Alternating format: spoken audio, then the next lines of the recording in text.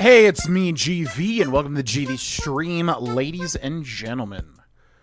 Hello, hello, hello. Today is December 23rd, 2024, one day before Christmas Eve, 2 days before Christmas. Holy moly. Rolling through this year.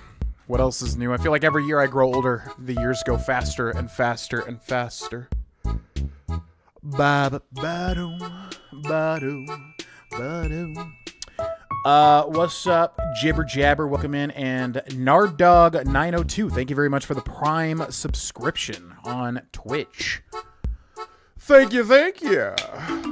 Enjoy.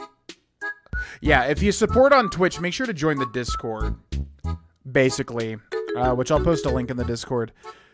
I'll post a link in the Twitch chat, but make sure to join the Discord if you're supporting on Twitch, because you can join the exclusive channel and then get the stuff. So let me grab that. I don't think I can have Nightbot in both chats. I could be wrong. I'm not really, kind of new to this multi-streaming thing, you know.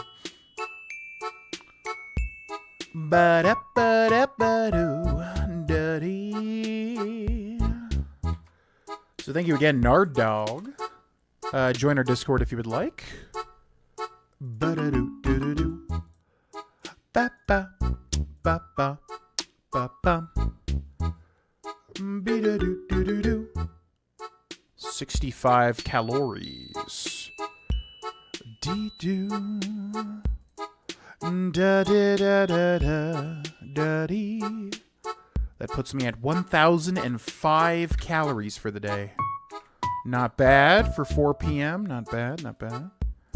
Ba-beep-ba-dee-ba-doo. Buddy-da-dee-da-doo. Alright, what's up, everybody? Welcome in. Hello, hello. What's up, the Aura Borealis? Welcome in.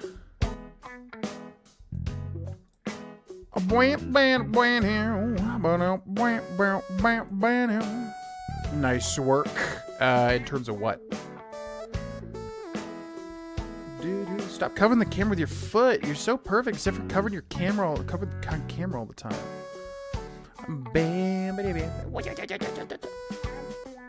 What's up, Sledgehammer 12, Janet Jack's Ghost Stories. Yeah, this is Animal Crossing music, a series that I love to death. What's up, Low Country Grace? Hope it was a good trip. What's up, Email? What's up, Robin? Glad to hear you're a good mood when... Ow! You look... Ow! Glad to hear you're in a good mood when I stream.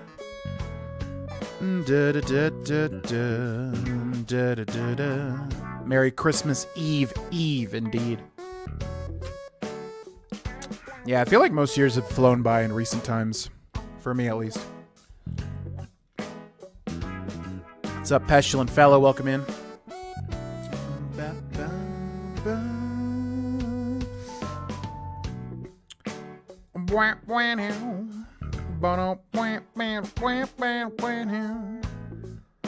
I saw you were on a journey to lose weight. Ah, okay. Yeah, I wasn't sure what you were referencing. Yeah, appreciate it. Yes, things have been going smoothly.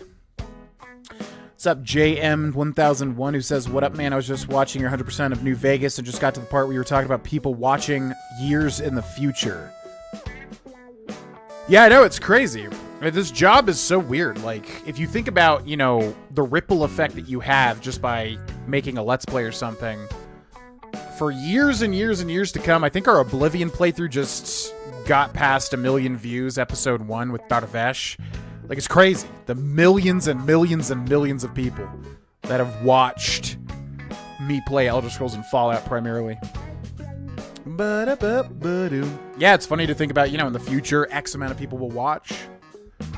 I like the idea that, like, even when I die, you know, as long as the world does not explode, we'll have all these completed series that people can watch at any time.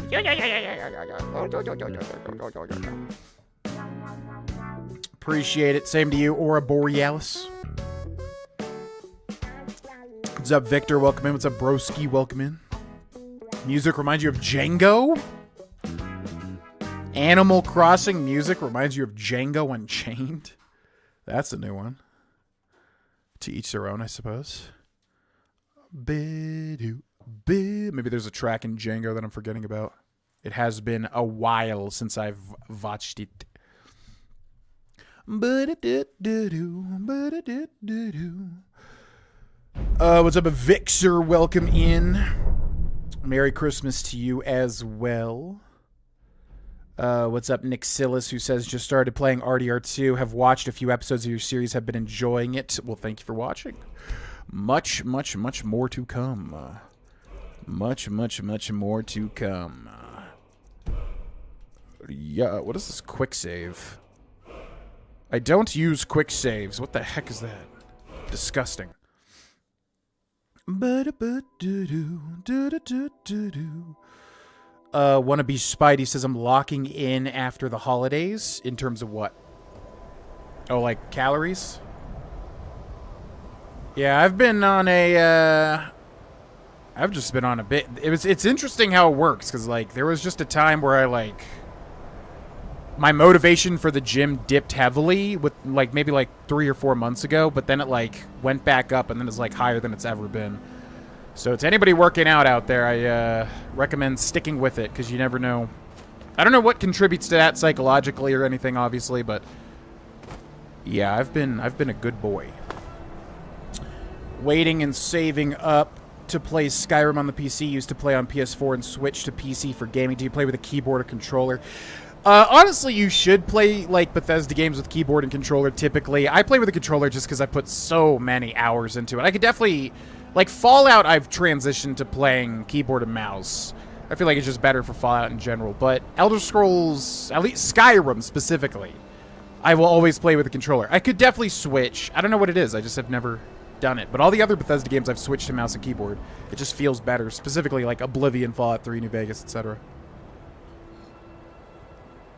A face reveal? Never. I will never reveal my face on the internet. No.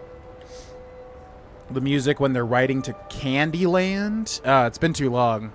I don't remember the music. I know that scene, but I don't remember the music. I think the world is exploding now since you brought it into existence. Wait, what? Which do you prefer, keyboard or controller? It just depends on the game. Some games definitely controllers, such as... anything Soulsborne, Bloodborne, Dark Souls, etc. Need a controller for that. Any, like, action RPG, need a controller. But if it's anything where, like, I don't know, there's just a lot of items to interact with or whatever, like Fallout, it all depends. I can usually, like, look at the game and go, like, okay, this is going to be a controller game. Or mouse or keyboard. What do I prefer in general? Controller, for sure. Because it's just, you can sit back on a couch and play it as opposed to having to be like, you know.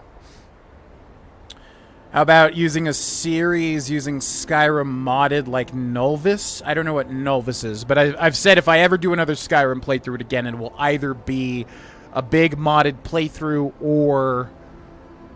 what was the other thing? Big modded playthrough or... there was like one other type of thing, but I'm forgetting what it is. But that would be it. Yeah, Stardew exactly, or Minecraft, yep. Yep, those would be mouse and keyboard. Have you ever played Halo? Yes. Not only have... I was a huge Halo fan back in the day. And I have a completed, I think, Halo 1 and 2? Or it's just like 1? If you look up GV, G-E-E-V-E-E, space Halo, it'll come up with some completed playthrough, which I think was actually really good. From what I remember. I was pretty happy with it. What's up, Back? What's up, ya boy, Sweet Nips?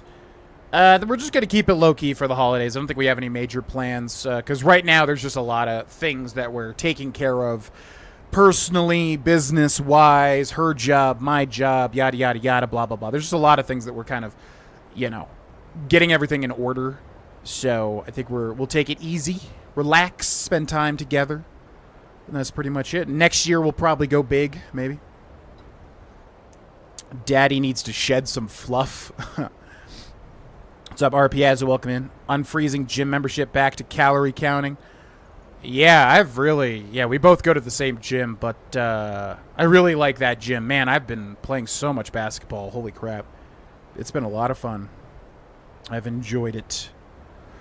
I'm the opposite, actually. I always used to play with keyboard and mouse, but I started to play with Xbox controller to make it feel more fresh and new. Interesting. Yeah, I think Bethesda stuff in general benefits from mouse and keyboard, honestly. But for whatever reason, Skyrim just I never switched. I don't know why.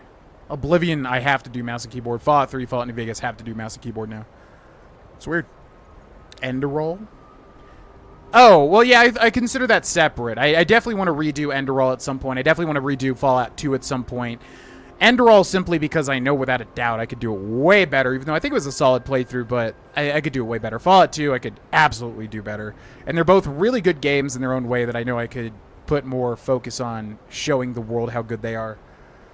But I consider that separate from Skyrim. Skyrim, there's the modded playthrough, but I feel like there's some other thing. I've said VR, but yeah, I don't think I'll ever do VR just because I don't think it would make for a good series. But I feel like there was some other thing I said.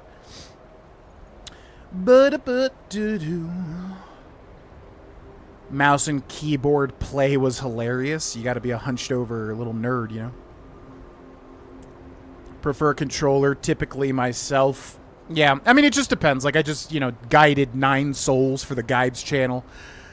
And that's like a Hollow Knight-like, so even though I'm playing it with my keyboard and mouse in front of me, I still use a controller because it's way better to play something like Hollow Knight with, like, a controller. Just way easier to, like, react and stuff.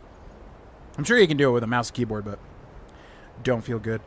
May I have questions for you if I'm looking for certain machines and locations. I'll hit you up. Yeah, for sure. I still want to try the ones that you're talking about. The I don't even know what they are. But, like, the kind of... What would you... It's like a machine, but you put, you know, the plates on and whatever. I still haven't tried that. And I want to do that. I'm probably going to switch up my regimen pretty soon here because I've been doing what I'm doing now for, like, a while. But yeah, I've been a little bit... Except for those, I've done a lot of the stuff in the gym. Basketball is fun as hell. Simple hand-eye coordination and cardio. I love that I'm just improving a skill. Like, landing baskets better and better each day. That's what I enjoy. I enjoy, just like in Skyrim, working towards something to improve a skill. Like, I love... If I'm spending time on something, it's like I have to be gaining something.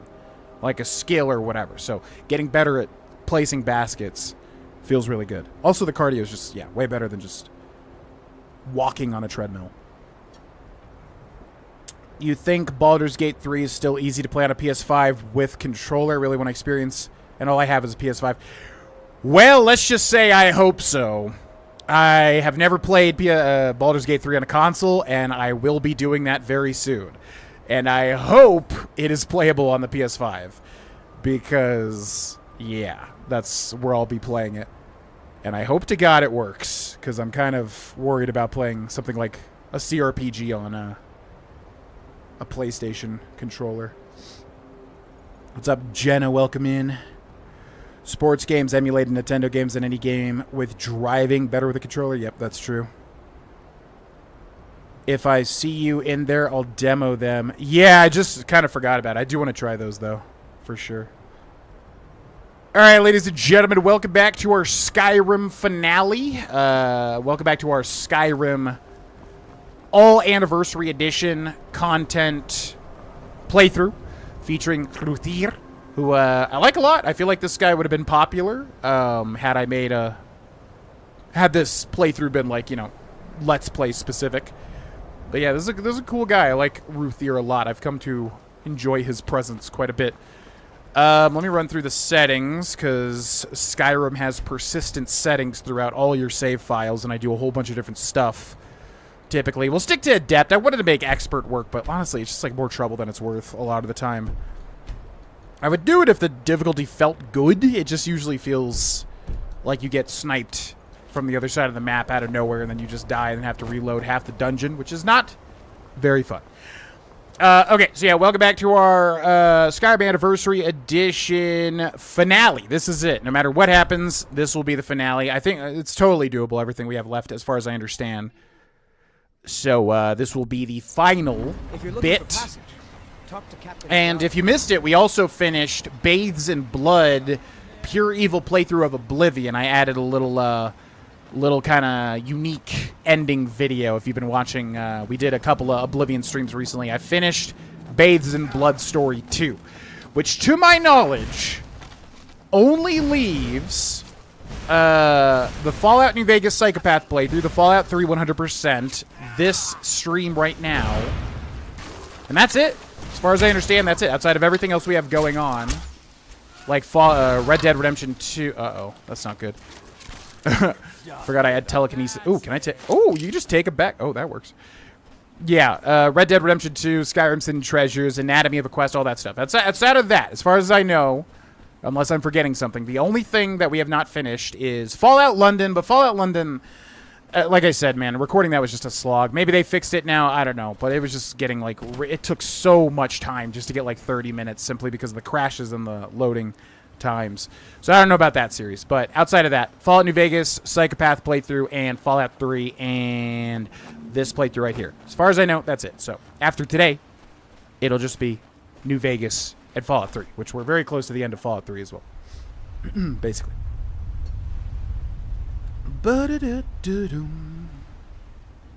You would really like some of the mods that fix the difficulty, makes it really challenging, but a fair challenge, not just enemies, takes 1 million damage to die. I would probably like it, yeah, but that would have to take a modded playthrough. I don't want to just interject mods into my preferred vanilla gameplay. But if I was doing a full modded playthrough, I would definitely consider adding a whole mod pack that, you know, changed everything in a good way, basically. Alexa Skyrim? Is that a real thing, or was that just a joke? I kind of have a memory that it was a real thing or something. Have to check out your Baldur's Gate 3 playthroughs. I love that game, and the company that developed it is like 2 streets away from in Belgium. Oh, Larian? I didn't even realize they were in Belgium. Whoa, that's crazy. That's actually really cool. So yeah, as far as Baldur's Gate 3 that I've done, all that is here is a complete Act 1 100%. I think we did everything, right? If not complete, it's like pretty much complete. But yeah, an Act 1 Dark Urge playthrough on this channel. And that was supposed to be a 100%, but it just got very unfun for me to record, honestly. Trying to keep track of 15 billion things all the time. Which is my fault. But it is what it is.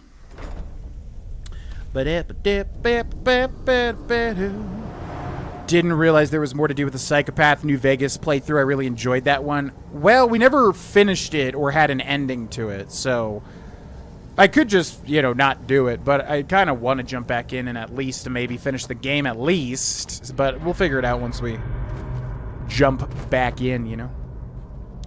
Play a game with myself inside basketball where I perform sick ball handling trick and then sink a basket. I call that powering up.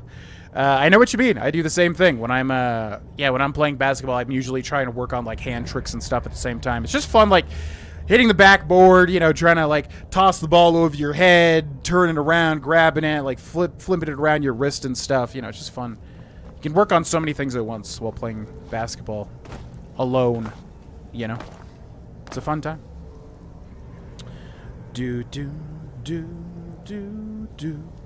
Okay, so, yeah, I've got a list of all that we've got left, and, apparently we never did Neloth's stat. Okay, it's so weird, like, trying to find information on this. Apparently they added a thing called staves or something, and they basically added, like, a whole bunch of different staves and stuff like that. It's good to have everyone running off to that damn... I suppose I could dig up if we talk to Neloth, apparently we can buy... It's very confusing. But yeah, there are like new types of staves, and I think that's these. Yeah, Oh, yeah, we bought these two. Unenchanted Drow staff. And then we tried to enchant it, but I couldn't. So anyways, all of this stuff is the new stuff. Wooden, steel, silver, illusion. No, not that one. Ooh, glass. Ooh. That's sick as hell. Glass, ebony. That's ugly. Drow and destruct. Yeah. Daedric, I guess. So yeah, it's confusing as hell. But basically, I think we're going to buy a glass staff. So that should be a new one. Okay. And then you can also buy, like, he'll have enchanted ones. So somebody left a comment saying, like, we didn't actually buy, like, a new staff. But I think this is done regardless. So if we buy this one, I think that's, like, buying a new staff. That was it. Because it's a silver staff, and I don't believe silver staves existed. I don't ever do anything with staves because you don't level up anything. It's, like, worthless. So we'll buy that, and that should be it done. Like, we should have that thing done. But I'm going to try to enchant it because I want to see what our options are. But we're going to need a heart stone, and I don't know if we have a heart stone in our inventory or not. Let's go check.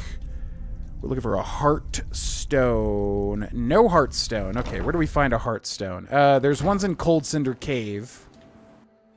There's probably other ones nearby. Actually, there's ones near Tel Mithrin, isn't there? Hey, Grohlvana, what build are you using? We're doing, basically stealth. I think just archer in general. Thief. Yeah, daggers and archery, I believe, is all we're pretty much doing with this character. Kruthir. Just trying to be an archer man, pretty much. A thief man. Ow! Isn't there heartstones down here? There's like some... My brain is telling... It might be a quest, though. There's like a weird quest here. In fact, I think we already did this, literally. Okay, we got the telekinesis arrows, which I forgot about. Ash Spawn Immolator. Okay, so we gotta grab telekinesis arrows and then release. Ooh, that does a decent amount of damage. Okay. Hold still, my friend. I'm gonna give you an extra one. Oh, how dare you. I need you to move back over here, because these are worthless now. So annoying. Babado. Babado. Babado. Hold still. Don't you dare move. Yeah. Epic. Do these guys drop heartstones? I forget. Yeah, we could just go to Cold Cinder. I don't really want to do that whole thing. Is there another way to get heartstones easier? You can find deposits, right? But I don't know where they're just randomly at. Do do do do do do do do do do do do do do do do do.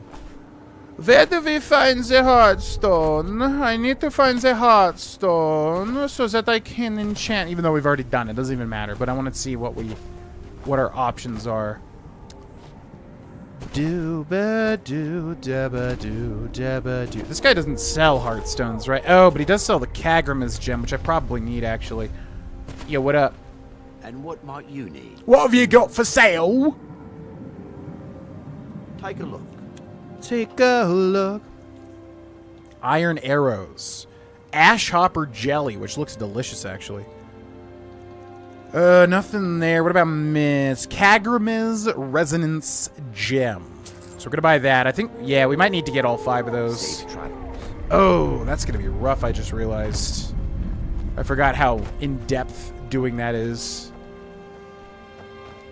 What's an easy way to get a heartstone? Do the veins just appear anywhere? Alright, I guess we'll go do Cold Cinder Cave, because I know for a fact they are there. Let's do that.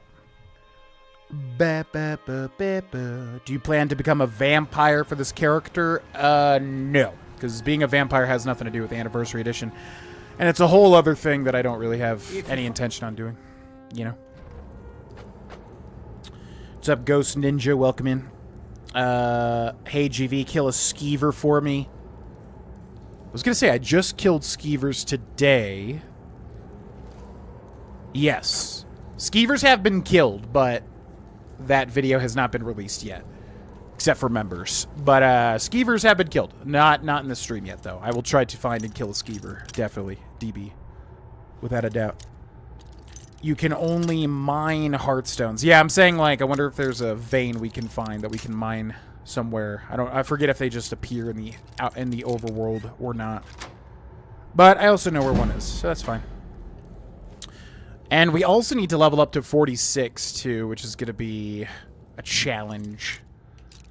Have you ever considered doing a Conjuring mage only playthrough? Yeah. I feel like that goes really well in Oblivion. I feel like Oblivion just kind of fits well with, like, the mage roleplay a little bit more. I mean, they both fit well, but, like, Oblivion, I don't know. There's just something about a Conjuration mage that really fits. But yeah, I definitely thought of that. I mean, I pretty much had to do that in, like, our highest difficulty playthroughs because Conjuration stuff deals normal damage, whereas if you're on the highest difficulty in Oblivion, you deal 0 damage, like, no matter what. So you have to basically conjure in order to, you know, deal any damage. There's other ways around it, but that is one of the best ways. But yes, I enjoy the idea of a pure conjuration mage that, like, is completely feeble and weak outside of his conjured entities. There's a heartstone deposit behind the kitchen at Tel Mithrin? Oh, wait, look, here's a skeever. Here's a skeever for DB Fig. Blah, blah, blah. I keep forgetting we have telekinesis arrows. Okay. Down goes the skeever. Okay. Well, yeah, let's go check that out. There's one behind Tel Mithrin's kitchen? Interesting. How did I forget about that? Weird.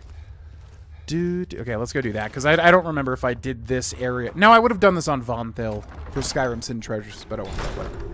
It's no big deal. What's up, Perry the Berry? Welcome in. What's up, 12 Gauge? Welcome in.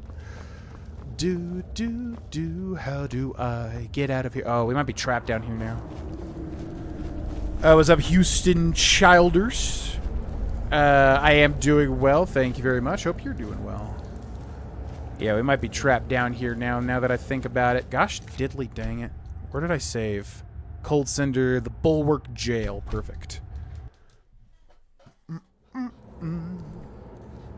Whereabouts are you? I don't think I've ever been here. It's so funny, like, people, don't know about this. It's not, I'm not trying to sound condescending. I'm saying I made a Skyrim's Hidden Treasure of this area on youtube.com/Grohlvana.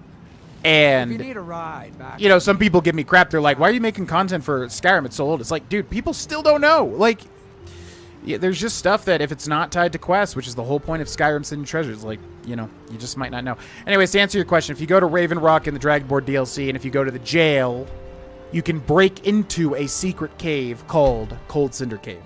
And I have a full video on it on my channel that I uploaded recently. Alright, where's the kitchen? I forget. Is this the kitchen? The steward. Steward! Yeah, there's a lot. There's a lot. I mean, Skyrim's pretty, like, hard to find new stuff. Because it's obvious. Oh, there it is. Because it's obviously, you know, it's more modern. It's easier to, like, reference things on wikis and stuff to figure out what you have or have not done.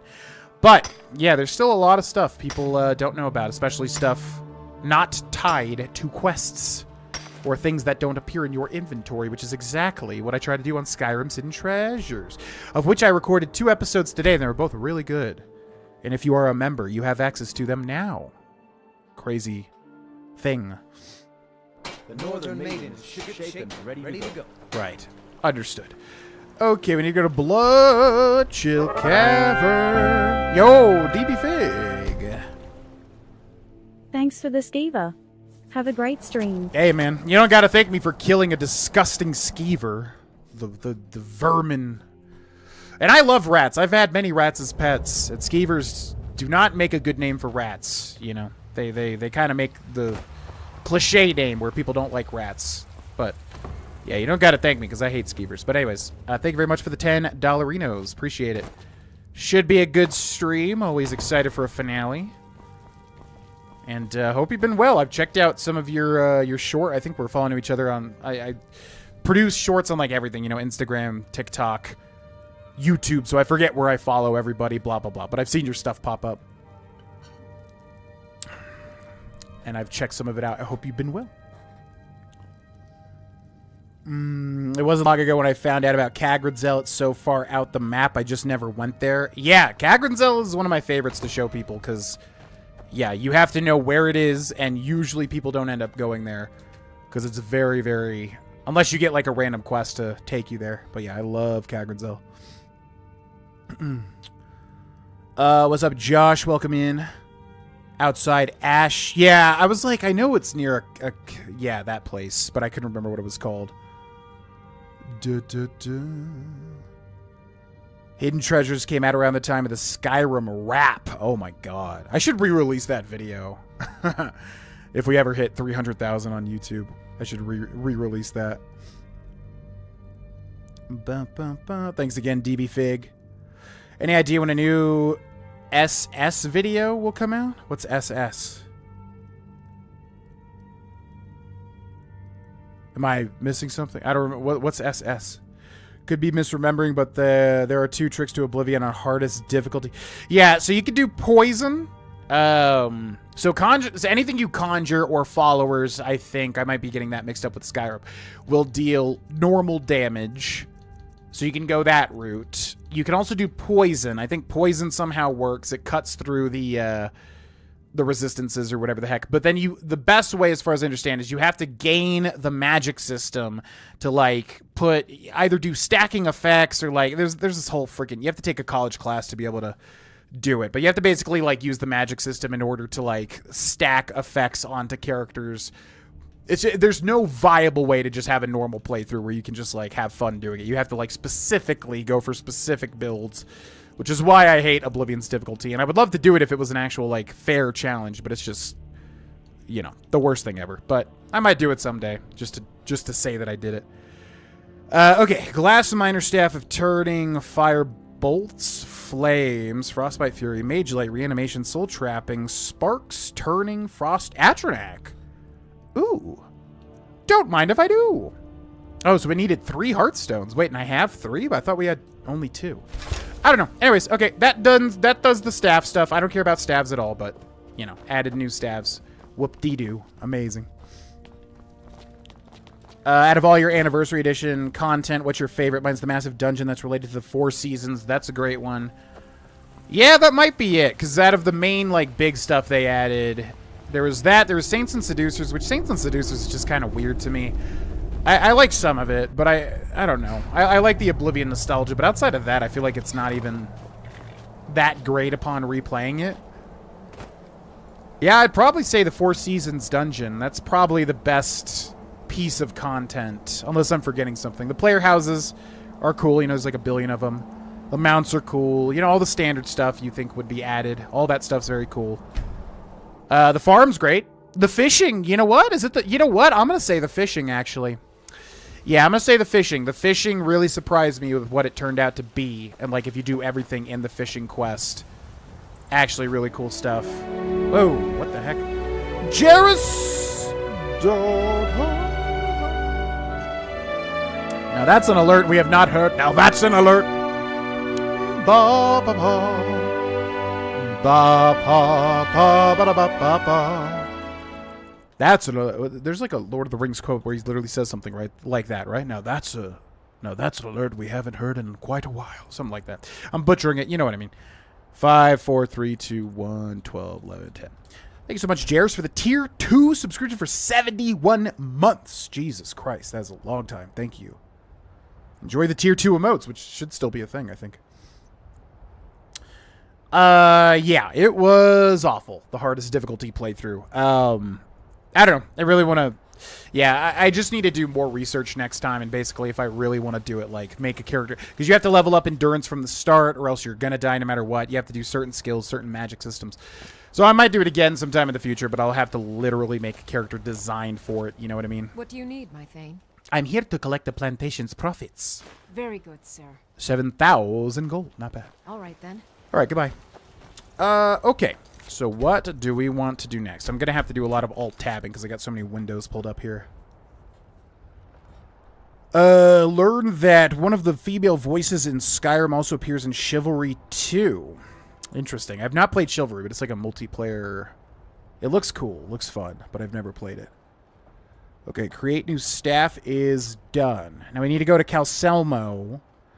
And I'm going to write down... So, yeah, somebody left a comment that we could make a Conjure Stada spell book, spell tome, which I did not realize at all what they were trying to get me to do. But basically, at the end of, you know, Saints and Seducers, they want you to use the Sheo Gorath-shaped amber to create the Conjure Stada spell tome, so you can always make her...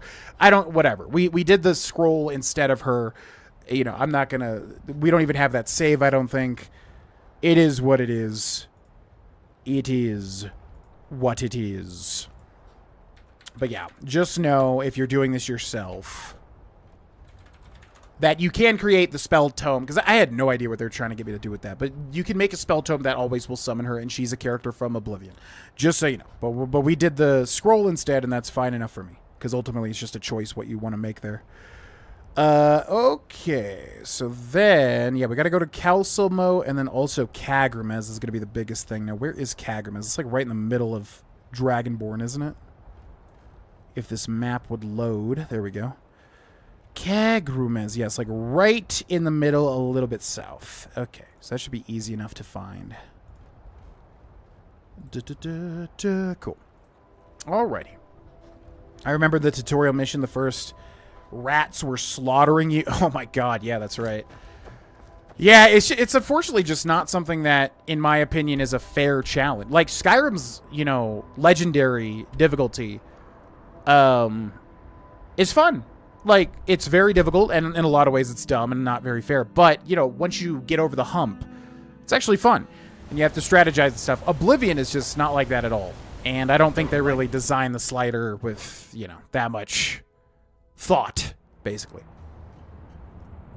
So, if I do it again, which I would like to beat Oblivion on the hardest difficulty, but if I did it again, yeah, I would have to make a ground-up character, probably a Breton or whatever that has, you know, magic resistance, whatever the heck.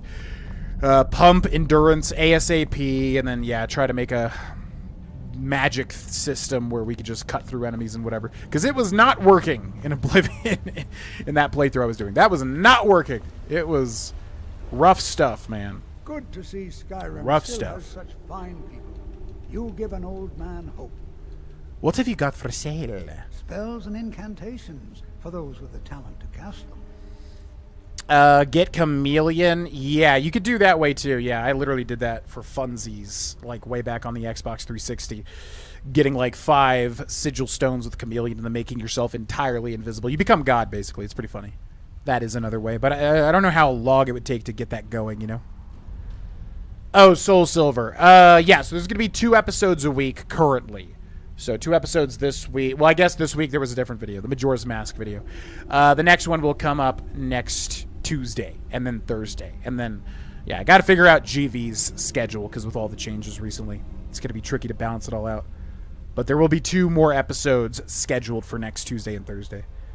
Think the strat would definitely be a conjurer. Yeah, conjuration's very helpful, but you have to gain the magic system, like I said. Usually. I don't think conjuration can even get you through the whole thing. It does get you somewhere, though. Okay, so as far as I understand, Calcelmo has something weird. Yeah, he should have Bound Quiver, which I don't understand what that's even a part of. But I'm not even seeing that. Yeah, I thought Calcelmo's supposed to have something called Spelltome Bound Quiver, which is very weird. But I don't understand, because it adds a... Anniversary Edition adds a thing where it introduces 6 arrows, right? Frost arrows, which we've used. Lightning, fire, which we've used. Telekinesis, which we found recently. Then there is something that we have to get at Kagramez. And there's like another arrow type that I'm forgetting. But he does not have Bound Quiver here. So I don't know what that's about. That's very weird. I don't know what... Yeah, it's hard finding information about Anniversary Edition. So I'm going to assume whatever that is done, because I don't even know what that's supposed to be. Something called Bound Quiver. What? Okay, Oh, bye. bye. Anyways. DMC reboot Virgil looks like a Redditor with that, wears a fedora and carries a katana with him wherever he goes. No joke. I don't know anything about Virgil from Devil May Cry. I just know people like him a lot. What's up, E-Bags? Welcome in. I heard you were at the wedding of the Empress cousin. Do. Gods. That must have been horrible. Yeah, Dark Brotherhood is great. The Thieves Guild is probably better overall in Oblivion, but the Dark Brotherhood is unforgettable. So much fun. So much fun. Love the DB. 17 Sunny says, I may not always tune into these streams because of time difference and etc., but I love your channel, man. Been watching you for 8 years and sub to the Patreon. Such a cool inspiration with the weight loss as well. Hope you have an awesome Christmas. Thank you very much. Very much appreciated. I love you too. Thank you very much for the kind words. I appreciate it. I remember there was a lot of people telling me I couldn't do it. A lot of people saying I wasn't putting in enough work at the start of my weight loss. And I was like, I know you'll be proven wrong. I know it. I know it. You might not know it, and I understand. But I know it. Not to do those things for that reason. I'm just saying there was a lot of like people that didn't think I could do it at the start. And obviously I still got a ways to go. I don't want to sound as if I'm done. But no, I was confident. I've gained and lost weight enough at this point to know what I'm capable of. But I appreciate it. Thanks for supporting on Patreon. Appreciate it.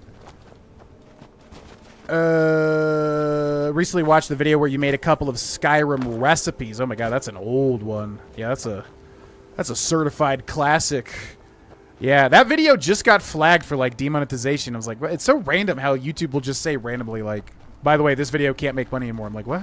Why? I uploaded this, like, years and years and years ago. What's up, Beige Noir? Set all unwanted skills as major, minor. Only level up. The others remain as level 1 the whole game. Yeah, that's so silly that you have to game the system like that because Oblivion's level up system is so weird. But yes, that is one way to do it as well. Ba, ba, ba, ba. Yo, what's up, Double D? Welcome in. Oblivion on the hardest difficulty was like Dark Souls with no rolls. Yeah, pretty much. Just constant stress all the time. And not very fun, again, difficulty-wise, really. Like, Skyrim was a good challenge, you know, for what it was. I still don't think it's, like, that interesting in terms of a difficulty setting, but it was fun getting over the hump with Grohlvana, you know. I appreciate it, Slick Gamer. I'm definitely proud of myself. It's more so of a thing, like, I knew I could do it. I've done it before. I've gained and lost many hundreds of pounds. So it was like I knew I had the knowledge that I could do it. This time, though, I wanted to make sure that it stuck. That's the major thing. It's not a question of whether or not I can lose weight. It's a question of making my relationship with weight loss and also food healthy. Because if you don't solve that, it doesn't even matter. You can lose hundreds and hundreds of pounds and then just springboard back the other way, as many people have experienced, the rubber banding effect. So, yeah, this time was more so about making positive health changes that have sticking power. But, yeah, I'm definitely proud of myself. I mean, 80 pounds is significant. We've gotten to a point where it's significant, which feels good. But I'm more so excited for the increased muscle gain as opposed to the weight loss. Bum, bum, bum, bum, bum, bum. Okay, I don't even think we can do Kagramez yet, but apparently there is something we're supposed to come here and interact with. So let's see. Bum, bum, bum. You need 5 Transcendent Sigil Stones, which you can't get until level 35? Oh, 17 plus. Oh my god, okay. Never mind. Yeah, there's no way you're going to be able to do that early. But late game, hardest difficulty option, yeah. Have complete Chameleon, which is always fun.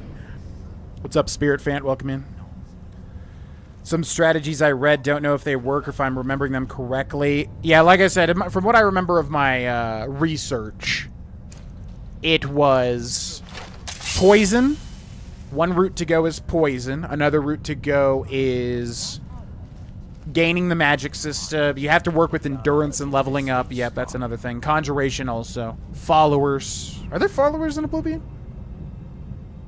Yeah, yeah. Like the Dark Brotherhood guys. Yeah, those are all ways to do it.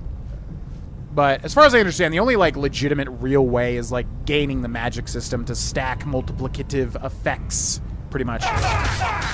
Goodbye. Hello. Goodbye. Hello. Oh, you're so dead. Do you even know? I play with you. You can't do a thing.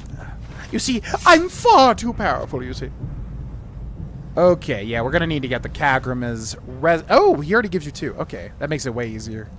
I forget how this all goes. Kagramez is a very interesting dungeon in the grand scheme of things. Throwing away his humanity to get stronger. I know he's a popular character. I just don't know anything about Devil May Cry, really. Never played it. Have a good lurk. Perry's night has come to a close, and what did Moobot used to say? Yeah, it said, like, now their lurk begins. It was a reference to, Game of Thrones, basically. GV, you see the new changes to League in 2025? No. I have actually recently looked into League of Legends because I saw a Tyler 1 clip where Trick2G, or whatever his name is, like, Malphite ults and, like, does it in a really delayed thing. And I was like, oh my god. And I was like, ooh, let me look at the new League stuff. So I just looked at the champions, which I think is just that lady from Arcane, right? That's the only one that was added after the Fire Dragon. But yeah, I was looking into it a little bit, but I don't know of any like major changes. Ombessa, yep, her. Sword in one hand, magic in the other, mechanic in Skyrim. Is a very smart way to move it, to like be able to do whatever you want in either hand. Yeah, I looked at her kit. She seems... I could definitely see her being broken, but she seemed like, flavor-wise, like, okay, not that interesting. I'm closer to solving the mystery of these ruins. I have found references in ancient Dwemer texts that call Kagrim as the site of a set of trials, a training ground of sorts. This is thus far unprecedented in my research. This could explain why that gate is so unmovable. The proper trial's not been completed. It is possible no one has opened this gate since the days of the Dwemer. What treasures of the ancient world lie wait behind these doors? The pattern on the gate seems to hold the solution to unlocking it. It bears resemblance to the console in the center of the chamber. But what does it mean? There are 9 holes that I assume are to be filled, but with what? If only I had the means to fund more expeditions to the other Dwemer ruins of Solstheim. They surely hold the keys to opening the locked gate. Even if I had the means to start the trials, I surely have not the means to complete them. I can't wait for more funding. I'm going to have to recruit those who will act on the promise of treasure alone. Surely there are those as excited about this find as I am. Raylith Eldry. Oh, they're really going to lock in Anniversary Edition behind getting 9 Kagrima's Resonance Gem. I forgot that it was 9. Oh, no. I might have to console command that. I did not expect to have to do... I mean, yeah, because you have to do, like, the whole DLC to get those, right? Oh, boy. Hard MMR reset. New objective monster in the river. I think that's a good idea. Arcane's really good. You know, I played a ton of League of Legends. Arcane is extremely faithful. I mean, it's its own thing. You don't need to play League of Legends, but... yeah, Season 1 was extremely good. I have not watched Season 2, but Season 1 is... very solid. Sadly, I'm still addicted to League and play all the time. Yeah, I literally considered it for a split second last night. I was like looking, I was like, man, I did devote a lot of time into practicing. I could play it again. And then I was like, no, don't even think that. Don't even think it for a second. I thought of it for 0.1 seconds. Nothing but misery. I thought of that, and then I thought how bad it feels to win like 5 games in a row and then lose 2 and just be right back where you were anyways. And it's like, what a waste of freaking time.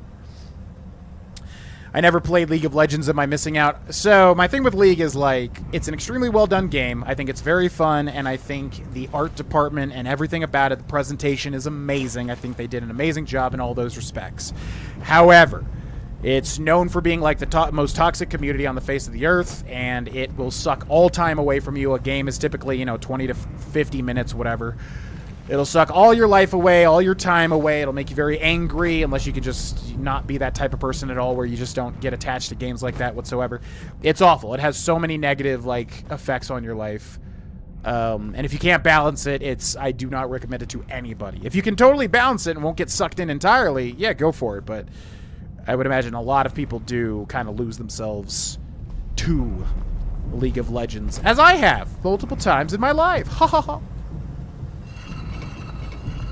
Okay, so you need 9 Kagrima's Resonance Gems. Oh my god. Yeah, you have to do like the whole DLC to do these, don't you? I mean, we could level up actually, which we need to get to 46. So that could be something. They will welcome you with wide open arms. Yeah, it's good vibes. Good vibes for sure. Ba-ba-ba. Always thought the Nordic carved armor was one of the coolest looking sets. It's a very cool set. Yeah, I don't like non-unique sets, but it is one of the cooler base sets for sure. His watch has ended and now his luck begins. Yep, exactly that. Play Rivals with me instead. I have been playing a lot of Rivals. I've been sticking with all the dailies and everything. Yeah, that Overwatch style of game is way better for me. I do not get addicted to that. I enjoy it, but I don't. Yeah, it doesn't have the addictive factor to me. But yeah, I'm gonna be a Magic main for sure. I love Magic's design and I love her kit. So I need to get that skin, but I'm gonna do it without paying money. But yeah, I've been enjoying Rivals, but that Overwatch style of gameplay does not have that hook effect on me, which is good. Alright, so we gotta look at how to get all these Resonance Gems now, which is a whole thing. Oh my god. The amount of toxic communities in games is just depressing. Can't play Call of Duty, GTA, or Fortnite without keyboard warriors. Yeah, I have not been in that game in a long time, but I grew up with it. I remember when Xbox Live first released and I was playing Crimson Skies and everybody was talking about my mom and talking about colorful ways to describe certain races. Yeah, I remember when that was first a thing. At least Xbox-wise. Obviously, PC gaming already did that for a while. Yeah, I heard really good things about Alan Wake. Yep. Daedric armor. I actually like the asymmetrical, non-symmetrical, whatever it's called. I actually like that Daedric armor design. All right, let's catch up with the chat really quick, and then we will find these Kagrima's gems. DLC had 5 gems. You only need 4. That's what I thought too. Wasn't it 5, or did they change it to 9 now? Yeah, I thought it was 5 too. Or was it always 9? Community that's toxic. The company itself. Yes, I've also heard. Yeah, because Riot's owned by like Tencent, right? And then Tencent is like aligning themselves. You know, the leader of Tencent said he's gonna, you know, only do things that align with the party of China and all this crap. Gets into a whole big messy thing.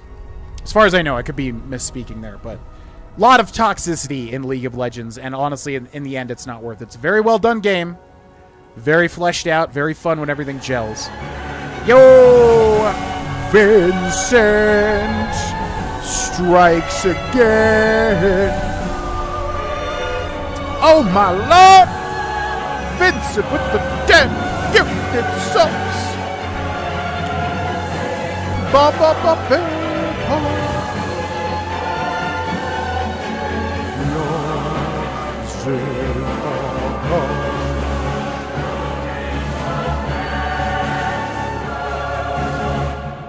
I love how quickly it just dissipates.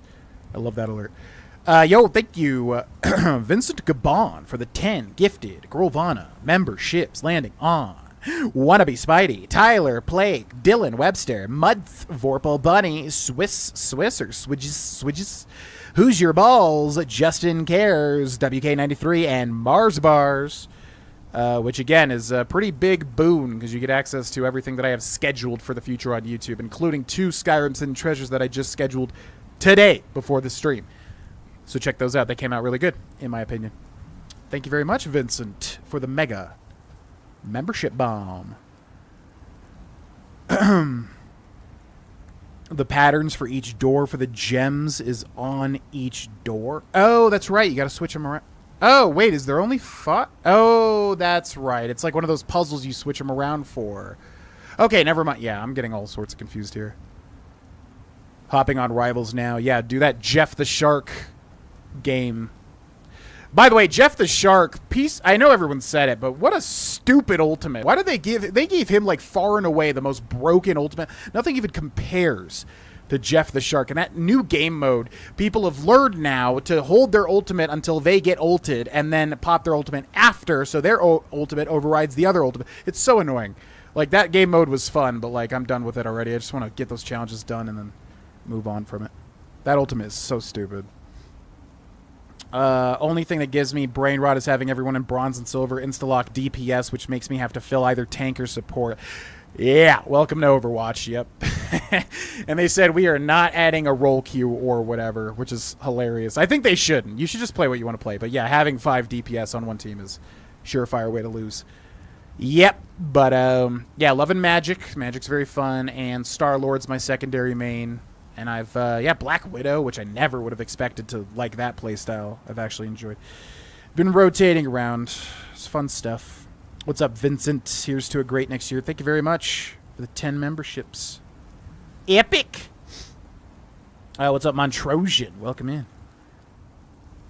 Thankfully not this time. Yeah, by the way, this time seems to be the way to go, from what I can tell. Like, people seem to gel with the stream around this time. So again, schedule moving forward, Monday, Thursdays here. Patreon gets their own stream simply because the game that they voted on is way better streamed. So yeah, I wasn't sure about how the streams would go there, but now it's definitely going to be important to like stream that there. So yeah, Mondays, Thursdays here, 4 p.m. is when we'll be live, because this definitely seems to be the best time for the majority of the community.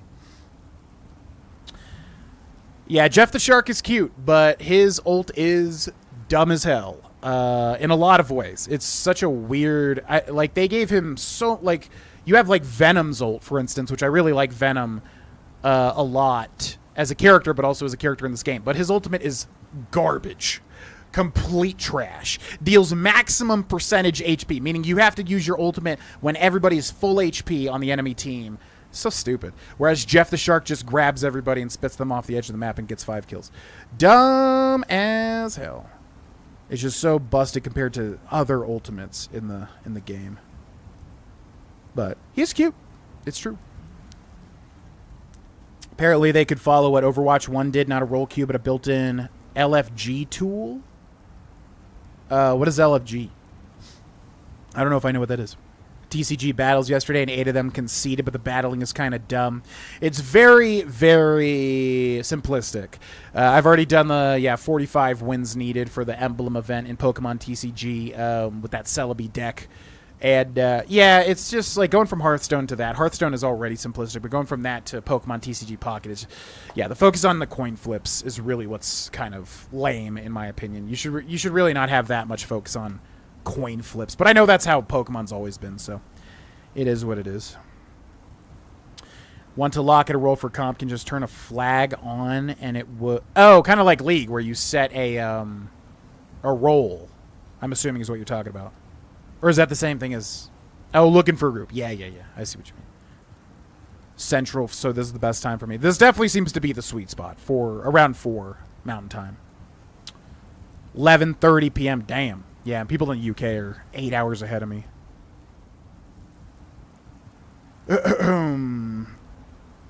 Recently got into Overwatch. Do you recommend Marvel Rivals? Yes. Marvel Rivals, to me, is just a much better Overwatch. More interesting. Yeah, it's Overwatch with Marvel characters, but, they put a good amount of characters in there. There's a lot of fun that you can have with it. I recommend it, but it's just Overwatch with Marvel characters, basically. Roll queue and ranked is a necessary evil. I think they should add it. I don't know. I've never played, serious Overwatch, so maybe once I start getting into, the competitive stuff. Balance issues that kill the game. Yeah, it definitely needs tuning for sure. Jeff the Land Shark is a support character that has a ridiculous ultimate. And I think the ultimate can work. It's just how much stronger that ultimate is compared to, again, Venom's or so many other characters. So many characters' ultimates do nothing. For instance, my favorite character, Magic, her ultimate, you can die whilst transforming. So you literally have to find a quarter transform, which is dumb. You should be invincible while you're transforming. And then it's not even that great of an ultimate outside of that, I don't think. So, yeah, you have a lot of ultimates that don't seem to do all that much. And then you have ultimates that are, insanely powerful. And then you have characters that can't really do anything at all. And then you have characters that are, pretty viable. So they'll balance it out. But, yes, it does need some work. Without a doubt. For sure. Reduce the cast range of Jeff, but didn't Rival say they aren't planning to nerf anything, just buffs? Yeah, maybe. I'm not really exactly sure. But there definitely needs to be fine-tuning. I mean, as with any game, when it releases. Different than role-based group, right? Yeah, I gotcha. But yeah, I'll be practicing Magic on Marvel Rivals, getting all the dailies and stuff done. It's a fun game. I wish it, hooked me, more, less than League, but a little bit more. You know what I mean? It doesn't... Gets nowhere near League, but a little bit more. Once I do the dailies, I don't have that much motivation to keep playing Rivals, which I guess is good, ultimately, for not getting addicted. But I think it's just that Overwatch style has never really addicted me all that much. Okay, let's look at these gems. How do you get the Kagram's Resonance gems?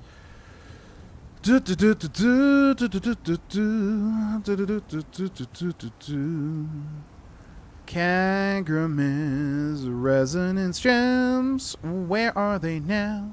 Where are they now? The Kagram's gauntlet. Where are they now? A total of 5 Kagram's Resonance gems can be found in various locations. You only need 4, and 2 of them are located within Kagram's itself, carried by the Reaver, which we got.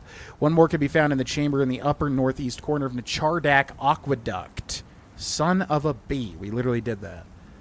It's small and lying in the open, so sending it beware of sending it flying. Second can be found in the Visage of Mazund. Oh, yeah, that thing. A third is carried by the Merchant, which we bought. Okay, so we should go do the Nechardak one, because we've literally done that already, but I don't know where this is. 1 more can be found in a chamber in the upper northeast corner of Nechardak. Okay, upper northeast corner. Let's remember that. All right, let's go get it. Nechardak, yeah. which was over here. Yep. Okay. Yeah, it's free. I mean, you got nothing to lose. It's a good time. Like I said, it just doesn't hook me as much as I would like. I legit only play one game. It's so bad, LOL. I want to play Stalker 2, but just keep playing League. Yeah, that's why I don't play it. It's like you only... that's the thing. It's like it's such a well-done game, and you're so motivated to play it, but you just end up not wanting to play anything else. It's like it just has so many negatives to it, so you have to just... Again, if you can balance it, great. I can't balance it. I get too addicted and blah, blah, blah. So I have to be an adult and just say, this is bad for me. I gotta stop. And then stop. Good to see you back, though, GV. Glad you're doing good, bro. Started to think you stopped Twitch forever. I mean, I never wanted to. I always want to make content, but if things aren't gelling or whatever, like, you can only do so much, you know? So, obviously, again, I take 90% of the blame for that, for the periods when we just, you know, weren't doing great and blah, blah, blah, but I've always wanted to make content, wanted to make consistent streams, but sometimes it's just out of your hands at certain points, and you can't, no matter what you do, it's like, you know, just draining your soul, trying to chip away at something that's just ultimately futile, and it was that for a long time. I think we have a great start going back the other way now, but it's going to take consistency, and that's something I always struggle with. So, we'll do our best. It's all we can do. Yeah, I didn't enjoy Stalker 2. We didn't play for that much. I got recommended that game a lot to make content for. And to be fair, we did not do too much of it, but I really don't think that would be my game, to be quite honest with you. But a lot of people seem to love it. That game is very, very popular. Stalker series in general. Okay, where is this gem at? I think it said northeast. I have no idea where this... I'm assuming it's through here. So that means we gotta drain this crap again. Oh my god, I don't ever want to do this place again. We'll just do the Mazun place. I don't want to do this place. I hate this dungeon so much. Yeah, let's just go get the Visage of Mazund or whatever and then find the gem there.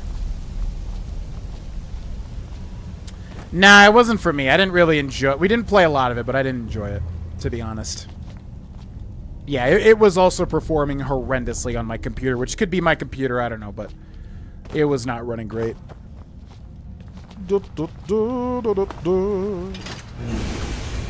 Can't play as Magic, but I like her too.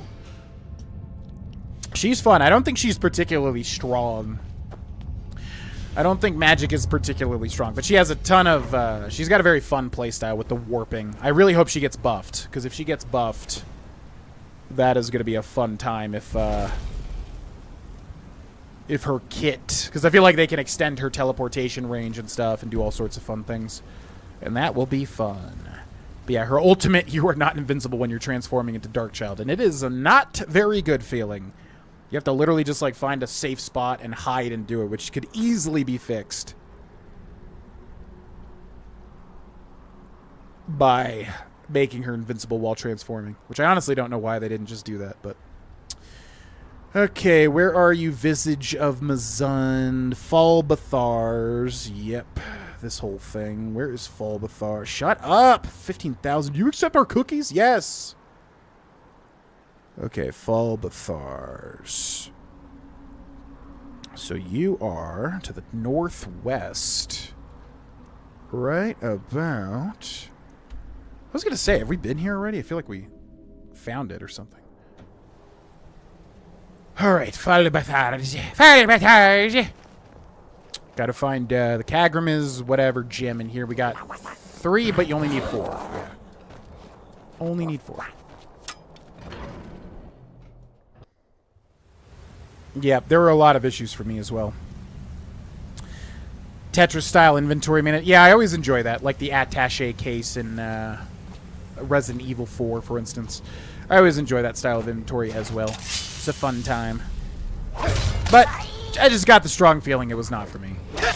I'm honestly surprised that that game is that popular. The Stalker series is that popular based on what I saw, which is not a lot, but still. I'm honestly surprised like I got recommended that game that much. Because it seemed a little bit bland once we started getting into it. Revis, you can purchase. Yeah, we already bought the gem from that guy. 90%, so you're saying no contest. I'm Speed Stick. It's been a while. What's up, Speed Stick? Welcome in. Hello, hello. I remember you. I remember. I remember. I remember. Oh, yeah, we got this whole thing. Yeah. Okay. I feel like we were definitely here for some reason, but I don't remember exactly what. Oh, probably for the Ghost of the Tribunal thing. I'm betting. I remember. I know a lot of YouTubers who left this platform because of the reasons you said, but I'm glad you're one of them who has a strong community who was able to support you. I mean, me too. I don't want to ever, I really wanted to drive home, like, I want to ask people to do something they're comfortable with if they want to continue to see content. And if they don't, that's okay. It's just a harsh reality you just have to accept. Like, again, what are you going to do? You cry about it? If it doesn't work out, it doesn't work out. You move on to the next thing and you try your best at that. You know what I mean? But obviously, yeah, people wanting to step up and help continue to make this stuff happen, well, I will give it my all because I want to do it. Especially now, like, I've wanted to do it now more than, a very long time. More so than a very long time. But, yeah, it was never, a couple of people were like, why are you abandoning it? It's like, bro, I don't want to stop doing this, but eventually you have to be an adult and make a smart decision if it's out of your hands, so. All that to say, I will give it my best, and if it still doesn't work out, that's okay. Just want to do right by the people that are supporting and do right by my viewers. Give it my best shot. Like I said, I've got it in me. I know that I do. But doing this job, sometimes things are out of your hands, There's only so much you can do. Hiya! I remember. Okay, so which button is it? How about you? No, how about you? They do so many things, these buttons they do. What did that one do? Okay, how about you? Okay, how about you? It's got to be that one. They're never going to make it the last one. Yeah, so they put it the second to last one. Figured. Okay. Got it. Have you tried seeing gameplay of the new Indiana Jones game? Yeah, I was actually going to guide it, but then the guides I was making, I was just like, these are just things people can, like, look up, like, on IGN and know instantly. So I didn't think it had much guide potential, but yeah, we played a little bit of it. Cindy and I played about 3 hours of it, and I really enjoyed it. It looks really good. I just don't think I have time to play a whole thing of it right now. But from what I played, I enjoyed it. It was a lot of fun. There was, like, some really funny moments that I kind of wish I uploaded as its own, like, little video. Some funny stuff. Did you hear about the Oblivion remake leak? Yes. I still don't know where that is, because as far as I understood, I thought it was not a leak. I thought it was just a thing that I guess was leaked, but I thought it was confirmed somewhere is what I'm trying to say.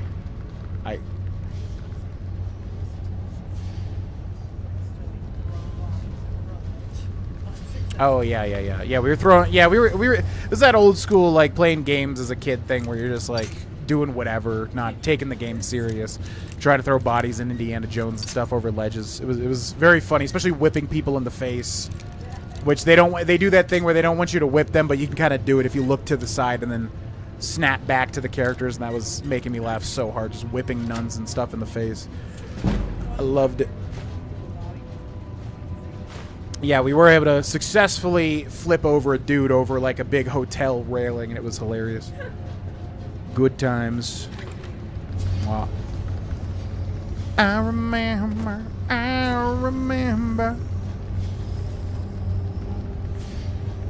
Yeah, gotcha, Resident Evil. I just don't know. I mean, I would have to just play the series to really...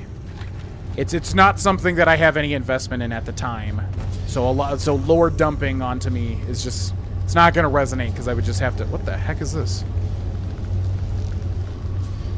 I would just have to play the game and experience Devil May Cry eventually, which currently I have no plans to do, but maybe someday. I remember... What the heck? Weird. Have you played Hogwarts Legacy? Yep, 100%ed it. Liked it a lot.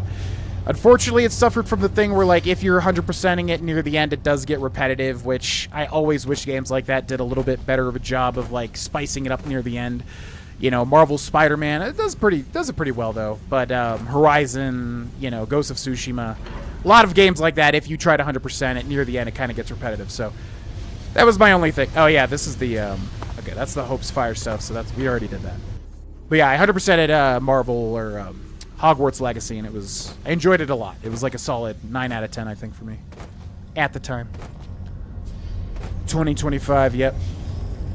What's up, Soulstare Frog? Welcome in. Yeah. Yep, I've heard of the Oblivion remake. Not sure of the legitimacy or what the details are. I thought it was like a confirmed thing. And as far as I understand, it basically is. Because the details that have come out about it seem...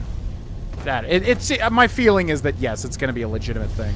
But we shall see, I suppose. But you can bet your bottom dollar, if it's a thing, I will definitely play it. I want to play more Elder Scrolls, new stuff, even if it's a remake, but... of course, Bethesda has forsaken us for quite some time now. 'Tis what it is.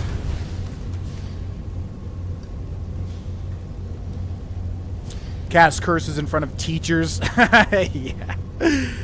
Yeah, the, what do they call the unforgivable curses or whatever? Yeah, that you could just... those were so fun to use, but yeah, lore-wise. Could use some work for sure. But that was a lot of fun casting, what is it? Avada Kedavra. Just like landing in an enemy camp and just like doing the whole combo and just obliterating everybody. Erasing them from existence. But eventually that gets a little boring when you do that for the 100th time, you know? Because yeah, we did a Slytherin playthrough. Not that it matters, but... yeah, we were being a bad little boy using Avada Kedavra over and over and over again, yeah. Fun times. Great. It was a great game. I really enjoyed it. I just wish for open world games like that they just design the end game a little bit to be more punchy near the end of it so that you have a little more fun, which they usually don't. Because the vast majority of people are not gonna... whoa, what the hell is this?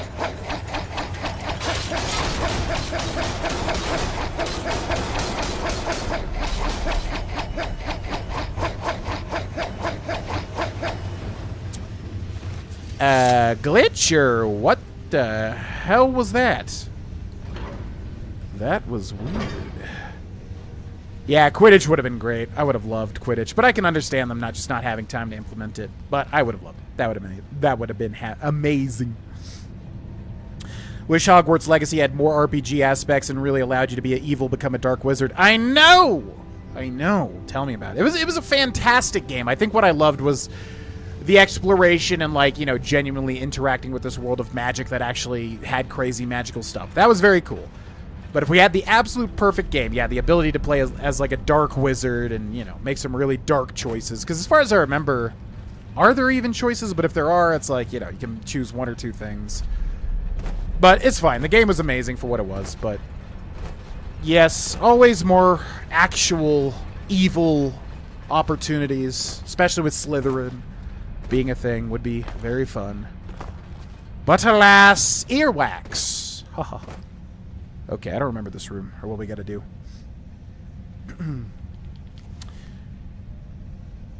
Yeah, I did see it, Resident Evil. I just, my brain's not in an area right now to like just absorb Devil May Cry lore. I want to play Devil May Cry 5 at some point, but it's just, you know, I don't really have plans for it. So I'm just not at a place right now to just like start taking in paragraphs of Devil May Cry lore and understanding it because I have no real reference points for it whatsoever. You know what I mean? Okay, what is the deal with this room? I guess we gotta drop down here. Got my Xbox Series X1 TB Digital Edition in the mail today for my Christmas present. Works awesome. Nice to hear. Hope you have much enjoyment with it. What is the deal with this room? I don't remember. I think we gotta jump on the cogs, right? Yeah, is this like a little platform? I do not remember this place. Felt a little cheated by Hogwarts Legacy, or at least it wasn't what I thought I was buying. In what way? I was surprised, like pleasantly surprised. Because that game could have gone two ways, I feel like. And to me, it was, yeah, it really nailed it in a lot of ways. How did you find Starfield? I've given it multiple shots at this point, and to be quite honest, I always just get bored to tears by it. To me, it's just a game that, as far as I've played of it, which granted is not a lot, it's just very, very uninspired and does not seem to be worth my time. And I understand that's not everybody, and that's cool. But I just could not get into it no matter how many times I tried. Just couldn't do it, man. It was the definition of bland for me. Hufflepuff playthrough. Oh, that's an old reference. That's an old reference. That's a really old reference. The shout that makes you swing. Yeah, which wouldn't work because these are enchanted weapons. So I was wondering what the heck happened there. I feel like I have had that glitch happen before, but I don't know why that triggered. Okay, so we got to keep an eye out for the Kagrima's gem. I don't know exactly where it is. Can't even land on planets and have things in the games are randomly generated. Yeah, I've talked about it a lot, and I'm sure people are tired of hearing me talk about Starfield, so I won't go into the whole thing, but it's just not a game for me, you know, and that's okay, and I understand it could be a game for people, but to me, it really comes down to, like, man, you could have been making Fallout 5 or Elder Scrolls 6, and instead we made this, and then the DLC released, and that DLC was, like, massively hated on as well. And it's just, everybody was saying it was just cut content from the base game. It's just like, what are we doing here, Bethesda? Can we, like, focus up, please? I really don't understand, like, what that was all about. Just feels like a very bizarre departure from what could have been a win-win for basically everybody. You know what I mean? But I digress. I digress. Do classes, yeah.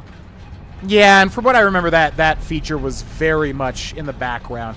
Yeah, if they made it more like Bully, where you have to, like, do classes... From what I remember, Bully was a lot of fun. Taking classes, improving skills, and things of the like.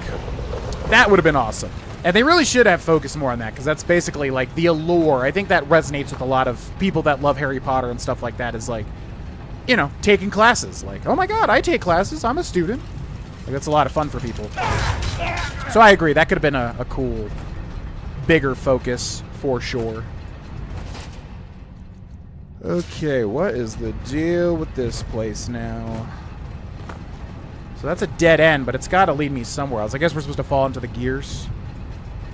I have played Just Cause. Wasn't really my thing, mainly because it's just a game that's, like, not to be taken seriously, and that's fine. But for me, it's just, I don't know. I want to, you know, I want to get invested in something. Just Cause is a lot of dumb fun. That's kind of the shtick, which is fun. I appreciate that it's fun, and I had fun. But, I don't know. I just want to be a little more invested, if that makes sense. Elemental Fury, yep. But we don't even have that, so I don't know what the heck that was. Very bizarre. Oh, ho, ho. Oh, so that's a shortcut. Oh, it's like we're playing Dark Souls all of a sudden. Good night, K. Baludo, if you're having a good night. Harry Potter, that's a perfect way. Yeah, Bully, but Harry Potter, yep. Yeah, because I remember doing the classes in Bully, and I really enjoyed that aspect of it. It was a fun time. But I remember the combat being fun. You know, just the world having so much cool, magical stuff. I was very happy with it. Thought it was a great game. Not a 10 out of 10, though. Could have been a 10 out of 10. Kind of like Ghost of Tsushima to me. Very good game. Very solid all around. But just missing that little bit of je ne sais quoi to take it to like a 10 out of 10 for me. You know what I mean? Okay, I guess we're not entering that. All right. Dungeon is contender for worst in the game? Really? I hate the Nechardak. I hate that one so much. Constant cubes, crap everywhere. So annoying. This one, I'm not minding too much. I like the little gear platforming. That's kind of different, you know? Blah, blah, blue. Yo, Pestilent Fellow with the sub-bomb.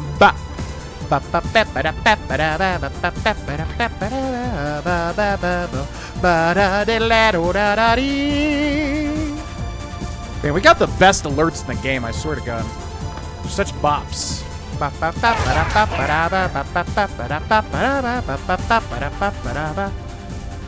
Yo, Pestilent Fellow with the 5 gifted memberships landing on Julia Bird, Princess of Pineapples, Hellraiser, Bubbly Production, and Ike Plays MC. If you got gifted a membership, you get all the early videos. Thank you, Pestilent, for the 5 gifted memberships.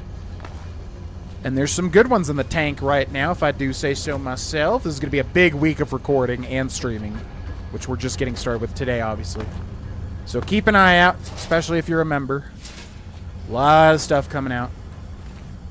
Trying to make it all quality. I want to edge more towards quality versus quantity. You know? Ooh, I love Persona 5. I love it so much. I want to do a royal playthrough somewhere, but that's going to be like a freaking 200-hour playthrough or something. Yeah, it's been a while since I played Bully, but I really enjoyed it way back in the day. Yo, see you later, Pestilent. Thank you very much again. Have a good night.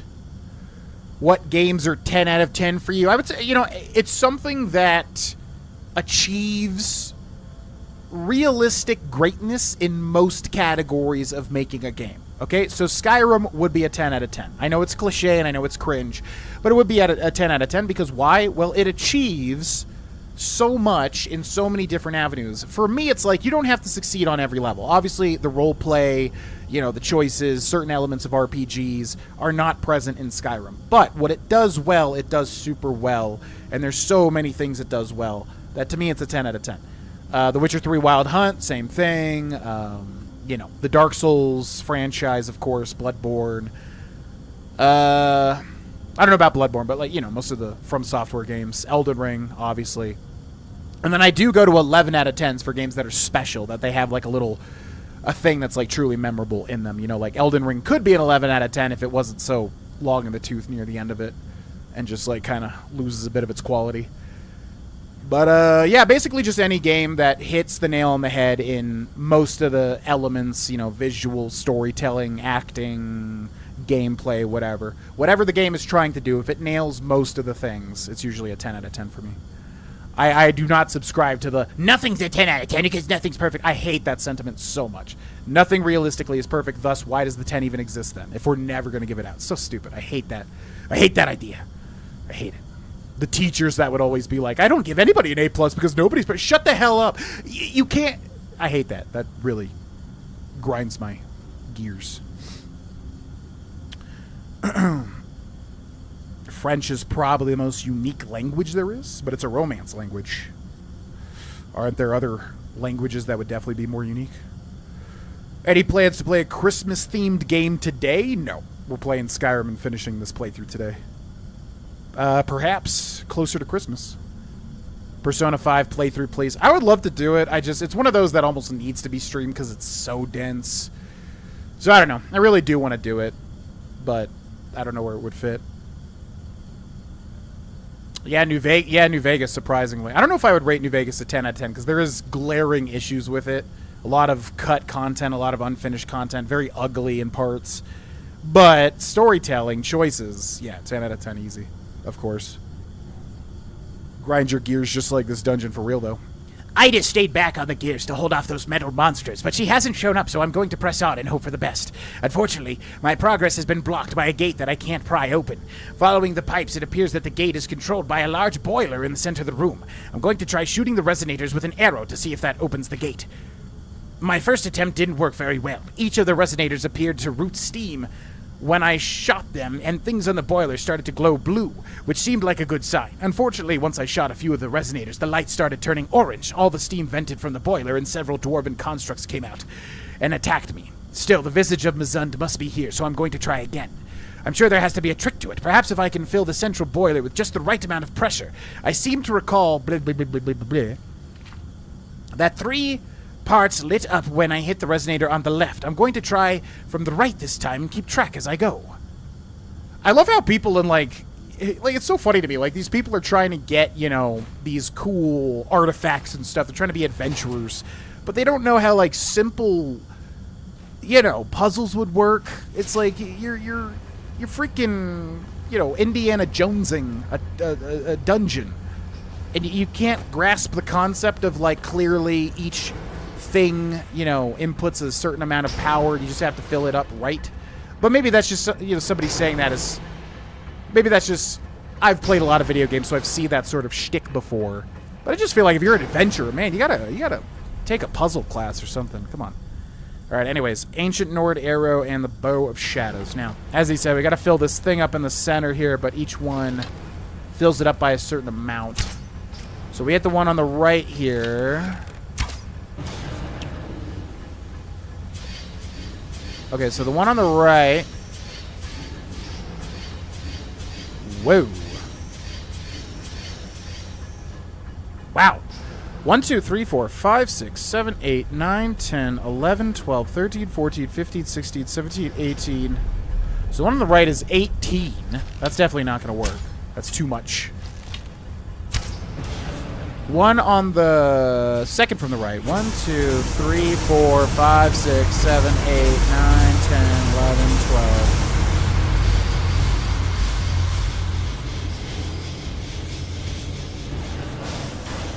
Okay, so 13. So it's 18 and 13, right? Yo! 18 and 13.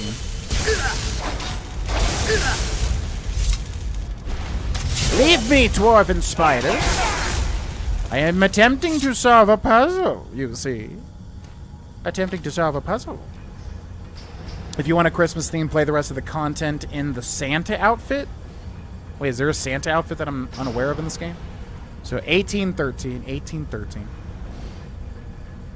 Create a gaming news channel. I have 4 channels right now is the sweet spot. I'm definitely not doing anything else. Anything weird or out of the ordinary will probably go on either the main channel or the Patreon channel, but nah, I do not want to spread myself too thin, like too much butter on a toast or whatever. Defecates out Starfield. Defecates. What a word. Okay, 1813. What about this one? 1, 2, 3, 4, 5, 6, 7, 8, 9. Okay, so that's 9. 1813, 9. 1813, 9. 1813, 9. 1, 2, 3, 4, 5, 6. That one's 6. 18, 13, 9, 6. So, if this left one's 5, then we just win. 18, 13, 9, 6.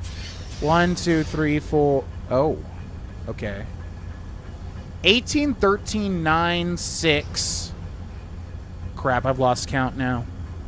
18, 13, 9, 6. What was that? 4? Yeah, that was 4. So then what's this one?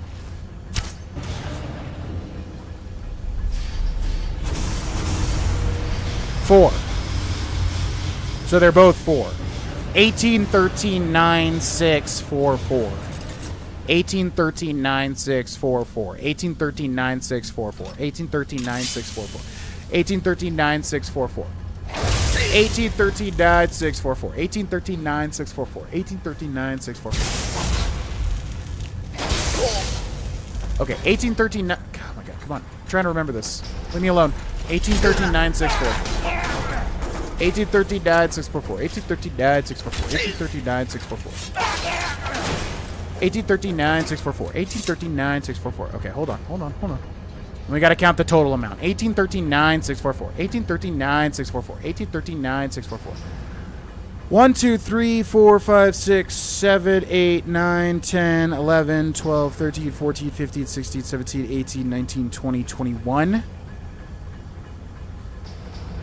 18, 13, 9, 6, 4, 4. 1, 2, 3, 4, 5, 6, 7, 8, 9, 10, 11, 12, 13, 14, 15, 16, 17, 18, 19, 20. Okay. So it's whatever adds up to 20. 18, 13, 9. So it would be 13. No. 18, 13, 9. So it'd be 9.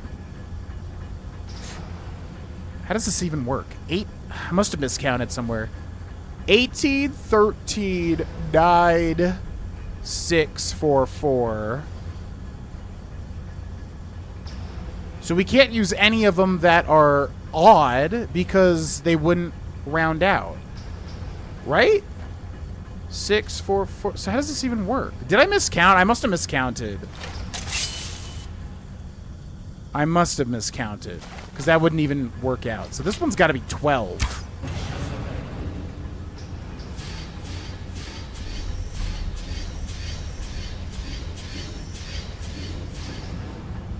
One, two, three, 4, 5, 6, 7. What? How does that even work? 1, 2, 3, 4, 5, 6, 7, 8, 9, 10, 11, 12, 13. No, that is 13. I don't even know how you would be able to do this then. But there's obviously got to be a way. 1, 2, 3, 4, 5, 6, and then be 1 off. Okay. I miscounted one of them somewhere. So this should be 4. 1, 2, 3, 4. And then there's no 3. And this one should also be 4. 1, 2, 3, 4. Okay, so I thought that last one was 4 when it was 3. That's where I got wrong. Anyways, we did it. All right, cool. Whee! Let's go. Greyjoy's hair is literally all over me now. Yeah, the last one was 3, not 4. Miscounted. Oh, well. It is what it is, you see. Okay, let's go ahead and level up. We need to get to level 46 for the last thing. Let's go health. Always need health. And then we'll go archery first.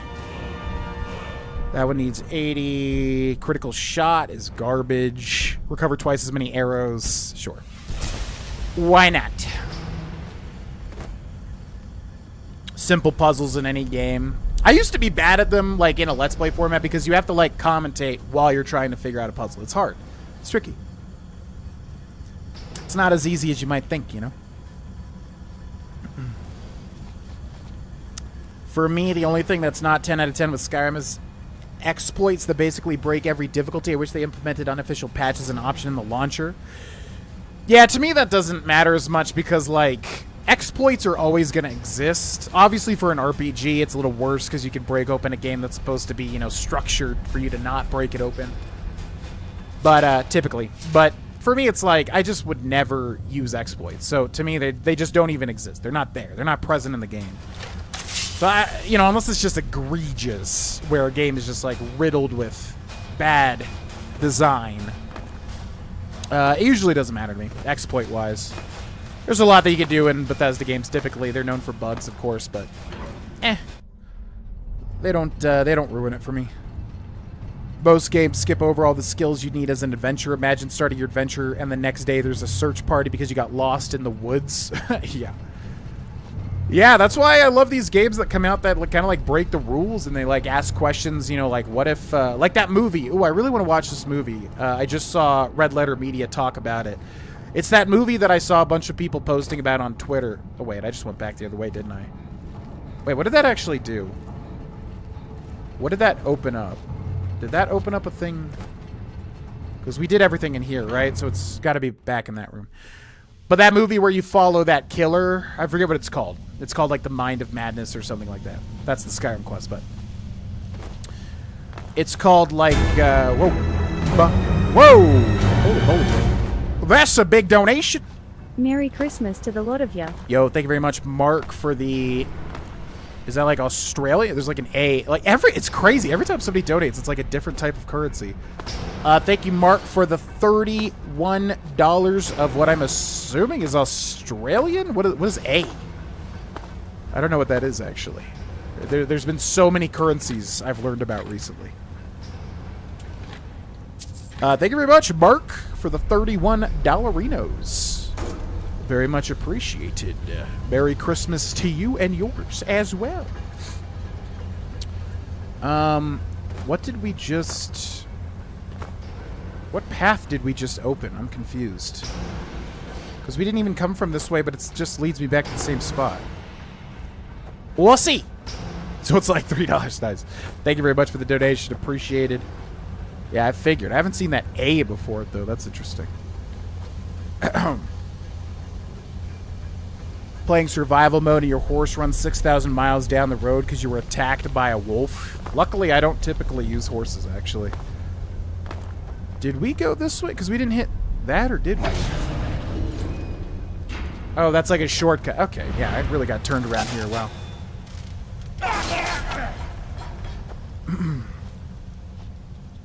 But yeah, that one movie. I don't know if y'all know what I'm talking about, but like you follow the killer. Like let's say it's like Friday the 13th, but the whole movie's like you're following Jason, what he's doing the whole time. Which I really want to watch that movie. But yeah, it breaks the rules. It's like, oh, that's an interesting idea of like a film.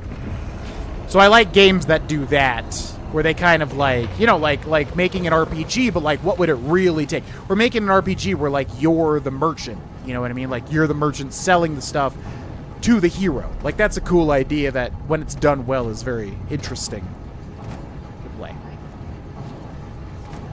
What? No. Actually, this is Hope's Fire. It's from the Morrowind Tribunal DLC, and this is True Flame. Neither one has ice. That is fire, it is true, but the one on the left is actually shock, so. No, don't touch me. Don't touch me. I feel unsafe in my own home. Stop. Love you too. What's up, Mr. German Gamer? Welcome in. Hello, hello. How was the new patch? Or you mean like Anniversary Edition? That's good. I mean, you got to get over the fact that it's, Creation Club mods, but it's good. I think it's a very well done. I think it's quite a well done, version of Skyrim, whatever you want to call it.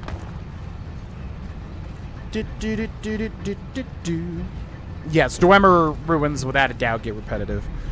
One of my least favorite types of ruins in Skyrim. I think they're very well done for what they are, but they do get very samey looking, without a doubt. The hell? The hell? Hunting bow of... Who is this? Fire arrows. Ooh. Hit the thing! Not the skeleton. How are you triggering that? Oh. Okay, so am I supposed to jump back over there now? Your cat is adorable. Thank you. Yeah, that's Yen and the cat can right there, and then that was Greyjoy. I love them to death. They're good cats. Very, very good cats. Yen has caused us issues, as I've talked about recently, but other than that, top tier kitties.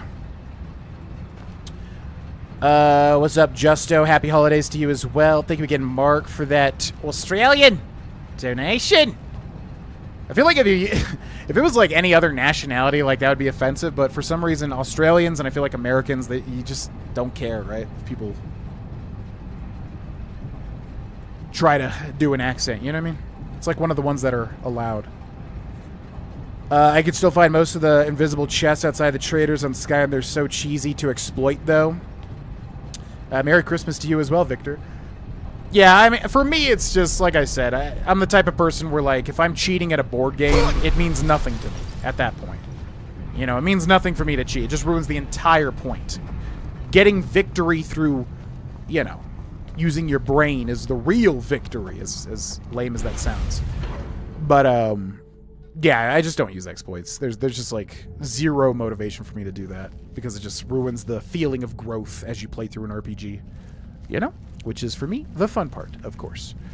Oh, boy. Okay, let's make a save. Well, we just saved there, didn't we? Okay, this is going to be a big old boss fight, I would imagine.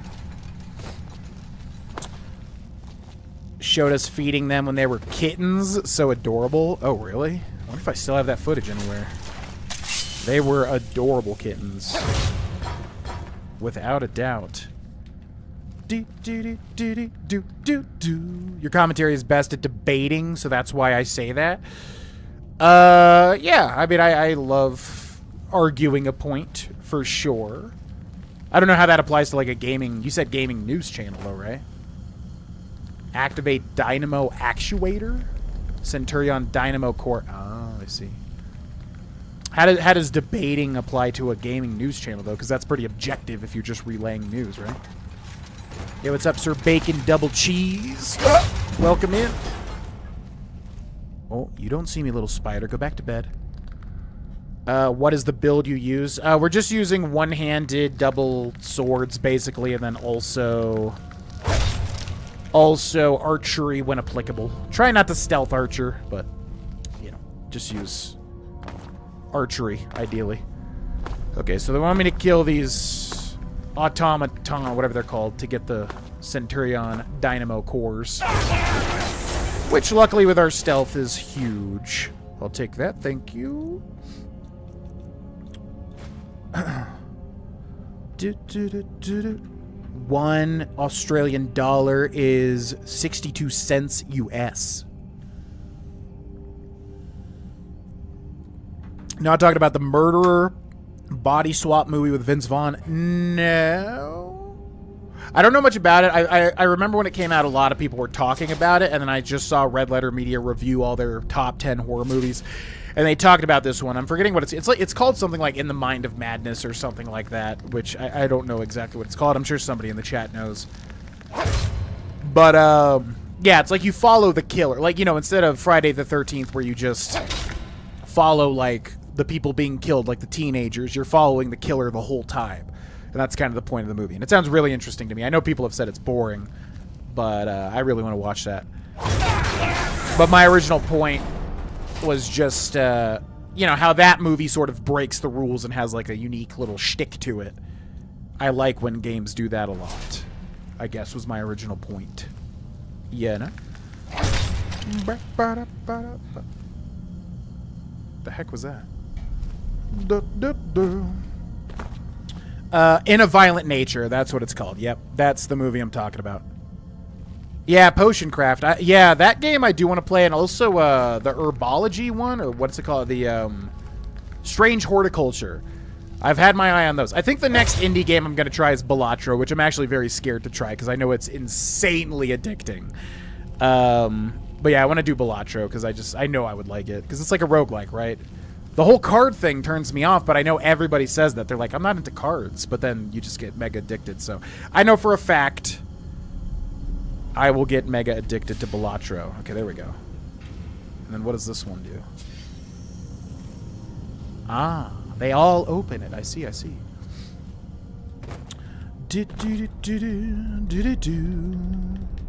Well, regardless of the total, thank you, Mark, for the donation. Very much appreciated. And happy holidays to you and everybody else as well.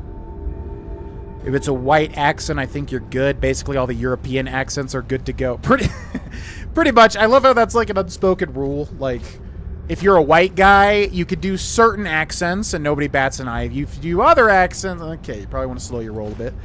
Which, you know, is probably for better or for worse. But I just like how Australian is, like, totally on the table. Don't got to worry about that one at all. Italian, probably not. Can totally do that. Flawed Varless Stone, Circlet of Extreme Conjuration, Staff of Turning. And what we're here for is right there, the Kagram's Resonance Gem, the fourth and final one that we need. Now, there is 5, and I'm hoping that you don't have to get all 5 to do everything. I think you just need 4. And if you get the 5th, it's just, you know, because you want all 5, basically. So we should be good to go. Cool beans. Verbose Virtue? I do not even remember that at all. Focusing on getting words, and there was this one Draugr dungeon that just went on for ages. Oh my god, I do vaguely remember that, yeah. I feel like I know what you're talking about, even though it's been forever. I have a vague memory of that, yep. Alright, back to Kagram's with 4 Resonance Gems. I've been watching the Oblivion 100% playthrough and the episodes where you talk about your newly adopted kitties, Greyjoy and Yen. Oh, yeah, I remember that, too. That's what I'm doing the Mehrunes Razor a DLC quest in Oblivion, right? Because I remember recording that. It must have been in my last apartment.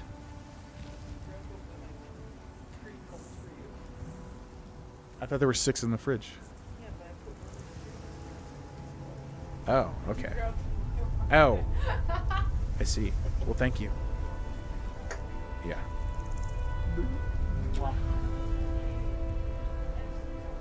Okay, enjoy. Love you too, if that's what you said. Yeah, I remember that. I think it was at my last apartment. I think I said I couldn't sleep specifically because I was so excited because I was driving to Golden, Colorado the next day to go pick up Greyjoy and Yen because I saw Greyjoy's face and Yen's back as little tiny kittens on Craigslist when I was dying to get a cat, and Greyjoy was so cute. I was like, oh, that's the one, without a doubt. I really wanted to get a Siamese or a Calico. But yeah, I saw Greyjoy's face and I was like, that's the one, without a doubt. And so then I drove to Golden the next day, and I was kind of antsy because they wanted to meet in their house in the woods, and I was like, that's probably a horrible idea. So I said, let's meet at a Starbucks. And then, they lost like phone reception, so they were just like 20 minutes late or something, and they couldn't contact me, and I was really starting to like be like, what the heck's going on? But, yep, I remember that. I remember recording 1 or 2 episodes of Oblivion where I could not sleep because I was so excited to go and grab them cats, you know? Okay, so then we gotta do, what's on this door here? So middle left, bottom right. Middle left, bottom right. Middle left, bottom right. Middle left, bottom right.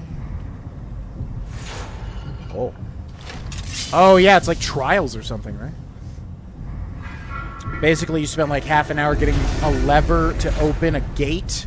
Then the quest update saying open the other gate. Your reaction was just pure disbelief. Yeah, I wonder what quest that is. Interesting. In the Mouth of Madness. No, it was, In a Violent Nature. That's the one I was thinking of. Yep, that new weird horror movie, which I really want to watch.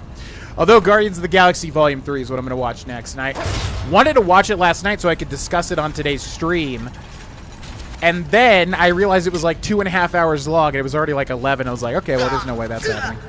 As much as I want to do it, can't do that. Gosh dang it. Come on. What the hell is happening right now? God, when you're just like a little tiny bit away, it's the most frustrating thing. Da da da da da da da da da da da.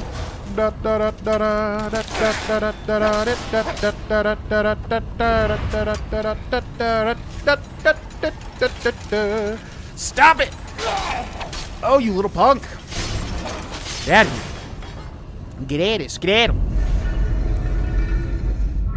Balatro is a fun game, but not as addicting as my friend said. Interesting. I've only heard it's like super addictive. And I feel like for me, it would definitely be addictive. Based on what I know about it, which is not a lot. But I just, you get that feeling, you know, where it's like, I know I would get sucked into that hardcore. I feel like anyways. Could be wrong. Your knowledge on gaming, you like to debate a good editor, so it would add up. Yeah, I mean, I would, anything gaming related I feel like I could do, you know, if I put my passion and energy into it in the right places. But I'm doing far too many things right now. There ain't no way in hell I'm starting a new channel. Absolutely not. But gaming news could be fun. It's not where my heart is. But who knows? Could be interesting. So one where this woman wants treasure. She says she'll share it if you clear the dungeon. At the end, she takes it all for herself. Gets killed by a spike trap. Yeah, that's reminding me of, like, Sydney from Fallout New Vegas. Because isn't there, like, a girl that does that exact thing and then you get her SMG? But I'm also thinking of the one with the spike shield in Skyrim. I don't know. I'm getting, like, 3 quests mixed up here. Basically. Diddly diddly diddly diddly doo doo doo. Okay, so for the next one, middle top, middle bottom, and then right. Middle top, middle bottom, and right. Oh yeah, and you get little pets, don't you? Hello. You seem friendly. What up? You should follow me. I like how if you say you don't want him to follow, it's like the meanest thing ever. What the hell? Yeah, you get a little pet each time. Each time you complete a trial. It's pretty cool. Do do do do. Diddly diddly dee. In the Mouth of Madness is a cool movie. Is that the one? There's like one that I saw Red Letter Media talk about that I had never heard of, where it was like, is that the one where like the horror stories come to life or something? Because that movie seemed really cool, and I would have loved that if I watched it like as a kid. But I had never heard of it until I saw Red Letter Media talk about it. I feel like that's that movie. Strange Horticulture is an amazing puzzle game, really rich in story and fun gameplay loop. Potion craft is a lot of fun too. Scratches that itch. Yeah, both of those scream to me that I would have a lot of fun with them. I could just tell. I think I would quite enjoy them. Seems like In a Violent Nature is worth $7. Wait, is that how much it is to rent it? 'Cause that's actually way higher than I would have thought. Because usually on Amazon it's like $3 to $5 to rent something. Ba, ba, ba, ba, ba, ba, ba. Is that guy getting killed by the fire? Hello? Whoa! True Flame FX? Huh. Whoa, what the hell? Whoa, okay. That is the Staff of Sheogorath, I do believe. Staff of Sheogorath, go! And they all resisted it. Fantastic, okay. Not good, not good. This is actually getting very hairy. Hope's Fire and True Flame. I can't even tell which... Oh my god. Oh my god.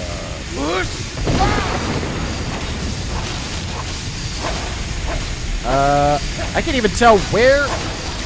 Jeez Louise. Okay, extreme healing, and then do we have any scroll that's going to help us out here? Targets take 20 points of frost damage for 10 seconds plus stamina damage. I need like a big... Yeah, firestorm. Perfect. All right, let's do this thing. Kamehameha!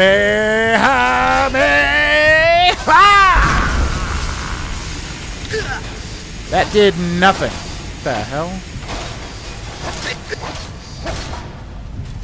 It's like so hard to tell who's alive. Okay, there's just that dwarven sphere over there, so I gotta be careful. Fast healing, please. Can't cast it. Okay, we need Hope's Fire and True Flame, and I gotta go kill this guy before he kills me. Ooh, dodge the arrow, nice. Okay, crouch, let's go over here. Oof.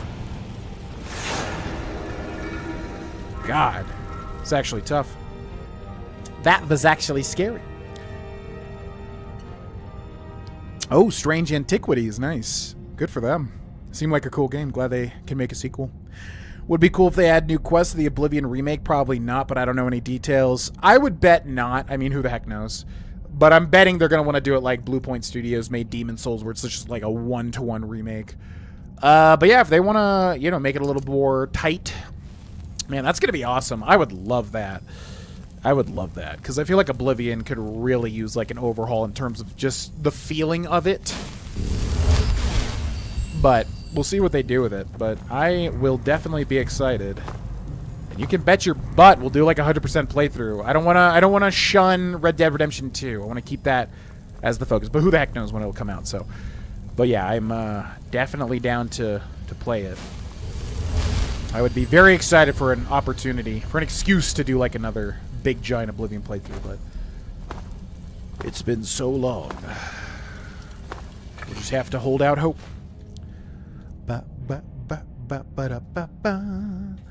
Become ethereal before casting the master spell. Oh, that is a good tip. Wow, how have I never thought of that?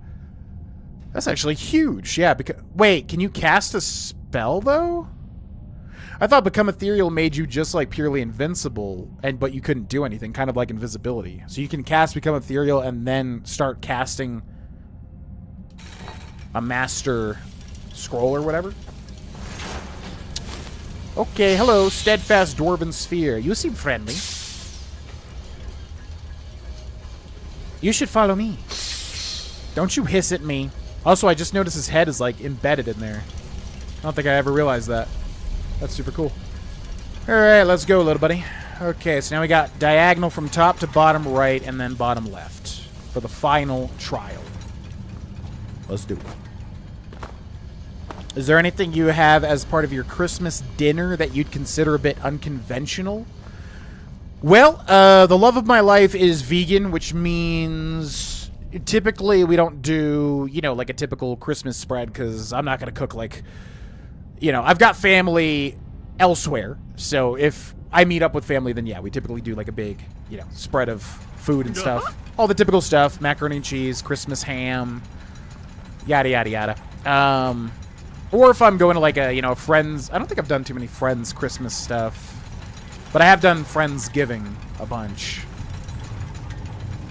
So anyways, yeah, I'm not going to cook, like, you know, a whole bunch of stuff that Cindy can't eat, but I can eat, because I just don't want to eat that much food.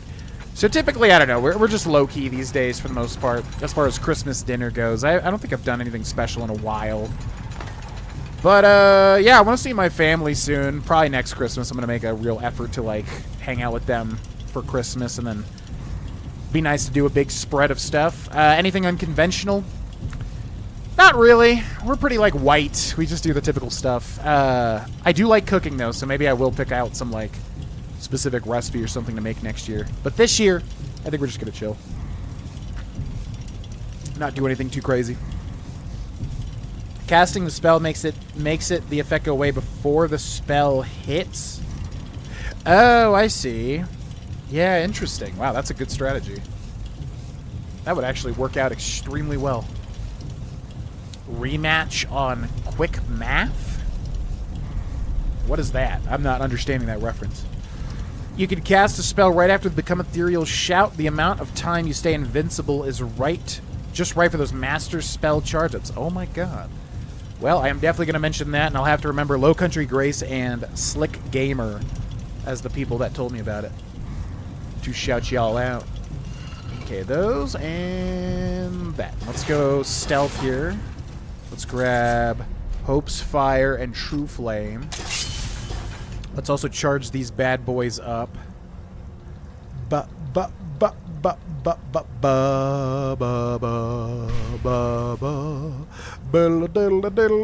Yeah, True Flame doesn't use charge, oddly enough. Alright, let's go. Are you ready for this? Oh my god. Whoa, this is actually way cooler than I remembered. Damn it! Okay. Now let's go get this guy. Gotcha. Okay, this is a guy behind me. Come on! Yeah. Dwarven Balit. Wow, how did he land that? Fast healing. Let's go. Okay, True Flame, Hope's Fire, True Flame, good. Nice miss. Okay, the floor is electrocuted. Oh, this guy is scary as hell. Where's my stamina? I'm like holding the thing and it's not doing it. Gotcha. Woo. Yeah, that was way cooler than I remembered. Actually changes the whole area pretty drastically. Deedly. I'd like to learn how to properly do turkey at some point. That's a cooking skill I've never learned. I've made a couple of turkeys. Not a big fan. I just don't like turkey. You know, maybe if I tried that like southern thing where you like dip the turkey in that pot and the whatever it is, Coke or beer or whatever the heck they do. Maybe that would be good, but yeah, I'm just not a big fan of turkey. It's more trouble than it's worth for me because I would always prefer like a Christmas ham. I find ham far more delicious. Honey spiral ham, yummy. So I usually try to go for that whenever we're doing a big Christmas thing. Typically.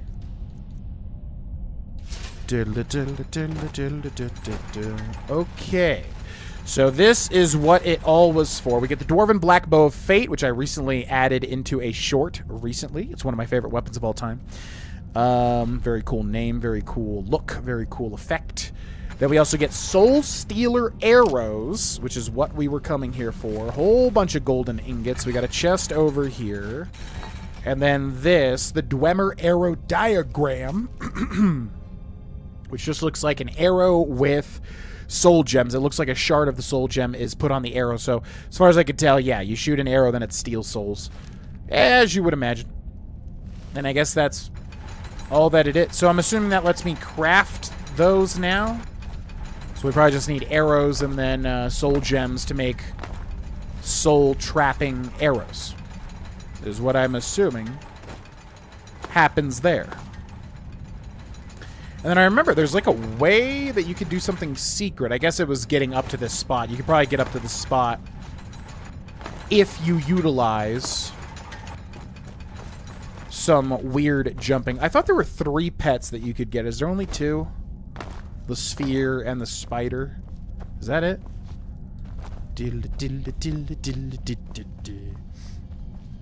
Another cool fact I learned recently is that the weight of your boots, shoes affects your stealth. The heavier the boots, the louder you walk. That I did know, because if you go through the stealth perks, there's stuff that, like, you know, that says that your boots don't affect your sneak and all that sort of thing. And typically, if I'm playing a stealthy character, I'll always go for those types of effects anyways. Okay, I guess that's it. So yeah, we get Soul Stealer arrows, which I guess we'll go check how to make them at a forge. The daggers have such a cool effect. Yeah, it's funny because it's calling it True Flame FX in the top left of the screen there, because I guess they didn't add the correct name for it or whatever. That sounds much nicer than turkey. Yeah, you could do a turkey really well if you put like a bunch, you know, bake it with like a bunch of herbs and whatever. That's cool, but I just never really liked turkey in any form, to be honest with you. You beat me on a quick math game 8 years ago. You're doing like a group live stream game? Oh, are you talking about Jackbox? Oh, you're talking about Jackbox, like Trivia Murder Party, right? Where, like, you have to do the, yeah, quick addition and all that sort of stuff. I know what you're talking about. Yeah, which is surprising, because I'm horrible at math. I like when you have a gammon joint on the bone. What is a gammon joint? I don't know what that is. Yo, what's up, Julia Mamusha? Welcome in. Welcome to the live stream. We like to have fun around here. We just relax and have a good time, you know? We play some Skyrim, see where things goes. See where things go. It's a fun time. All right, 7 a.m., 3, 4, 5. Let's try to craft these 2 pets from this dungeon. I thought my memory was that it was 3. The sphere. What is it? Go fiddling. Yeah, I guess I thought you would get like a ballista. Oh my god! Low Country Grace with the 10 GV memberships.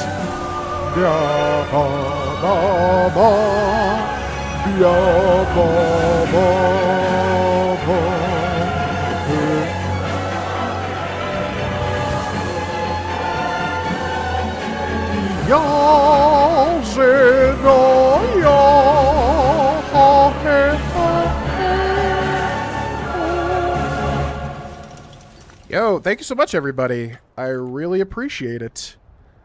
You know, I won't lie. It feels really, really good to feel like the community gelling again. As I said, I knew I got it in me, but you can't just expect it's going to happen again after making a decent amount of mistakes on YouTube and Twitch. So, I don't know, man. I'm just going to ride the wave of good vibes, you know? Thank you so much, Low Country Grace. Thanks, everybody, for supporting. I've been in a really good mood lately. I think it's showing. But I've said that before, and then, okay, blah, blah, blah. I'm not going to focus on anything negative. We're here to have a good time. I'm feeling appreciative. Thank you, is what I'm trying to say. I need to focus more on ending things in a positive way as opposed to just...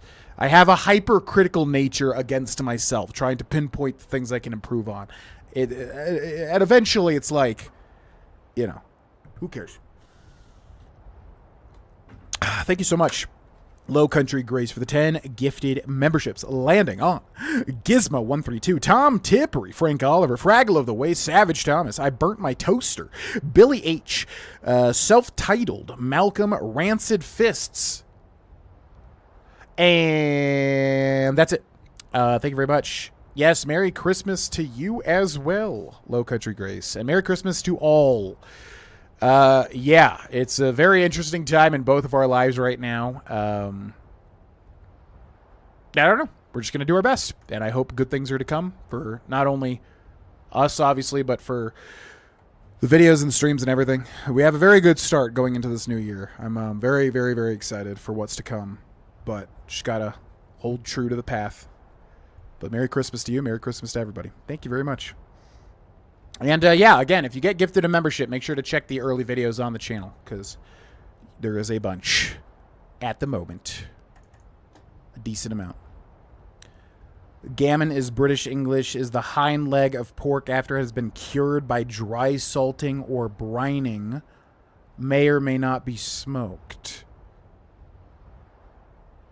Huh. I know what you're talking about, but I wonder if there's like a more common thing in like America or something that I've heard of. That is that. Don't know if you've been told this already, but what is your favorite role-playing game?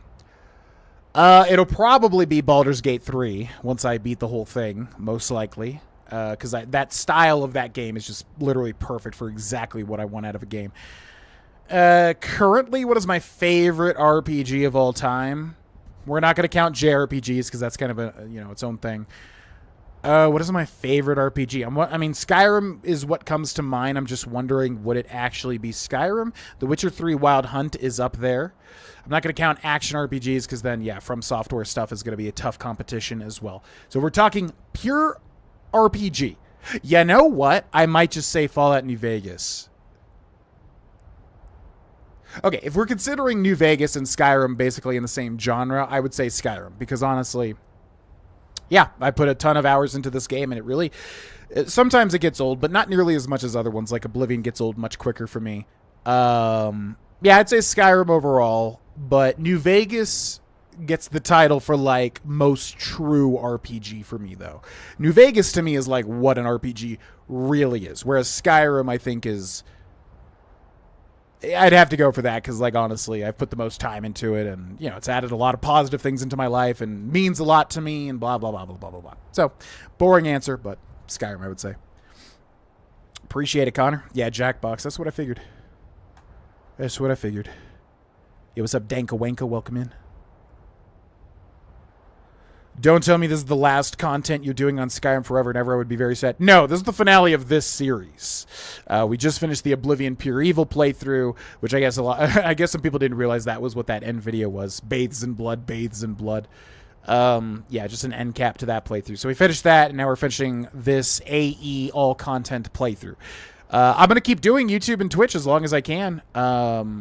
And yeah, like I keep saying, it's just going to come down to January to see, how the ad rates drop and blah, blah, blah. I don't want to talk about any of that crap because it's boring financial stuff. But it's just going to come to January to see where things land.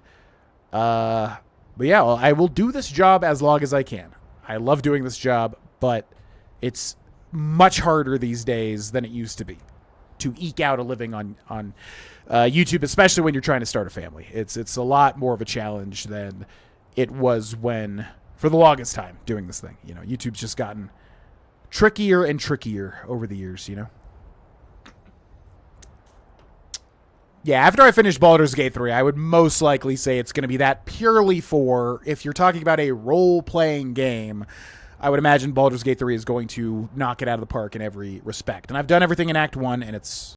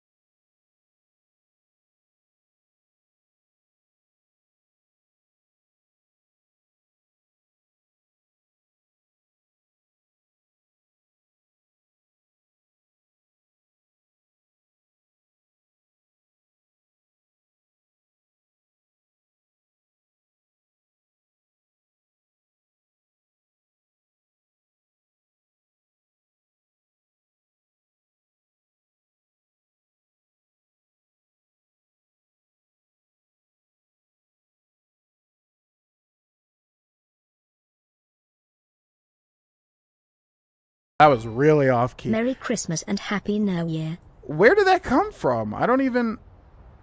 Where did that... Oh my god, so many things are happening. I just got a text. I didn't even get a... I didn't even get like an alert for that. Where is that?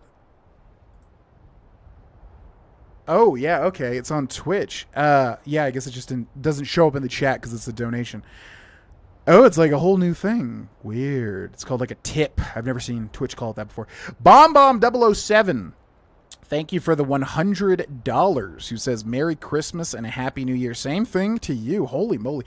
To say that I was not expecting that is an understatement because I didn't even see where it was or what was happening there. Wow. Thank you so much for the $100. Holy crap. Thank you, thank you, thank you. Yeah, in the old days, we used to sing that every time. It was a $100 donation. So it's been a while, so sorry for the pitchiness. That was super pitchy. But always fun to sing. Thank you very much, Bomb Bomb. Very much appreciated.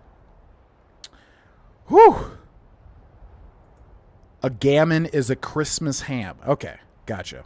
I figured it was something here that was called something like that. Yo, see you later, Slick Gamer. Thanks for hanging out.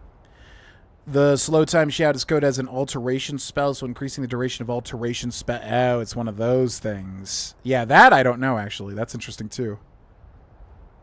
Yeah. Yeah, Baldur's Gate 3 is going to be... What just happened? So many things happening right now. Tabs just getting opened and all sorts of stuff. My God. Baldur's Gate 3 is going to be a fun time. Very excited for that.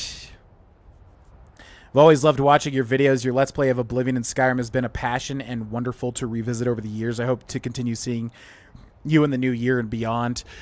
Well, you know, I'll be completely honest. The way that I feel about it is I'm feeling immense confidence and good vibes lately.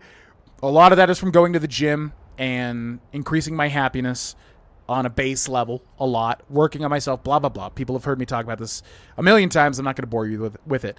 I feel so much better than I did at the start of the year through multitude of reasons and blah, blah, blah. I feel like I'm in a spot to make some good stuff. And usually when I feel like this, good things happen.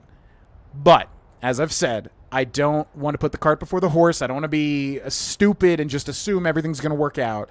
Because, you know, when you're an adult trying to start a family, it's like you have to do the right things for yourself and for your family and blah, blah, blah. So my feeling is we're entering into a great era. But it's also a tricky timing thing with that because of how tricky YouTube is at the moment and how do or die this moment is in terms of, you know, being financially stable through YouTube. So all that to say, I feel extremely good and positive and optimistic about it. But if it doesn't work out, that's okay too. And I have to ready myself for that possibility as well. So like I said, just going to come down to January. We'll just see. But I really appreciate all the support on Patreon and here tonight and everywhere else. Thank you guys very much. We will see what happens. We're going into the new year with a very strong start. But I also know consistency is my biggest weak point. I'm trying to work on it. Yeah. I believe that was Low Country Grace that gifted you a membership. Yes, it was indeed. Mavericks 2 again. Oh my God. Mavericks was crazy. Yeah, it just didn't pop up in the chat. I guess because it was specifically like a donation or whatever. It was weird. What's up, the Simmertron? Merry Christmas to you as well. Yeah, I used to it used to be easy to practice the Pokemon theme, but now it's been a while, so it was very pitchy. The bomb dropped the bomb. Yeah, all right. I'm going to go to the bathroom. We'll come back. We'll do a little bit of announcements, and then we'll jump back into this. We got to grind up to level 46 somehow. I feel like I was going to say something. Yeah, thank you guys so much, and thanks for hanging out tonight, and I hope you have a wonderful Christmas in a couple of days. It's been a fun time, man. I don't know. It's it almost feels good, too good to be true. Things seeming to go in the right direction again. I've gotten very attached to things and then gotten burned a lot of the time, and I'm trying to avoid that feeling again. But it's also good to feel good and to feel like things are kind of falling into the right place. So thank you for watching. Thank you for everything, and I will be back. Give me a second.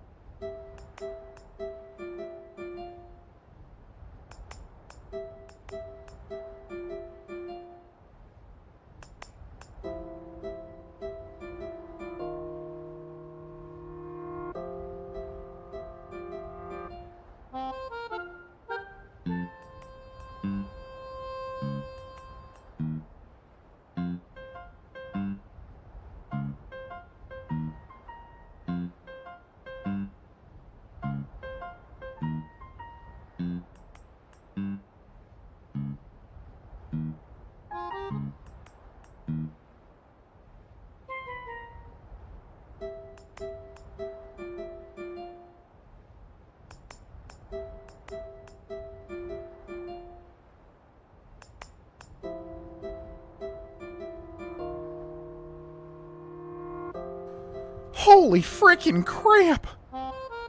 Ba, ba.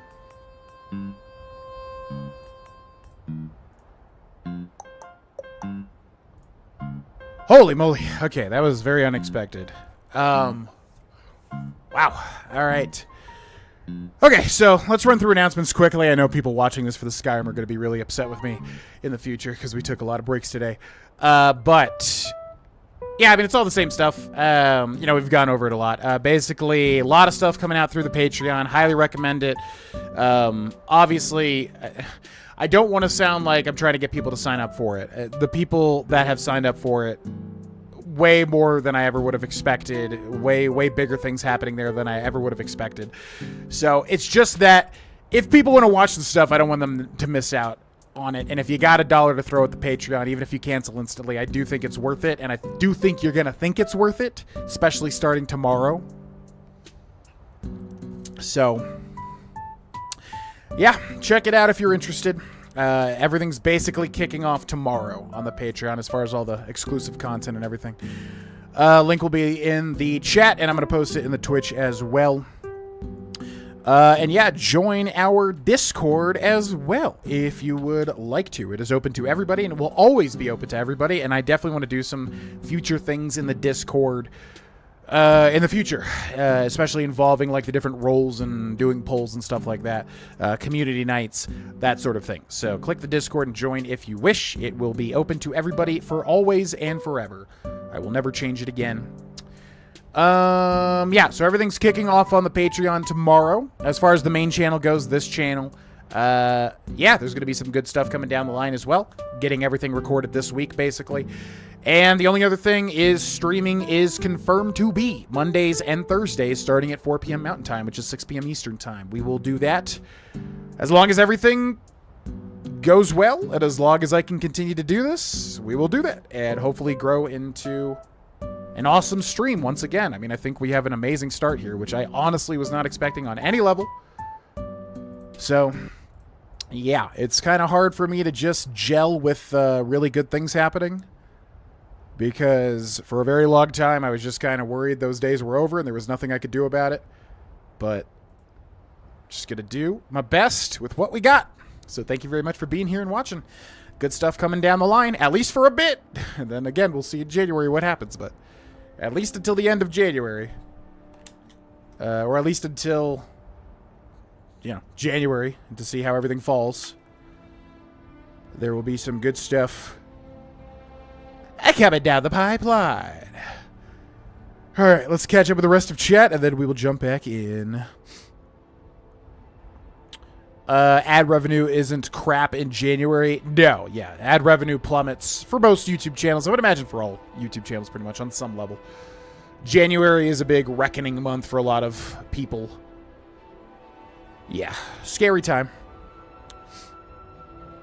There was an old Twitch reward where you would read Elder Scrolls lore. Am I misremembering? Feel like that could be cool for your newer short-form content to practice voice acting. There was, yes, and I actually still own the ESO compendiums back there. So, yeah, I'd be down to implement that. I don't know. I just want to make sure what I do is interesting. Because voice acting, I love the idea of practicing it. But I've tried doing it, like experimenting with it. And I just feel like it's really boring for a lot of people to just read stuff. Like, it sounds interesting to me on a surface level, but I also feel like a lot of people are like, you're just reading passages.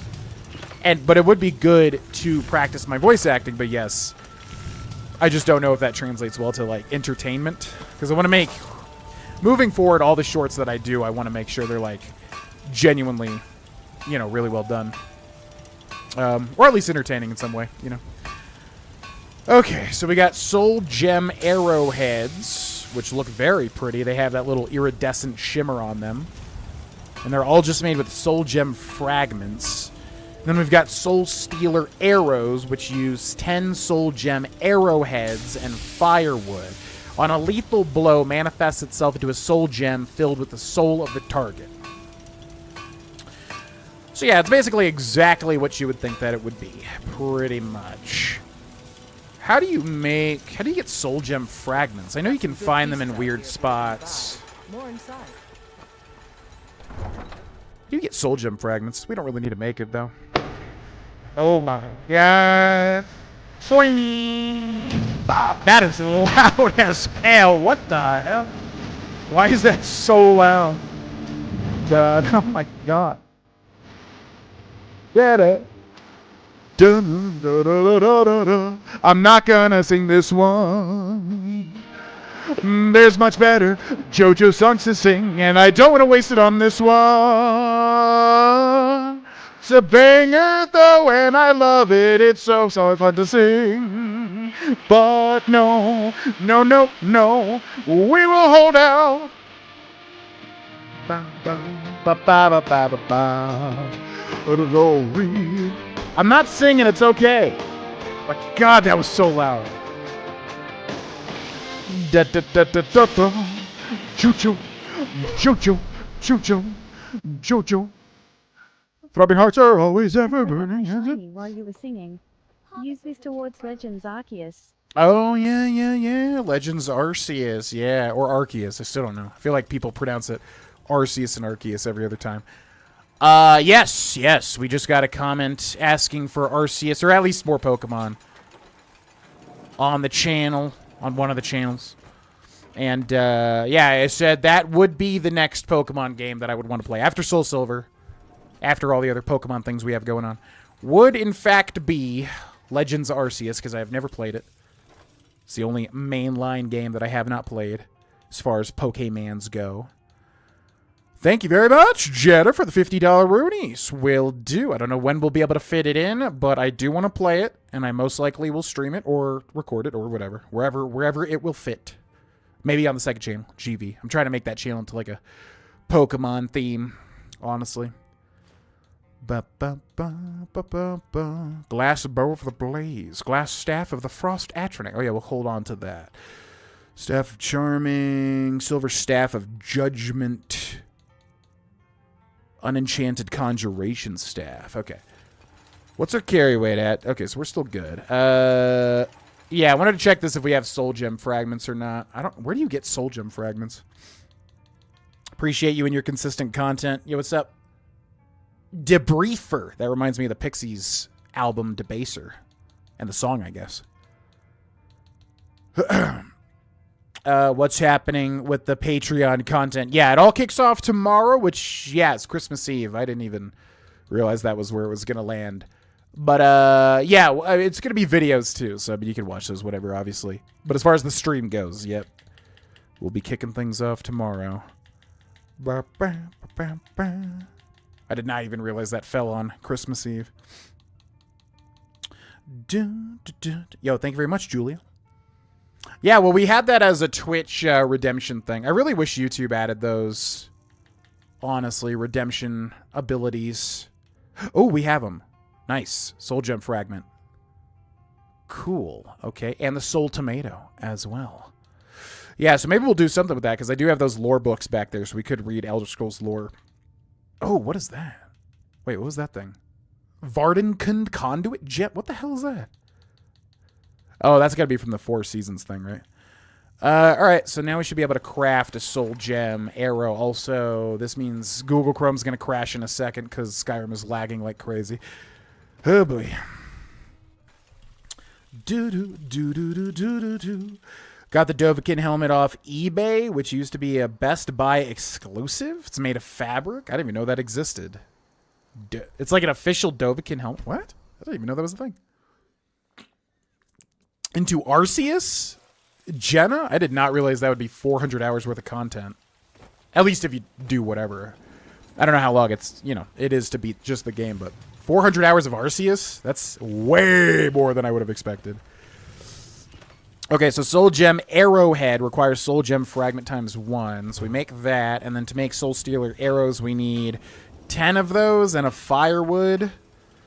I mean, I don't think we need to, like, make everything to count as, like, we did everything, but I'll try to do it just because why not? Why not? Might as well. And also, I owe Jenna a song here, a real song. I didn't realize I upped that volume that much. Oh, crap. Do I not have a way to replay that now? Oh, no. I want to replay it. Wait. No, there must be a way. I wanted to sing a fun JoJo song. Please, let me do it. Let the boy sleep in your bed! Where can I... There's got to be a way. Do-do, do-do-do-do-do-do, do-do-do-do-do-do. Where's my history? I need to see my history. Why won't you show me my history? Oh, come on. I want to do it. Yeah, because it's through YouTube. I don't know if there's a way to, like, replay it or not, because it's not showing me the history anywhere. Oh, well, we could just trigger it and pretend that it's it anyways, right? Yeah, we'll do that. Okay, mute your audio if you don't want to hear my sing, which is totally valid. You, and then which one? How about... No, not that one. No, not that one. Yeah, this one I've been listening to a lot at the gym. Okay, let's see if this works.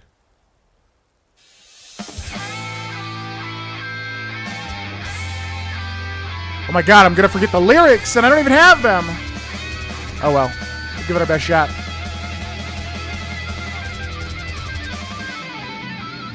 So as our heroes come together... I completely forgot the lyrics. They have been fighting for 100 years of suffering. These men are bravely fighting onwards. They race against the sands of time along their journey, emboldened like a flame as they wind, intertwined destiny, becoming a platinum light. So stand up, so stand up, so stand up, shooting over the sky. All right now, all right now, all right now, bullets filled with your pride. Break you down, break you down, break you down with your vision divine. Your fists will fly free if you stand proud. This is a test bit alert for... Okay, that was weird. I like how Yen grabbed me and pet herself there. What the hell? Hell's up with you, cat? Anyways, thank you, Jenna. Yeah, that was weird because we switched it over to YouTube stuff. Oh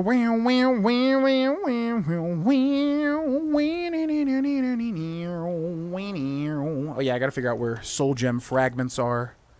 Soul gem fragments, Skyrim. Where can we find some of these? I need to find 9 of these. They can be found in potion shops or as random loot, but are more common in necromancer hideouts.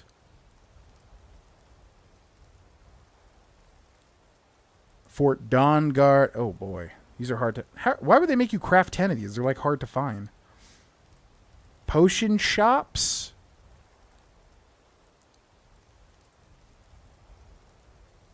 All right, we'll check potion shops, but if they don't have them, we'll just move on because we literally have the arrows, so whatever. I want to craft them, but it's gonna be annoying. Yeah, I knew they were in the Serana's lab. Serana's mom's lab. I did remember that, but we have no way to access Dawnguard really at the moment. 100% the game took me over 250 hours. Oh my god, I did not realize it was that dense at all. That's actually crazy. No joke. Okay, soul gem fragments. Do you have them? They would be miscellaneous, so she definitely does not have any here, though.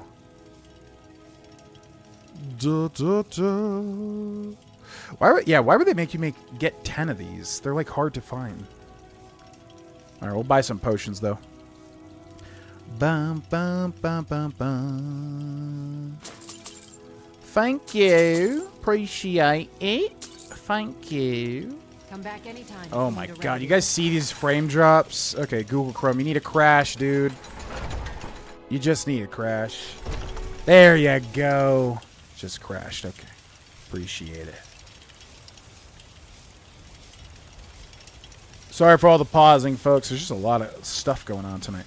All right, let me look at the list of stuff we got to do. So, Kagrim, as we did. Bound Quiver, I still don't know what that is. So now it's just we need to get to level 46. Okay, so time to power grind. I don't know how we should do it, but we got to get to level 46 now, which is like 4 levels.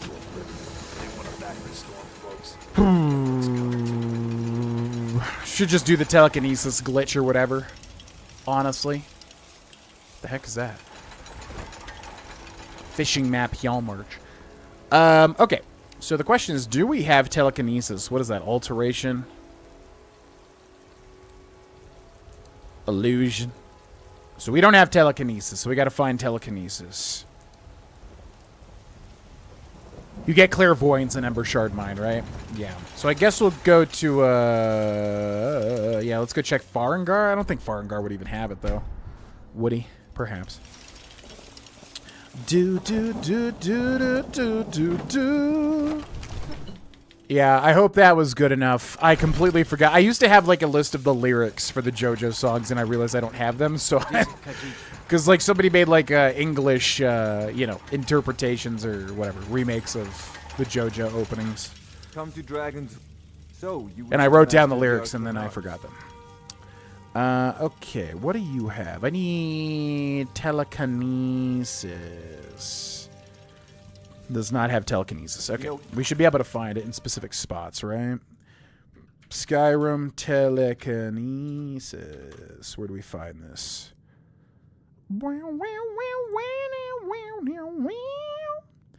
Redwater Den in the jail cell near the vats? That's gonna be an... Oh my god, they only put this in... Oh, Dragonborn. Benkongari Great Hall among a pile of lusty Argonian made books.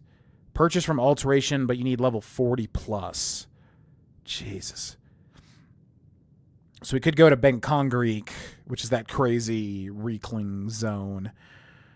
Or Redwater Den, and I guess we could just fight our way through it, right? Yeah, that would probably be the best situation. Okay, where is... In the jail cell near the vats? Okay, where is Redwater Den? Stardust. Okay, it is directly northwest of Riften, a little bit under a cliff. So we should be able to find that. These men are bravely fighting onwards. YouTube sings. I would love it. I love singing. I know I can't do it that well, but it's fun.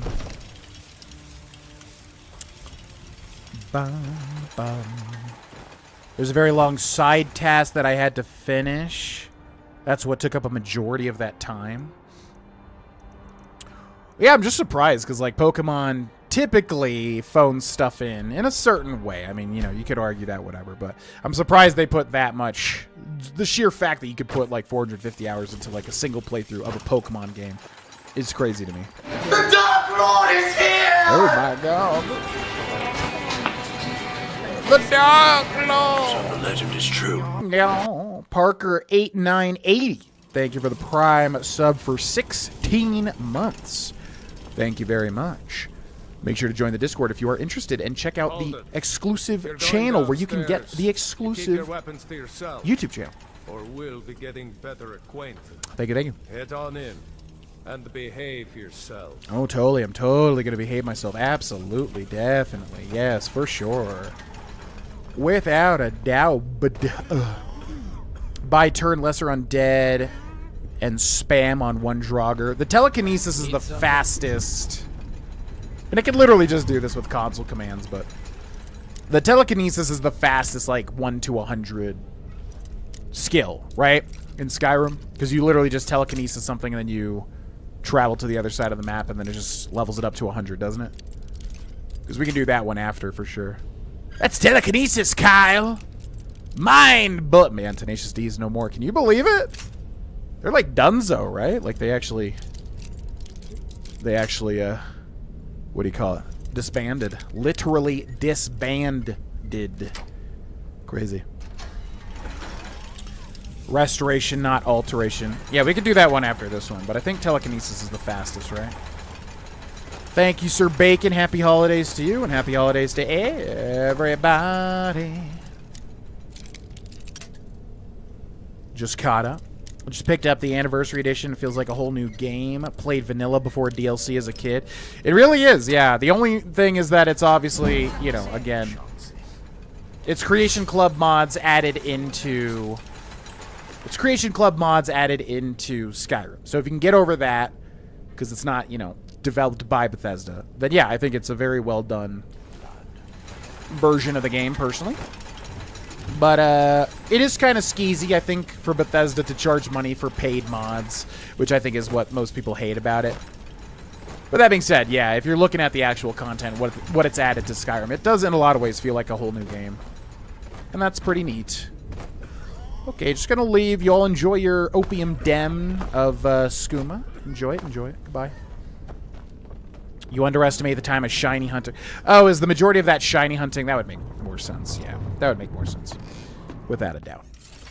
There are better mods that are free. Yeah, they honestly, for like, to just get into the good graces of Elder Scrolls fans, they should have just released it for free. I think if you had the PC version, it was free, or it was like a lower amount of money or whatever. But they honestly should have just added all that stuff for free and then given it out. I think that would have made people, you know, get the Valve effect of Valve giving out Left 4 Dead and all that sort of stuff. And that would have been kind of cool. But that didn't happen. That's okay.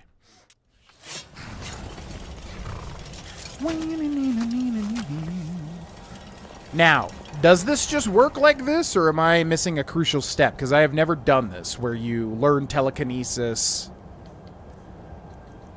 and then you go across the map. Is it just that simple? Or is there something else that I have to do that I don't realize?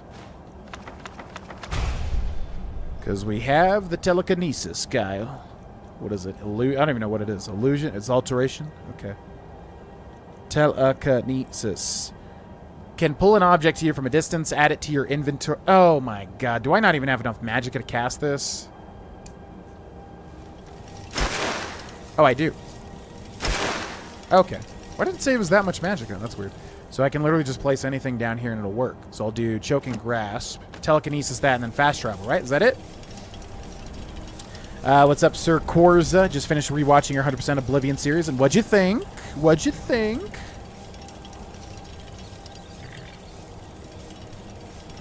Yeah, I actually do want to do Vampire the Masquerade Bloodlines.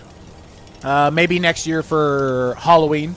I would definitely be down for that. That's one of those things that sucks, because it's like, I remember the time. Like, I know I would enjoy it. I just dropped it because, like, I was so whatever. ADHD, blah, blah, blah, blah. Whatever it is. I just was like, oh, this is not going to work in the long term, instead of just, like, enjoying the game. And I know for a fact I would just enjoy the game, and I was enjoying the game. So, yeah, I do want to go back to Vampire the Masquerade, without a doubt, and I'm sure I will. Maybe next year. For Halloween. Yo, what's up, Soil Crete? Hope y'all are enjoying it. Hell yeah, Cameron. What's up, Cooch Pooch? Holy moly. Chat's popping tonight. Destruction spell cost is 0 spell cost. I have unlimited power. Unlimited power! Yeah, that's always fun to do. Yeah, armor enchanting, some powerful stuff. 150 hours. Oh, okay, that makes way more sense then. Way more sense. Making Elder Scrolls 6 an Xbox exclusive. Well, I guess I'll buy an Xbox for the first time in like 50 years then. Unbounded Storms? Is that like a destruction spell added with AE? Go outside, Solitude, Front Gate, Fire, Mage Light. Oh, yeah, yeah, yeah. Oh, I want to do that too, yeah. I remember learning about that recently. It's definitely dated and didn't hold my interest with other games competing for my interest. Yeah, Vampire the Masquerade Bloodlines is, it's very, very, very... Did we drop it immediately? Oh my god. So we have like 1 second to do this. Okay, now if I travel halfway across the map, how much will my alteration increase? Does it go up to 100? Oh my god, these frame drops are so effing annoying. I really wish I knew why this would happen. Ugh, I really don't want to switch to Firefox, but it's literally just going to make me do it at this point. So I could go grab the Atronex stone to get more magicka here. I literally don't know if I can... if I have the time to literally... So I have it now. Okay. So it should work, unless it's just like... the time in the loading screen is too short or whatever. I don't know if I have to, like, hold right trigger or something. Okay, that is not working, and I don't know why. I'm wondering if it's just because I have such little magicka to be able to do it that it just won't do it for, like, the 2 seconds that I need it to. Go outside Solitude, front gate, fire mage lights at the nearby mountaintop. Yeah, I remember seeing that recently, but I don't know exactly where the spot is. We could try. Do I have mage light? I think I do. Magic, alteration, mage light. Yes, which is far less magicka, so that should work, hopefully. Is it it's a specific spot, though, isn't it? Like, you have to do, because it's like something with the programming, whatever. Yeah. Is there any way to know exactly where to do this at? Loved it. The reason I actually played the game myself. Heck yeah. But thank you for watching. Glad people are enjoying the stuff. Makes me very happy. Spell added by AE that you learned. Oh, okay. Cool. So we learned it. Okay, so where do I do this at? Go outside Solitude, front gate, fire mage lights at the nearby mountaintop. So like that? Right there? Magic, alteration, mage light.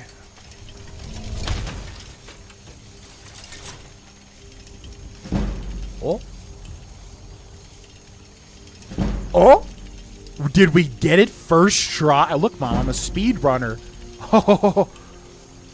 Yeah, I forget why this works. It's like a really funny thing. I remember learning the explanation recently. Okay, okay. Is there any way to speed? Okay, so I guess I'll just wait an hour then. And then I can do it again. Yeah, there's I forget how this works. It's like if the mage light sticks to something, it increases the XP, but because you stick it to a certain spot, it like does something, you know, extra or whatever. Forget the exact reasoning. Disagree about it being dated considering it's 2003. I think many of its systems are very advanced. I know what spirit means though, because when I played Vampire the Masquerade Bloodlines, it's a very like janky looking game. I don't know about how like actually it's played. I don't really remember enough, but it looks dated. I remember it looking like a little rough. That being said, I did really enjoy it, and it has a very particular visual style to it that I actually quite like, and I definitely want to go back and play it for sure, because I know people love that game, and it's very, very, like, unique, you know. So I am definitely down to play it again, probably for Halloween. As long as everything goes well over the next year, which I would love it to, because I got a lot of love to give, a lot of different games. But we have to wait and see. Think you need the black book power to cast spells for no magicka to do it effectively? Oh, that would make sense. Yeah, or Highborn as a high elf would probably work as well.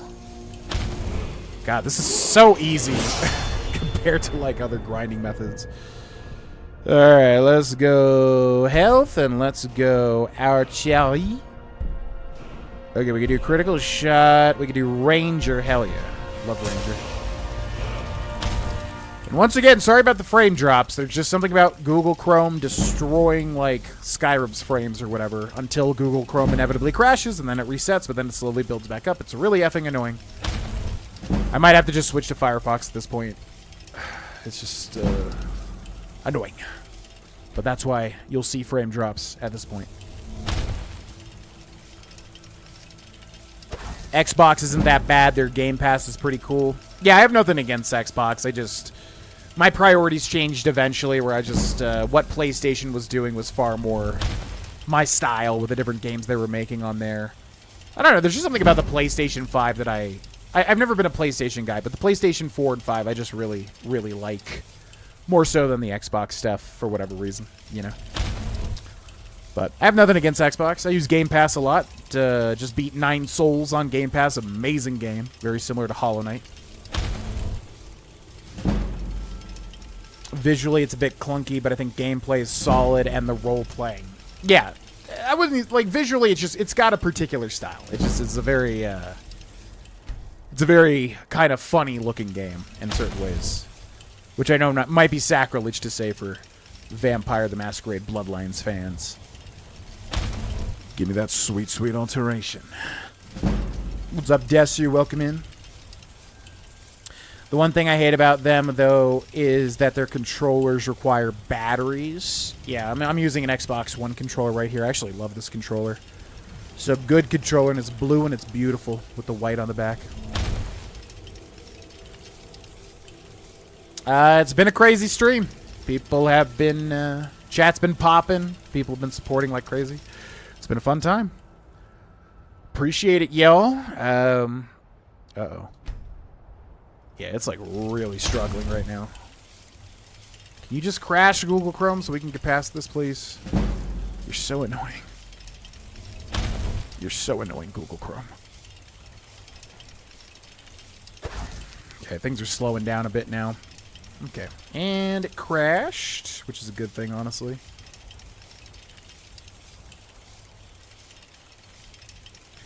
Doodle doodle doo doo doo doodle doodle doodle doo.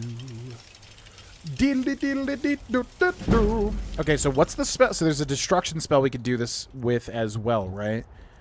What did you say it was? Hangman's Noose. Whoa. Oh, one of these, right? Unbound Storms. Targets in melee range take 40 points of shock damage per second to health. So you just cast this and then you fast travel? Is that how that works? How does that one work particularly?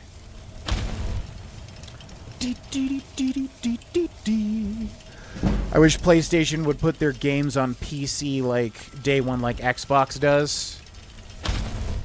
Yeah, I don't know.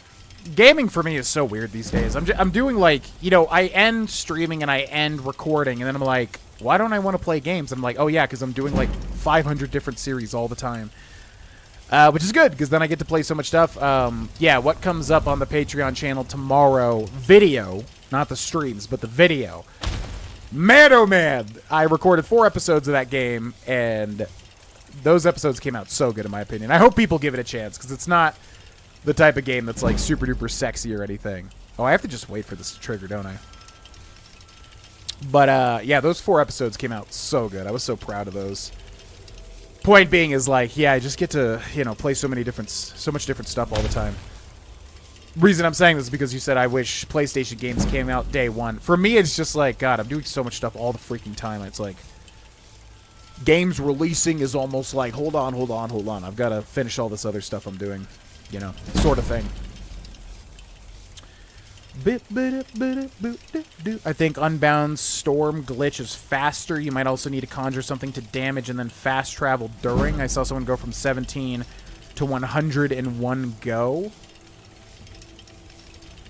Yeah, because I'm curious how it works.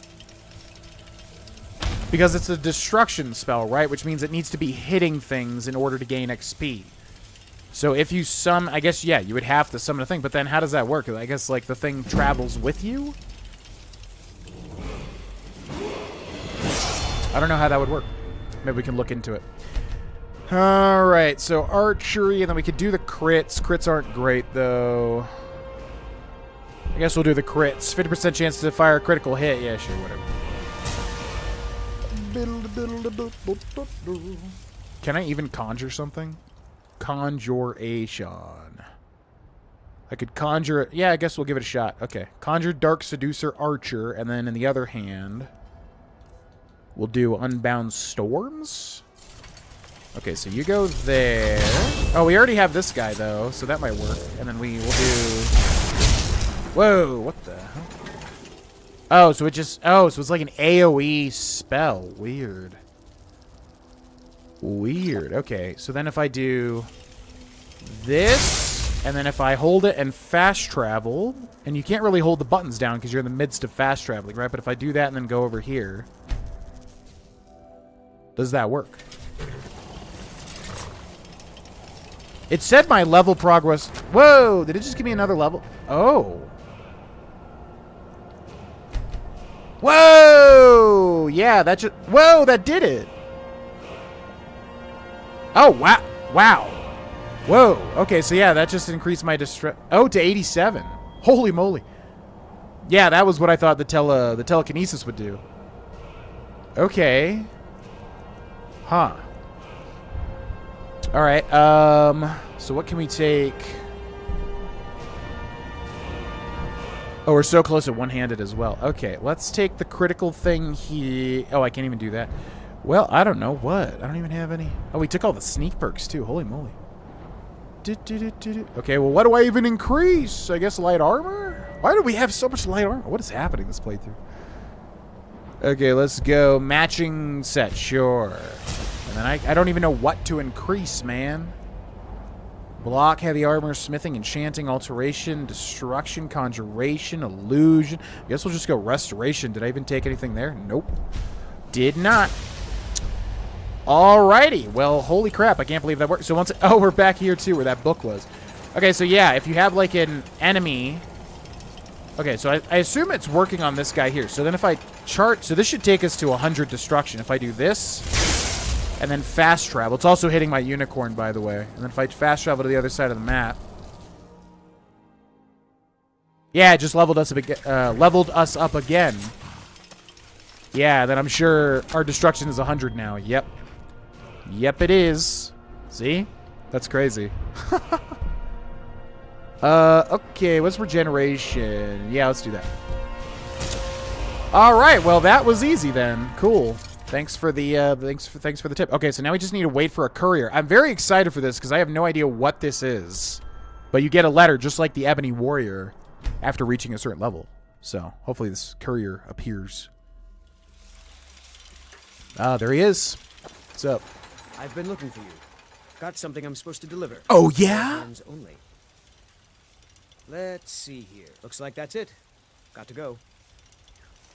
All right, very excited for this. Hopefully it's cool and not just like a stupid little thing.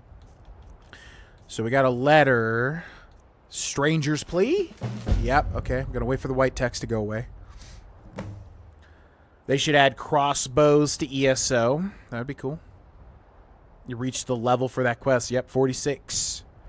What do you think about the Oblivion remaster remake? Also, you do a Let's 100% Sky Oblivion. Well... I think it's smart. I mean, it definitely falls in line with, like, Bethesda's modus operandi. Like, you would think they would, like, remake or remaster other games. I'm surprised they haven't done that yet. Also, to make things more playable, because, like, it's hard to play Fallout 3 on Steam and stuff. It'll crash and things like that. Anyway, so what do I think about Oblivion remake / remaster? Yeah, I think it's a logical thing for Bethesda to do. I hope they do it well, and I definitely am excited to cover it. I would love a freaking excuse to play through an Oblivion, like, fresh and new again. Would love it to try out a, you know, class I haven't done before or anything like that. You know, I think people in the past have commented on, like, oh, I've done a lot of Skyrim, a lot of Oblivion, don't I find it boring or whatever. It's like, if it's fresh, you know, if there's new content like this Anniversary Edition stuff, I'll definitely enjoy doing it. So, yeah. As far as Sky Oblivion, I mean, it's really just going to matter in terms of which one comes out first and what would be smarter to do. For me, as most people know, I definitely lean more towards legitimate things, like legitimate releases. I'm not a big mod guy. So for me, I would prefer for Oblivion Remake to come out and then me 100% that or do whatever I want to do with it, as opposed to Sky Oblivion. Now, if Sky Oblivion comes out way sooner or whatever, and, you know, I'm definitely down to do that as well. I would rather the official product, just because that's who I am. I'm like a purist when it comes to, you know, content or whatever, but yeah, I mean, I'd definitely be excited for it. It's just, you know, gotta see what happens with it. Ruthier, I come to you with an urgent plea. I have done unspeakable things which I have come to regret, and the consequences are imminent. If you know the Oblivion Crisis... Whoa, speak of Oblivion, that's weird. If you know of the Oblivion Crisis, then you know I make no jest when I say the fate of Tamriel is at stake. It would be safer for us to speak further in person. Please meet me at the Shrine to Stendar, located between Fort Greymore and Rorikstead. I will lay bare my sins in Stendar's presence. Perhaps he will grant me forgiveness. Scorvild? Whoa. Okay. Was not expecting a reference to the Oblivion Crisis. This is interesting. The Cause. Alright, so he's just out here in the middle of nowhere. AE is Anniversary Edition, the version of Skyrim we are currently playing. Now let's wait some time so it's nice and bright outside. Love this quest you're doing now. It's awesome, cool rewards too. Well, I'm excited. I know nothing about it at all. I would love, I mean, if I had my way, I would say Morrowind definitely deserves a remake more. But, Oblivion's probably the sexier option. I don't think everyone's played Morrowind, whereas a lot of people have played Oblivion, of course. But, yeah, I would love, man, Morrowind ground-up remake would be very exciting, because that game desperately, it doesn't need it, but you know what I mean. It would be like it would be a very cool thing to get a Morrowind remake. But I am down with Oblivion, because Oblivion, I think it still plays well and everything, but to get a spruce up, I think would really fit it also. Skyrim, no. Skyrim's really, fine where it is, especially with the Anniversary Edition. Oblivion could use it. Morrowind could desperately use it. But I think Bethesda knows they're, doing an Oblivion remake is far more of a safer bet, basically. Okay, let's catch up with chat, because we got the final thing here. So let's make sure we give it the love that it deserves. Welcome back, German. Alternate ending. Okay, here we go. I don't know what this is. Let's also grab Unrelenting Force. Hello? Defeat the Mythic Dawn Assassins. Oh, where are they? Oh, Mythic Dawn Assassins. Interesting. Which you do get to see a little bit of in the Mythic Dawn, in the Dawn Star Museum. Rabbit Haunch, Silver Ruby Ring, Mythic Dawn Robes. Magic regenerates 75% faster. You get these in the Dawn Star Museum, don't you? Gloves and boots. Yeah, for those that don't know, Mythic Dawn was basically like the cult attacking the Emperor at the beginning of Oblivion. You unravel the mysteries of the cult and everything. But that is who the Mythic Dawn are. So this is definitely tied to Oblivion here. Whoa, he just got stabbed in the heart with like a little thing. Okay. Silver jeweled necklace. We got Mythic Dawn orders. I'm going to let the white text go away.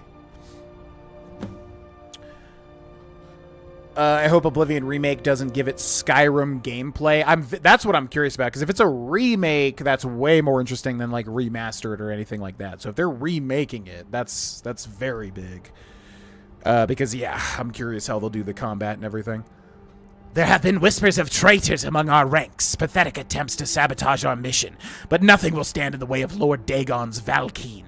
Your duty is to seek out those who oppose us and eradicate them. Acolyte Scorvild and Priestess Anakane have gone missing. Find them. If there is any scent of betrayal, they must be swiftly destroyed. Afterwards, travel to the excavation camp to await further instruction, but take the utmost precaution. The Vigil of Stendar have increased their activity and may be aware of our presence. The dawn is breaking.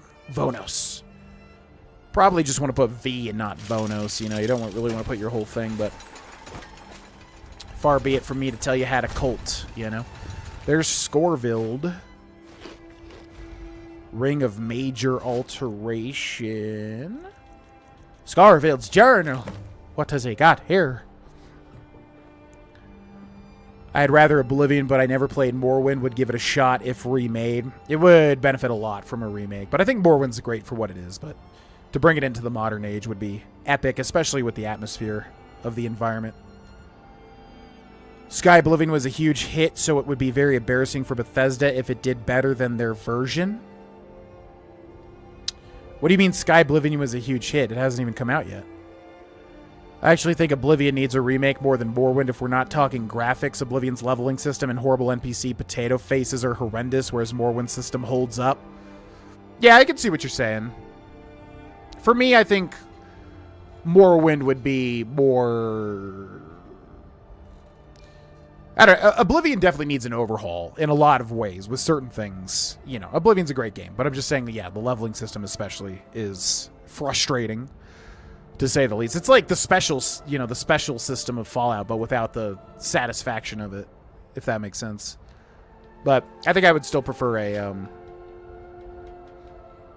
Morrowind remake from the ground up. I just think, like, the environment would be so cool to experience in, like, you know, Unreal Engine or whatever. If you're reading this, it means they may have reached me first. The Mythic Dawn do not tolerate desertion. A fitting end for my transgressions, I suppose. If you know of the Mythic Dawn, you may have heard that the cult was eradicated long ago, after the Oblivion crisis of the Third Era came to an end. This was true until perhaps 1 year passed. As discord began to sow in the lands of Skyrim, the whispers of Mehrunes Dagon made their way to the ears and minds of a fervent worshipper named Vonos. These whispers led him deep underground to an ancient Mythic Dawn temple, long since collapsed, where rumors spoke of an Oblivion Gate. What? Lying in ruin for centuries, Vonos soon made a pact with Mehrunes Dagon and began to quietly reform the Mythic Dawn as its new leader. He began to cultivate more members to the cause, and I myself fell victim to the promise of such power. After the Oblivion crisis, the gates throughout Skyrim were buried deep within the lands. However, with much effort, we retrieved many of these pieces and successfully rebuilt an Oblivion Gate. Whoa, okay. This is way cooler than I thought it was going to be. Vonos, a master of conjuration, has been working tirelessly to open the gate and give Mehrunes Dagon's troops a doorway into Tamriel, as dictated by the pact. The cleansing of the Oblivion Gate required a personal blood sacrifice from each of us to prove our devotion. Blinded by ambition, I offered up my own brother, Sune, a simple farmer who could not harm a dartwing. Watching the knife penetrate his body sent shock and horror throughout my entire being. The blood that spilled from his loins was that of my blood. In that moment, I realized what I had done. It was not power that bewitched me, but deceit. As an acolyte, I was not privy to much information, but I know that Vonos is searching for a powerful ancient artifact that is necessary to open the gate. What that artifact might be, I do not know. I heard something about an excavation camp to the southwest of Iverstead near a mountain pass. Perhaps more information can be found there. Lastly, in order to keep its location secret, all but the highest priests in the Order are blindfolded when taken to and from the Oblivion Gate, so I have no further information to give as to where its whereabouts. I only know it was a cave. I wish I could tell you more. I've been on the run day and night, and now the Vigil of Stendar are also on my trail. I can only imagine what they might do to someone like me, so I came to you with my plea, someone who might better understand my plight. Please stop the Mythic Dawn however you can, for myself, my forsaken brother, and the whole of Tamriel! Squarville. Okay, this has the potential to go really crazy here, and I'm wondering how much they're going to do with this. Because this could get nuts. Twin secrets. Enchanting. Enchantment. How the heck do we have 71 enchanting? What the hell? How the heck do we have that much? That's crazy. Okay, okay. Search for clues at the Mythic Dawn camp near Iverstead. Looks like we can get there from... Definitely not the Alchemist Shack. Let's go from here, I guess. With the official space, would you prefer a remaster or a remake of Morrowind and Oblivion? Always remakes. I think remasters are kind of half steps. You know, I think some games benefit from it, and that's fine. But to me, it's like, I can deal with the game's graphics, that's whatever. But changing the game's systems, mechanics, stuff like that, especially when they're outdated, like Oblivion's leveling system. Yeah, I will always prefer a remake, personally. But, you know. Because if it was a remaster, we're just playing the same game, just with, like, a prettier environment or whatever. Which is fine, but doesn't really change things up that drastically.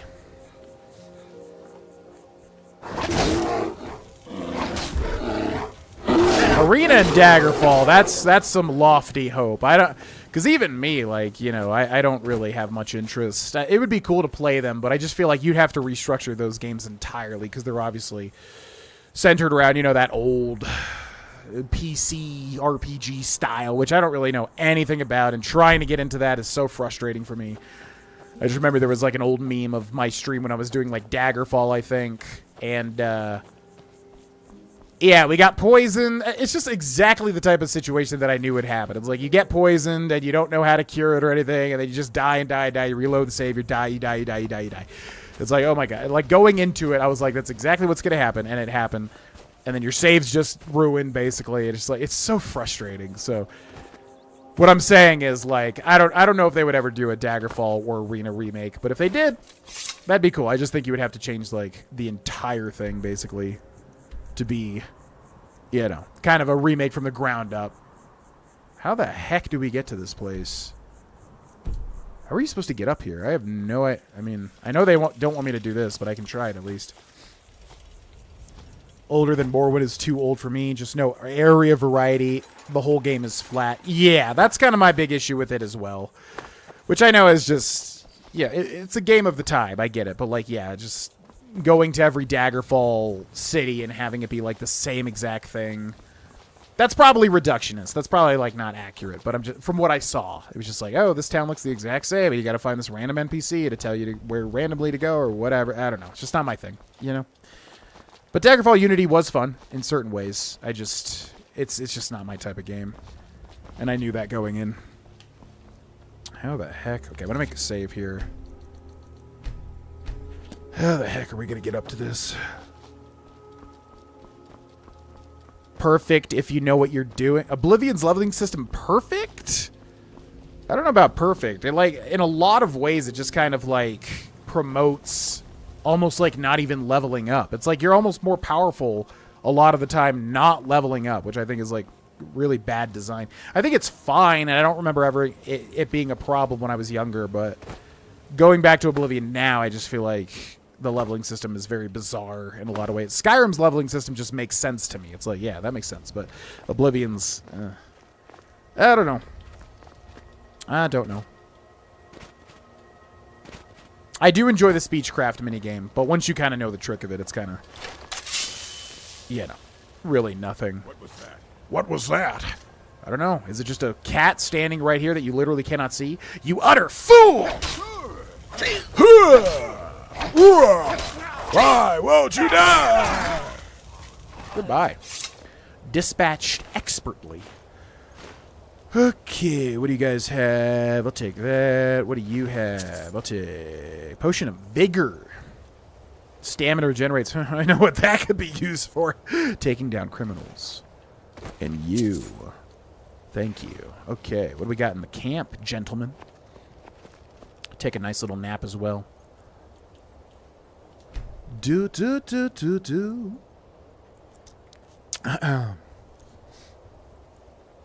What if Oblivion Remake difficulty is just as hard, they don't change it at all? That would be surprising to me.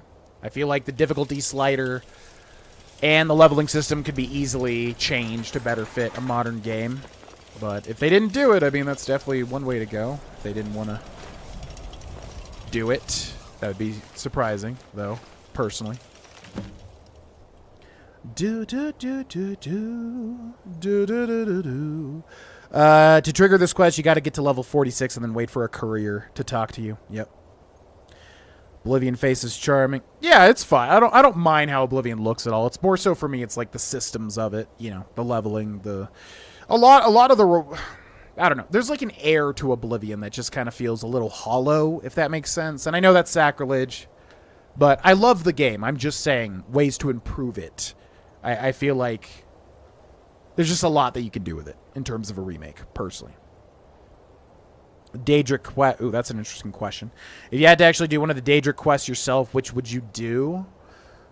Yeah, let's put that on the back burner. I'll bring up a list and talk about it. I love hypotheticals like that. We'll talk about that after this. The dawn is breaking. Vonos has successfully pierced the veil of the liminal barrier, but there's much work to be done. We have unearthed an anchor point, but must still reconstruct the gate itself, and even when it's complete, the veil of the liminal barrier remains. Vonos, in his infinite wisdom, continues to work day and night to find a way to break it. It may be but a singular gateway, but Valkin, Gatanus, and Methats await us on the other side, preparing to march for our Lord. I will keep the faith for Lord Dagon. Vonos has been studying all known information about the Mysterium Xarxes, consulting with Dagon's Dwemer, and experimenting tirelessly, but it's still unable to open the gate.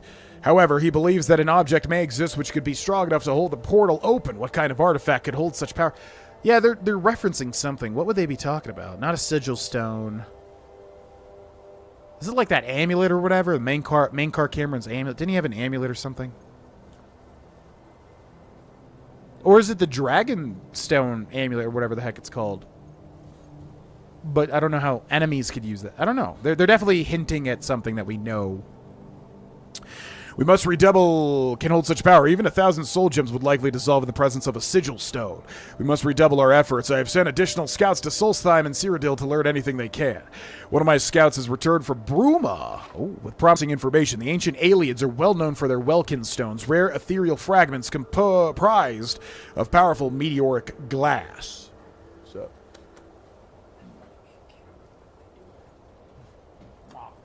love you too. A great Welkin stone, the most powerful of these stones, was typically held within the heart of each alien city, but these stones have long since been plundered or lost to time. Researchers have speculated for centuries that more great Welkin stones may exist, but none have ever been found. The last great Welkin stone seen on record was in the Third Era, when it was snatched and used to bring the downfall of our Lord. That it was ultimately Mehrunes' undoing, but irony may be smiling upon us. Something of such power could be exactly what we need to bring the gate to full power. One researcher has set their sights on the ancient alien ruin of Riel as such a place where a great Welkin stone may exist. Many have explored its depths throughout the years, though none have ever found a trace of such a thing. Could a great Welkin stone truly be hidden deep within Riel? I've told my scouts to capture this researcher and bring him to me. We must learn all we can. My scouts captured the alien researcher from Bruma, but upon returning, the Vigil of Stendarr were seen guarding the Pale Pass. My scouts had to detour through the wilderness of the Gerald Mountains to avoid them. Could the Vigil be aware of our movements? Is there a traitor among us? We cannot risk any sort of confrontation with the Vigil until we have the full might of Dagon behind us. There's too much at stake. While interrogating the researcher, I learned that Riel is structurally weak, making entry difficult. With the Vigil blocking the Pale Pass, this greatly inhibits our expedition. He also spoke of other dangers, but I dare not repeat them, lest I give substance to his ravings. We must find a way into Riel. Vonos and I have agreed that we have no time to waste. I have selected only our most trusted disciples to set up a base camp in the mountains west of Iverstead. We will operate under the darkness of night to excavate our own pathway through the Gerald Mountains and into Riel. It will take time, but it is the only way. Oh my god, this guy. Typing a whole ass book here. Okay. After much blood and sweat, we finally breached Riel through its northwest corridor, but the challenges within have proven to be quite deadly. The only man who returned to life claimed he barely escaped the clutches of an undead monster. Several have gone inside only to never return, and I am unsure how many more souls I can spare. All this and yet no signs of a secret chamber or Welkin stone. There are legible portions of untranslated words of the pages retrieved from the researcher in Bruma. I've summoned one of my best scholars, Janus, to assist me in the alien studies. Perhaps there is something we are missing. This guy writing a whole ass book? According to the books Magic from the Sky and Glories and Laments, the ancient aliens believed that Nirn was composed of 4 basic elements: earth, water, air, and light. Janus and I feel this is extremely important, may be the key to obtaining the stone. The incomplete text recovered from the researcher in Bruma make mention of previously unseen elemental shards. But what are they? Where are they? We will prepare another team to descend upon Riel with this information. We're running low on supplies and may need to delay the search if we lose any more men. Vonos has sent an urgent communication. The Vigilance of Stendarr have increased their presence and have been seen questioning the townsfolk. Acolyte Scorvild and Priestess Anacade have gone missing, their whereabouts unknown. It is best for us to assume the Vigil knows our plans. There is no time left to delay. Janus must join one last expedition team to locate the great Welkin stone. I will send the last of my guards along with him as protection. This is our last chance. Dagon, give us strength. Alrighty. That was a lot of text. Okay, the Mythic Dawn have repaired an Oblivion Gate, but need a great Welkin stone to open it. To avoid the vigilance of Stendarr, they've excavated a back way into the ancient alien ruin, where such a stone is rumored to be hidden. A journal at the camp mentioned something about a secret chamber. I should investigate the ruin and see if I can find it before they do. Search Riel for clues about the secret chamber. Is this just straight up going to be in like an alien... Whoa. Yeah, is this going to be like a straight up alien ruin? I'm very curious to see how this turns out. Okay. Ba-ba. Crappy quality. It's impossible. What's impossible? If you enchant stabs before ever setting foot on Solstheim, you gain 30 times the XP? Oh, what? Did that happen before and I didn't even realize that? Getting all that enchanting experience? Why aren't you climbing with your horse? Yeah, it's true. I could have done that. That would have probably been easier. It's true. Where the heck is this going? How do you get to this? What the hell? I guess we'll go from here. I don't really know. Da da. La da do. Da dee da dee da dee da do. Da dee da dee da dee da dee. You can be disguised as a Mythic Dawn member so they won't attack you. Oh, it's one of those types of scenarios, eh? That's cool. Yeah, let's use our unicorn to try and get up top here. I don't know how they want you to approach these areas.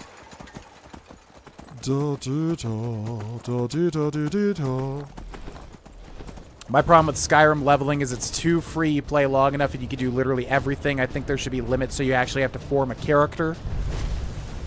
Yeah. Oh, God. No, no, no. Right, God. I just want to do this quest. Why do you have to put this in weird mountainous zones? Now we got to get away from this stupid dragon. Do I have a save? I don't want to deal with this. Yeah, that should be fine. Yeah, I see what you're saying. I mean, I kind of like the idea. You know, you're the chosen one. You're Dragonborn, whatever. I feel like you can master everything if you really wanted to with enough time. But I get what you're saying. Yeah, it's a fine line between being able to do everything versus what's realistic. He doesn't have a horse. I have a unicorn. A unicron. It's here, you see. It's majestic and free. I don't know how they want you to get to this place. It seems incredibly annoying to get here. They put it, like, right in the middle of, like, all these mountains. There's probably a path somewhere that I'm just not realizing. He has a unicorn. Ancient aliens, I know. I was thinking of that the entire time. Come on, you can do it. Think hard. New NPCs, more quests, new quest line could add a lot more zest. I feel like if they're remaking it from the ground up, they would not... You cannot go that way. Okay, how am I supposed to get to this? I'm assuming they just wanted you to come from, like, where we just were. They put this in, like, the most annoying spot possible. I'm assuming if we just went to that Mythic Dawn camp, we could have just, like, traveled south or something. I don't know, man. Just need a big slope. Here we go. Anyways, if they remake it from the ground up, I don't think they're going to change any quest content. I would doubt that because they probably, even if it would be a good additions, they probably wouldn't want to mess with the flow of the original game and risk, you know, classic fans being like, what the hell is this? Sort of thing. Alien from the movies in Skyrim, like the Xenomorph. You talk about Xenomorphs up in... Oh my god. That would be interesting. Don't know how well it would fit the theme. Come on, get up there. There you go. One sentence from soft item description. That long-ass book. Yeah. Okay, stop. You're fine, you're fine. You're fine. Ancient probes. YouTube is a lot more delayed than Twitch. There's been a lot of chat tonight, so I'm trying to catch up with everything. It's just been challenging. When there's a lot of chat, I'm like OCD about reading every single line in the chat, so it's just tricky. Oh, dude, how do they want you to get to this? There's like invisible walls everywhere. This is so annoying. Again, I know you probably just have to go to the Mythic Dawn camp and then like go south or something. I'm betting that's what they wanted you to do, but this is frustrating. Because now I don't even remember like how to get back to that Mythic Dawn camp. Okay, hopefully we can go this way. Scaling mountains like that with horses and RDR2. I would never risk it. Arthur would literally just break his neck so easily. Come on, get up there. Are we just back where that tower was? What the hell is this place? I feel like I've discovered Narnia or something. Arcwind Point. Oh. Oh, yeah, this place. Oh, there's like a word wall. Oh my god. Okay, best of luck, Unicorn. Come on, get up. Get up.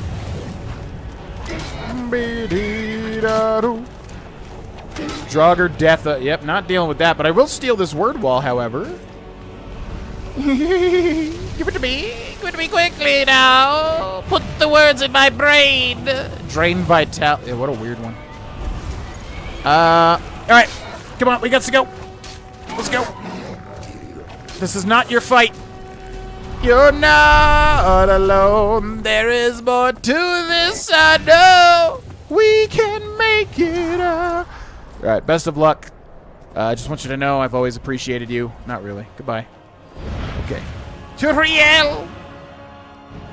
Fantastic. Easy peasy. Oh, you're here too. Okay. All right, let's go. Does your Khajiit have wares? Yeah, quite a lot, I would say. Quite, yeah, actually, yes. More so than any other vendor, I would bet, in that cell chat. Whoa. Oh, yeah, they're oblivioning it up. Look at this. We got the Mythic Dawn stuff. We got... Crystal? Were there, like, crystals and Alien Ruins that I'm forgetting? Oh, are they going to do, like, an actual Alien Ruin here? They going to make it?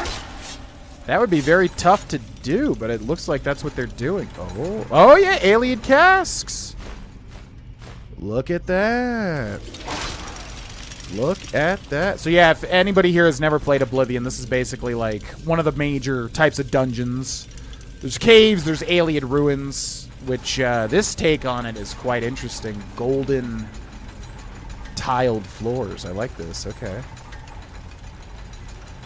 I didn't expect them to actually do it. I was like, it sounds like they're setting up an Alien Ruin, but that would take a lot of work. Oh yeah, you got the little doors here too. Look at this. Oh, very cool. I disagree with the game forcing you to stick to a class. Why shouldn't my character master everything if I put enough time to it? When they added the patch that removes level cap, I was stoked. Yeah, I think for me, it's like a thing of, you know, I'm a completionist, so for me, it's more satisfying to be able to master everything. But I also do love role-playing, so it's like, it would be nice to, you know, kind of how Fallout does. Whoa, look at this guy. White. Wait, what's a what? There's no whites in Oblivion, right?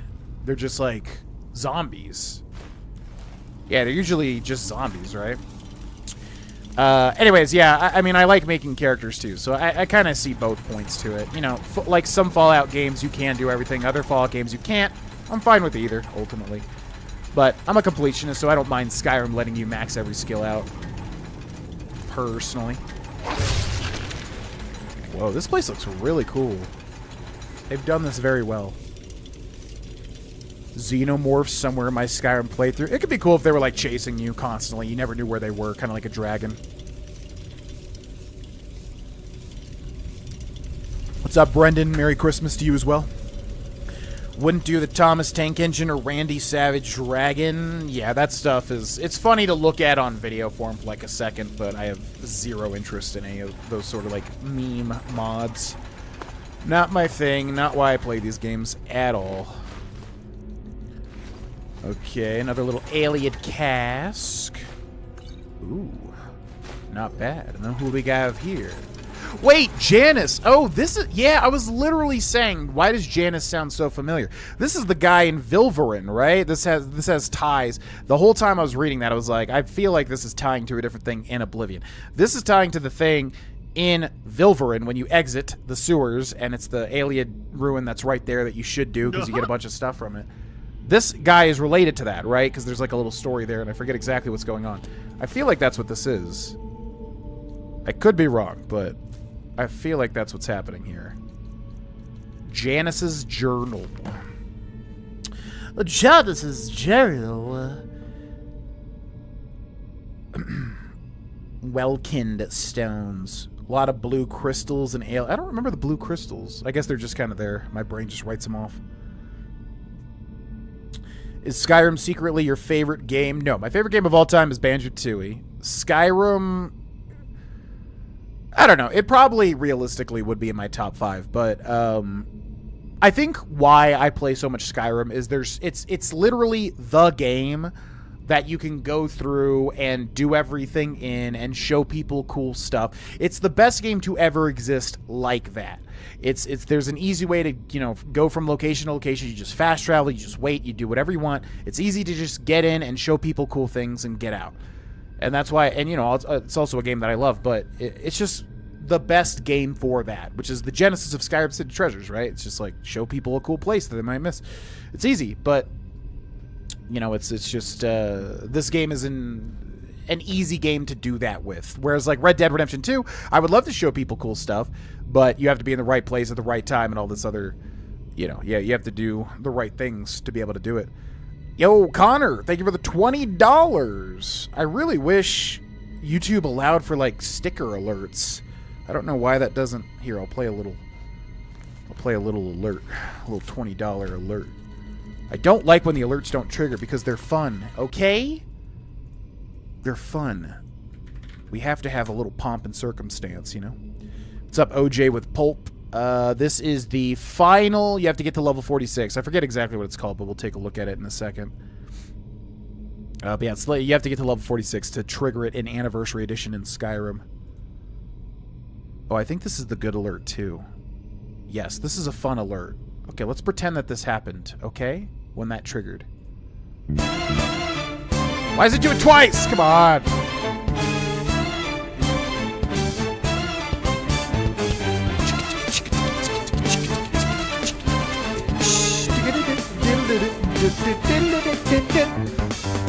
Trust running through, hold up.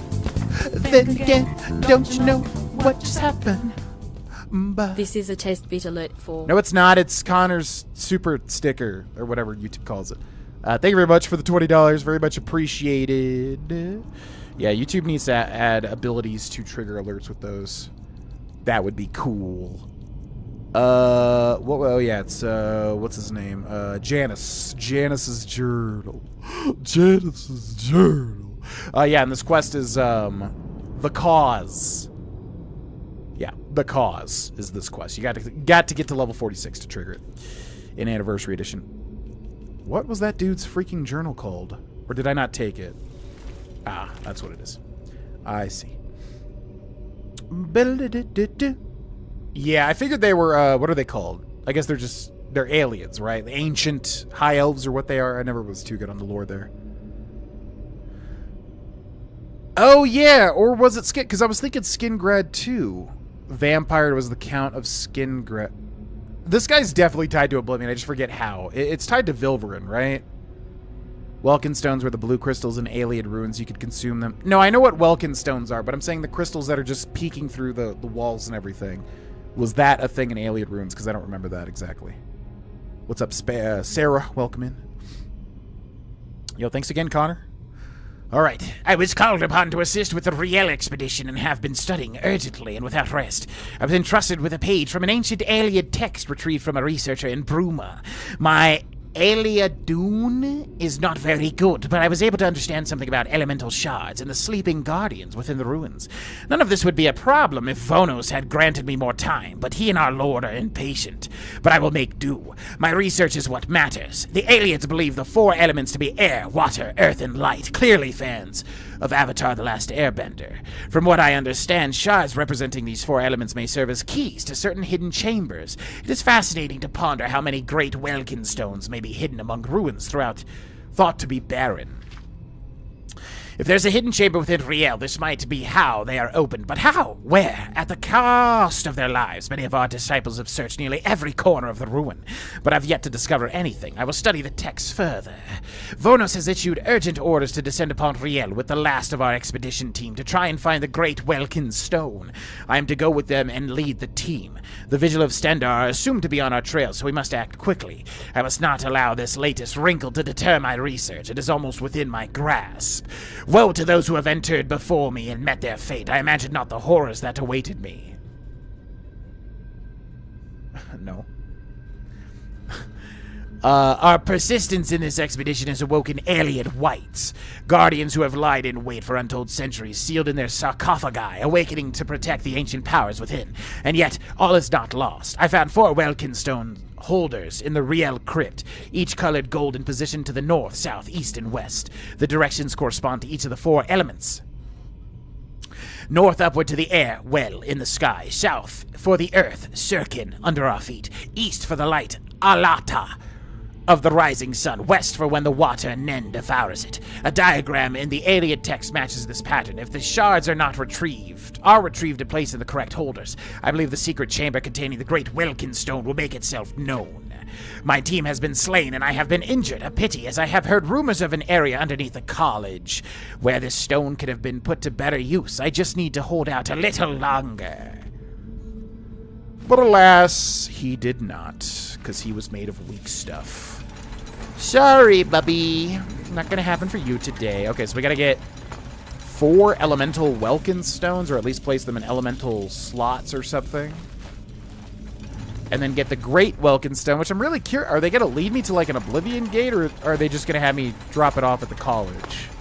Or maybe we have a choice. Very curious. Very curious.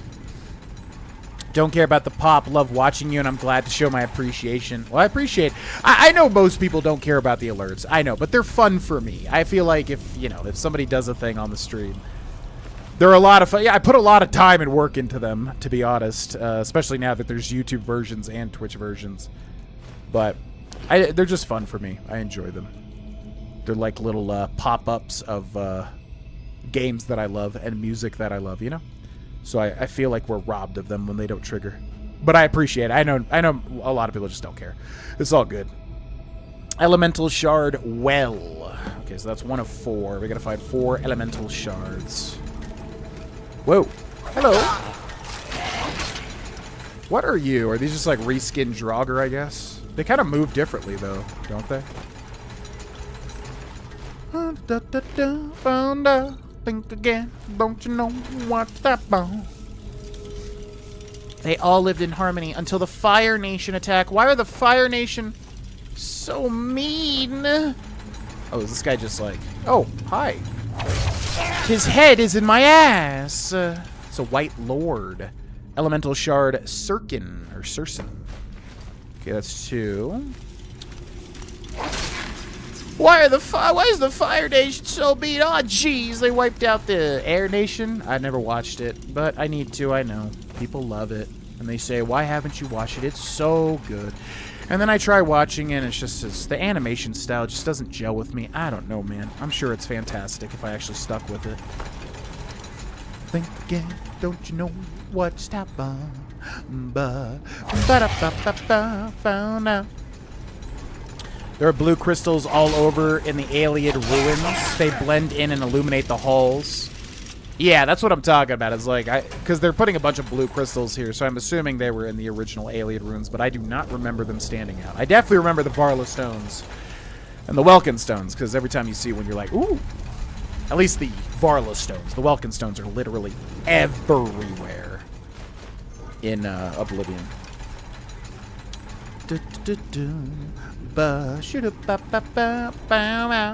Think again, da da da, hop ba, wap ba, na na na, up na na na, ma ma wa, ma na storm weather, and da da da na nowhere. Whoa, you survived that. I turned around thinking you were dead for sure. Can never see you coming. Elemental Shard Nen. What are we in, Hunter Hunter? Anybody get that one? No? Okay. Moving right along. Na na na na na na na na na na na ba ba mama ba da ba. Yeah, and these doors, which I always love the design of these. The Riel crypt. It's got to have some like name in it, you know. All the Oblivion doors like this, they're called like Riel Shubadablin or something. Something crazy every time.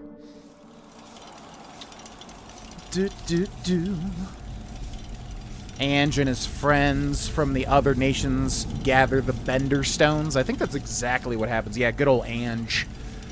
I love watching Avatar to the Fire Nation tribe with Ange, the bald-headed 50-year-old man, when they have to like get together the elemental stones with his friend Katara and was it Katara and what's her brother's name?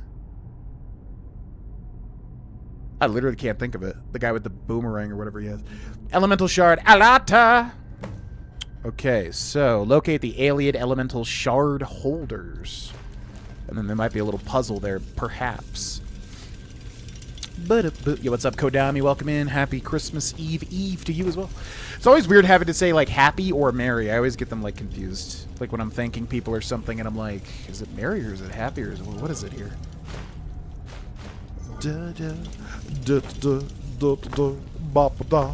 Been so long since I've watched Avatar. It's one of my favorite shows. Everybody loves it. Yeah, I was thinking of Kodami, because for those that don't know, Kodami and I are friends in real life. Met through the stream, actually. It's so crazy. There's like so many people living where I live that I've met like through the stream. It's actually nuts. But anyways, I knew he was a fan of Atla, and I think it's our Dungeon Master, who was in the stream earlier, that has the... Or is it you? I forget. Who has the... It's our Dungeon Master, right? That has the Atla one-shot thing. I guess it was a Kickstarter, right? For Dungeons and Dragons. Anyways, I was thinking of you because I know you're a fan of it when I was mentioning it. Spidey, yeah, that's what I thought.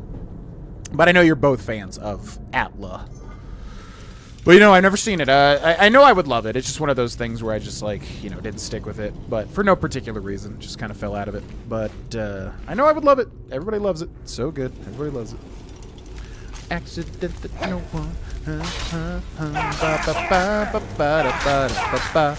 You'll never see it coming.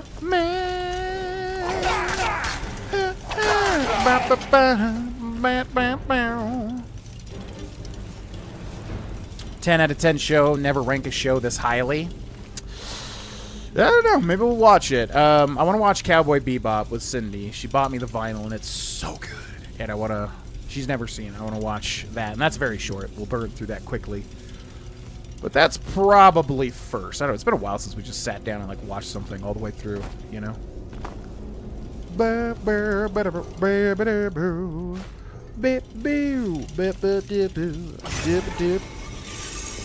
Yeah, these are pretty well done. They look like really close to Oblivion and also, you know, modernized. God, this is like an Oblivion remake right here. Yeah, this would be so cool. The sound design, too, really well done. I did hearing people mention Hunter x Hunter warms my heart. So good. Literally, top 3 anime, if not my favorite ever. I feel like I've answered Hunter x Hunter as my favorite anime. And I feel like it would be, especially if I rewatched it anytime soon. It would be solidified as my favorite anime of all time. Whoa! I knew it! I literally was gonna say they better have... Yeah, I forgot about it for a split second, but I was literally gonna say they better have these traps. Okay, activate it again. Come on. Yeah! That's so cool. Oh, I love that. Okay. Top tier. How did you not die? Get the hell out of here. I literally was just thinking they have to have the giant... No, God! Whoa. Oh. The giant trap. Nice. Epic. Very cool. Reminds me of that one guy. I forget which quest it is, but the guy that you, like, you know, walk into one of these places with, and he's like, follow me! And then he just goes... just dies instantly. So freaking funny. This gate is opened elsewhere. The new Avatar series, is that The Legend of Korra? Or did they make a newer one that I don't know of? I only know of Avatar The Last Airbender and The Legend of Korra. And I know people don't like Korra as much, but I think people still think it's quality. From what I remember. But everybody loves Atla. Loves that show. What year are you in? Oh my god, yeah, what did I think of? Wow, that was weird. My memories just got replaced. Yeah, Wannabe Spidey was our DM. Currently, Kodami is our DM. Yeah, that's really weird. That was just like my brain was just scrambled for a second there.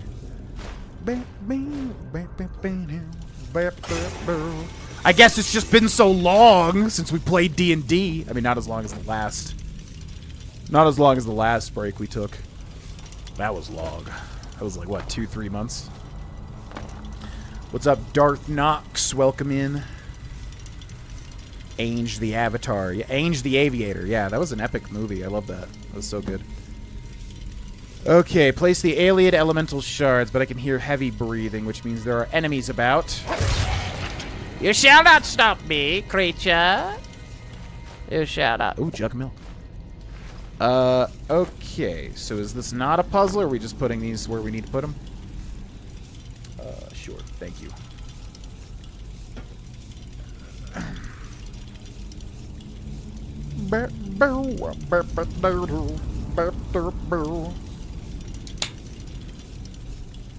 Isn't it another word for pilot? Aviator? Yeah. Leonardo DiCaprio? Wait, what? Wait, what are we talking? Oh, the Aviator. Yeah, he played Howard Hughes. Wait, that was Leonardo. Man, it's been forever. I watched that movie when it first came out, but I was way too young to really understand it. He pisses in jars in that movie. Elemental shard holder. Oh, it is a puzzle. Yay, I love puzzles. Are you kidding me? Is it literally just going to be like, this one goes where the wind thing is? Are you kidding me? Oh, come on. No, it even tells you if it's Earth or anything. Come on. Dude, trying to get like a decent puzzle in Skyrim is like the hardest thing ever. Okay, well this one's light, right? That's the sun. Light alata. This one appears to be Earth. Saracen. This one is definitely water. Nen. Dude, why can't anybody like that makes a mod or anybody at Bethesda just make a puzzle that requires more than 2 brain cells? Literally puts a picture of air and goes, guess which one it is? Could be Earth, maybe. Oh, could be Earth. Come on, dude. Enter the secret chamber. Okay. God, they just like refuse to make any like decently hard puzzle. They just won't do it. It's crazy. Oh, that's the great Welkin Stone, all right. Here's a fact that will mess with your perception of time. Did you know that Nintendo was founded the same year that Van Gogh painted Starry Night, and that Eiffel Tower completed construction in the same year that Star Wars Episode 4 released in theaters? What? Was the last year that France used the guillotine as a form of execution. The year was 1889 for Nintendo and Van Gogh, and the Eiffel Tower in 1977 for Star Wars and the guillotine. Oh. Yeah. No, yeah, I believe that stuff, because that stuff, you hear about that stuff all the time when like 2 things align historically, and it's crazy. It's crazy every time you hear about it. I didn't know about those specific ones, but that is nuts. Yeah, Nintendo at the same time, Van Gogh painted the Starry Night. That's crazy. I know Nintendo's ancient, because they did like playing cards and toys and weird stuff way back in the day.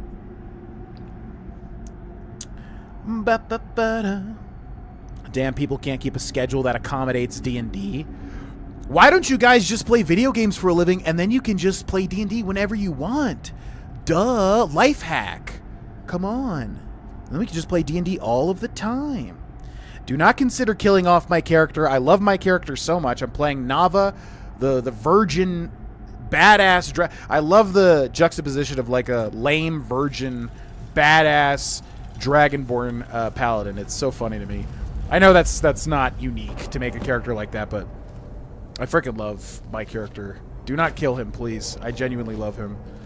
Take the great Velkinstone. And I also paid like $60 for that freaking minifig, too. That was like a expense. And then his freaking glaive broke, which I hate. And I have not been able to like make it stick with any sort of glue or anything. It sucks, but it is what it is.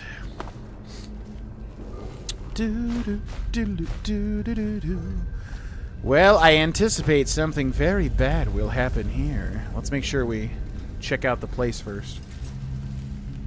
The Aviator is a great film. I really don't remember much. I remember him pissing in jars. And yeah, like I said, I was too young to even know who Howard Hughes was, which is who Mr. House is based on, right? Howard Hughes, which is pretty cool.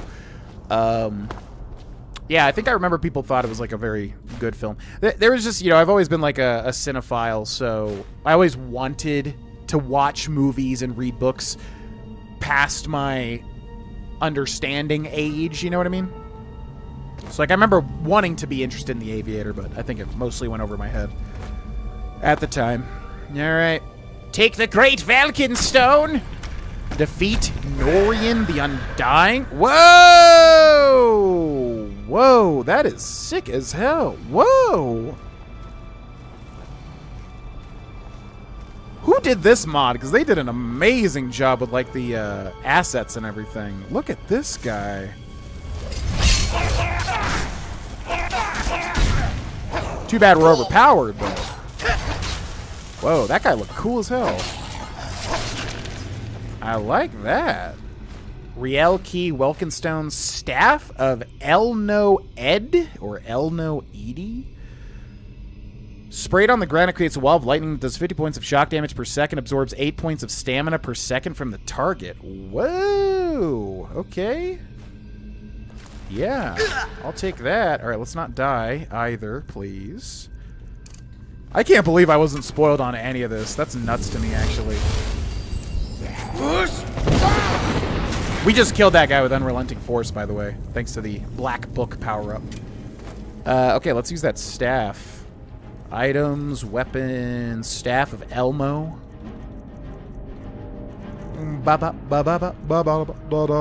Staff of Elmo. Taste my staff. Okay, that does literally nothing. Another loss for the staff. Weapon archetype. Wow. Trash. A couple of years ago. Oh, a film? Wait, there's a new Avatar The Last Airbender film that I don't know about? I only know about Legend of Korra.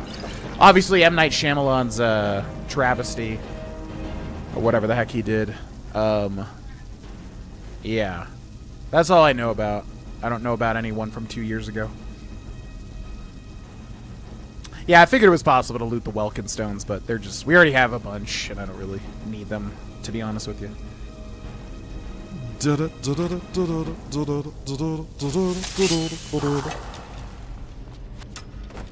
Decent puzzle at the Water Dwemer Ruin, and you hated it? Oh, Nishardak? No, that place sucks. I hate that. I hate that place. It's like a decent... Yeah, they put more into it, but it's just... To me, it's just like, you have 5 cubes, and now have fun balancing the cubes, and whether or not you have 5 or 4, is like... That to me is... I don't know. Like, I love Portal. I love Portal 2. Like, those types of puzzles. My jam.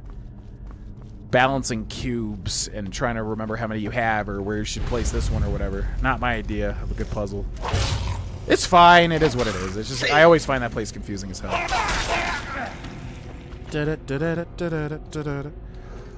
Alrighty. Well, that guy looks sick as hell. That was a really... I don't know who made this Creation Club mod or whatever, but they did a great job with the visuals here. Really great job, I must say. Oh, what's up, buddy?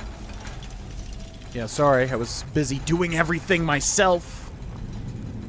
How the heck do we get out of here?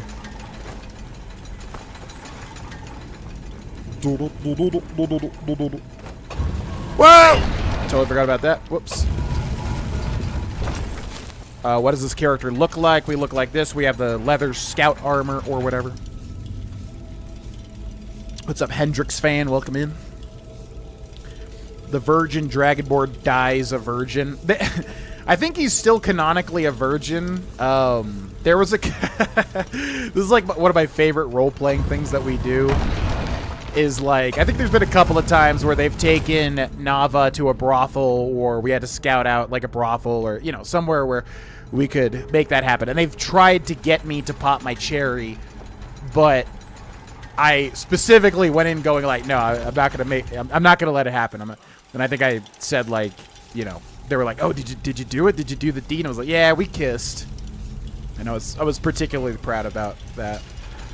That was funny to me. I think that's happened like a couple of times. I could be wrong. Oh, Vigilant for... Oh, this Vigilance of Stendar. What are they? I mean, they should be enemies, right?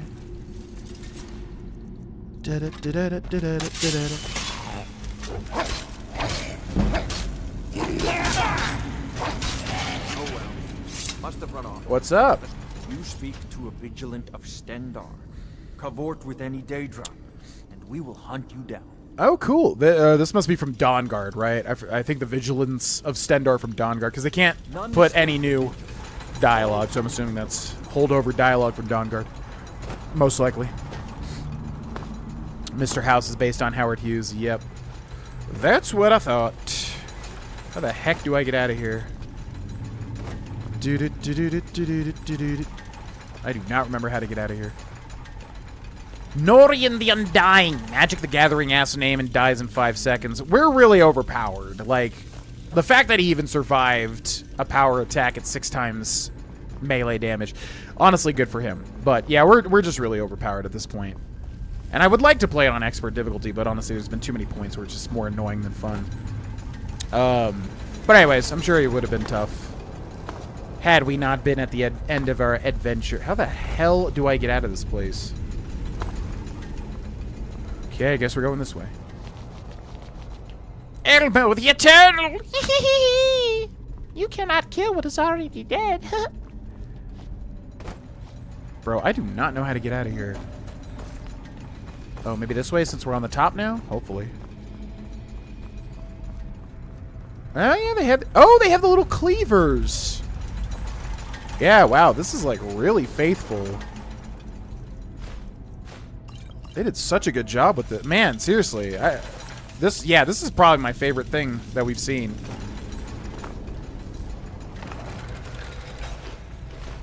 I think something just... Oh!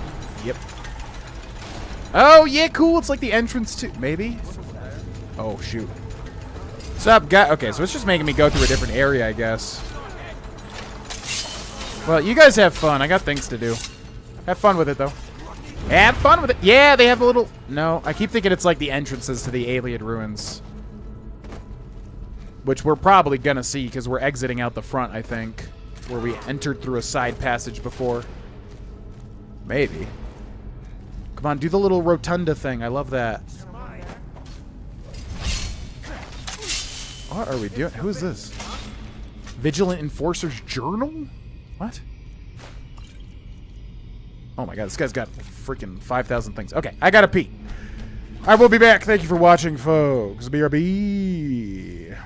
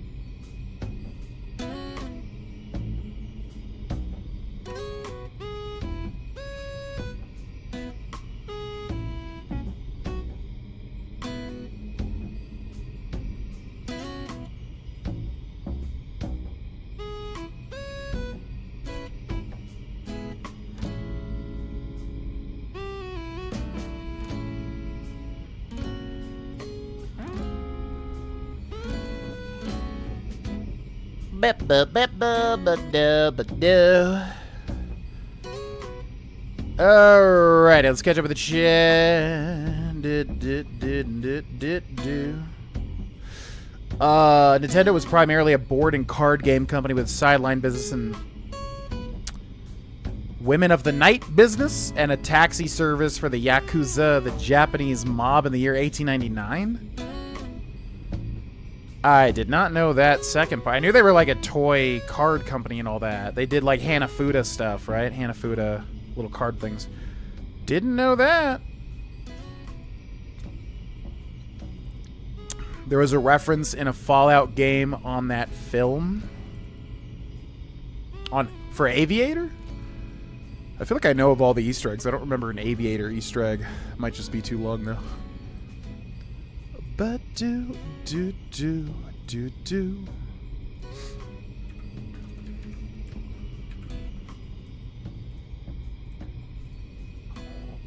Ba ba ba ba ba ba ba ba. Netflix live action? Oh, I do remember. That's right. They made a live action. Yeah. I haven't heard anything about that. Man, I just realized. I'm betting it was just average to not great or whatever. Yeah, I forgot about that. No, I did know about that one. I was getting confused with the M. Night Shyamalan film. Him and the Count are her favorite Sesame Street characters, so those are strong choices, especially the Count. Oh, remake of Deep Sword and Hollow, that'd be epic, yeah. Yeah, I hope if they do the Oblivion remake, they make all the player homes, because they're very classic. Deep Sword and Hollow would be awesome. The role-playing all around is top tier, funniest part of the campaign. I think we have a fantastic group. I mean, obviously, this is only my third actual Dungeons & Dragons campaign, but as far as I can tell, we have just a group that really gels very well together on pretty much every level. I think we're a little slow progression-wise, but I feel like every single D&D group runs into that because you just get sidetracked with 100 things, obviously. Yeah, any of the Xbox 360 era Oblivion, Bethesda stuff I feel like could easily get remade. Fallout 3, Fallout New Vegas, Fallout 4 is fine, Skyrim's fine. Oblivion, Morrowind, any of that era from Morrowind to New Vegas feel like would definitely benefit very well. Because those are some ugly games in certain respects. Amazing roleplay and amazing stories and everything, but visuals could do with a little sprucing up. Every time I watch a D&D campaign on YouTube, I still have no idea what I'm looking at. What are the rules? Is the Dungeon Master just the storyteller? Typically how it goes is... Yeah, there's a whole... Because I was confused too before I actually played through it, but there's a whole, story, and usually, as far as I understand, because right now we're doing a homebrew, so Kodami has, his own story that we're playing through that world, but it still uses the rules of, the player handbook, the player's handbook and stuff like that. There are base D&D rules, so typically it's just you have your character and they have their proficiencies and things they're bad at, so let's say your character's very stealthy. Well, if you roll a D20, which is a 20-sided die, you're going to have skill bonuses, just like in an RPG. So then you're more likely to roll really high. If you're playing a rogue that has, skill bonuses in stealth, and you roll a d20, you're likely to get a good roll because you have so many bonuses. So then you play to your proficiencies, and, if you're going through a dungeon, you're going to use your stealth for your advantage and stuff like that. And, it's basically just all that, and it's extremely fun because it's all just animation, because you can basically solve any problem with your imagination. If you're a rogue that has rope and you have high athletics or something, you can roll to throw the rope and do whatever you want to do. So yeah, there are rules, but it really comes down to the DM to decide what they will and will not allow. And yeah, it's mainly just about having fun. I mean, you need to overcome the challenges of certain monsters that have certain level of hit points and skills they can do and whatever, and these are all detailed in the books and rules and everything, but it's just so much fun, man. I mean, I want to make this a mainstay in my life forever, which I always would have loved. It's just not until recently that I really got into it. But yeah, there are rules, which is good for me because I enjoy board games, and it's basically like a big, fleshed out board game, pretty much, But a lot of it comes down to the DM. The DM usually plays the enemies and, like, the NPCs and stuff. You know, they'll voice them, they'll, like, roll for them and everything like that. But the actual players are playing their characters. You know. Alright, let's clear this room of all this craziness. Victory is yours, I submit! I submit my Oh well. blade into your back. This guy's like, oh well. Walk always in After I just saved his freaking life. Okay, this guy's got like 15,000 books on him. Great. All right, let's get to reading.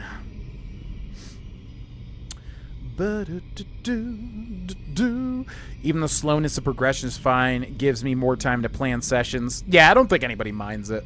I think it's very hard to just get a D&D group to like progress at a consistent pace because again, there's just so many like opportunities for getting sidetracked, which is part of the fun, of course. Our spies in the cities have reported hearing whispers of the mythic dawn among the populace. Though the last of those abominations were slain hundreds of years ago, we must take all reports seriously and stay alert.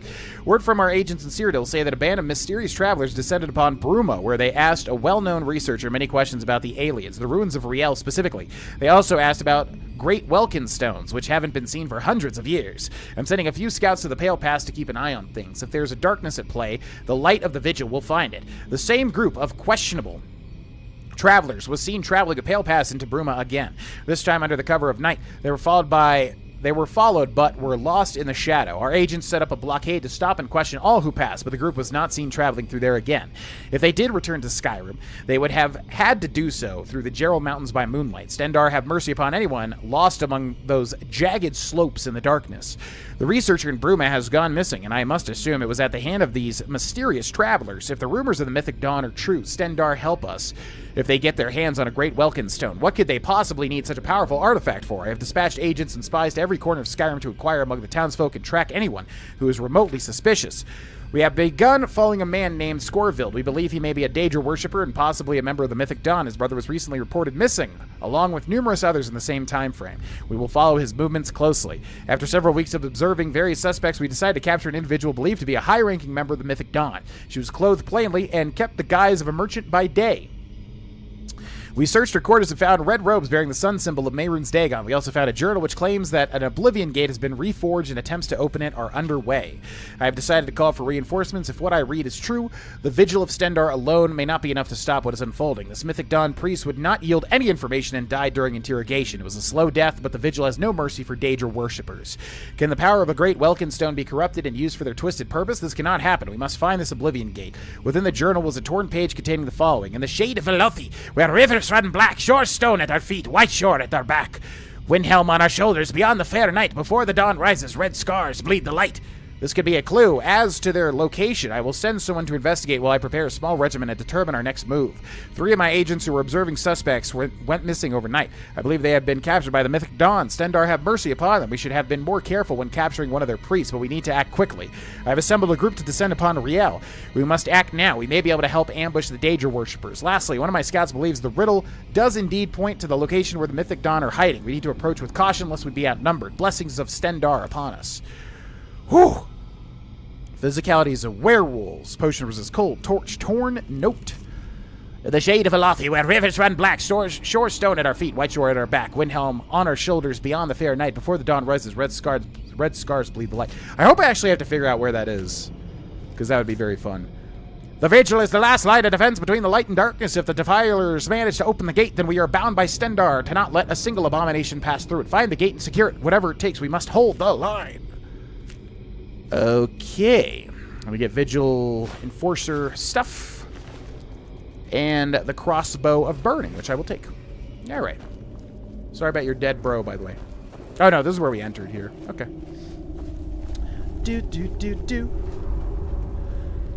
What's up, Meeper? Welcome in. Dropping a lot of cheese puns, which I love cheese, especially Gouda. Cheddar's okay. You know, cheddar would be one of my least favorite cheeses, honestly. Cheddar's like super basic. It gets the job done, but there's just like so much more sexy cheeses, you know? Like Gouda. Gouda's great. Oh my god, skeletons! No, god, whatever will we do? Oh, I guess that. Whoa. Ancient dread. No, I'm good. Let's get the hell out of here. Goodbye. What are you never gonna do, Meeper?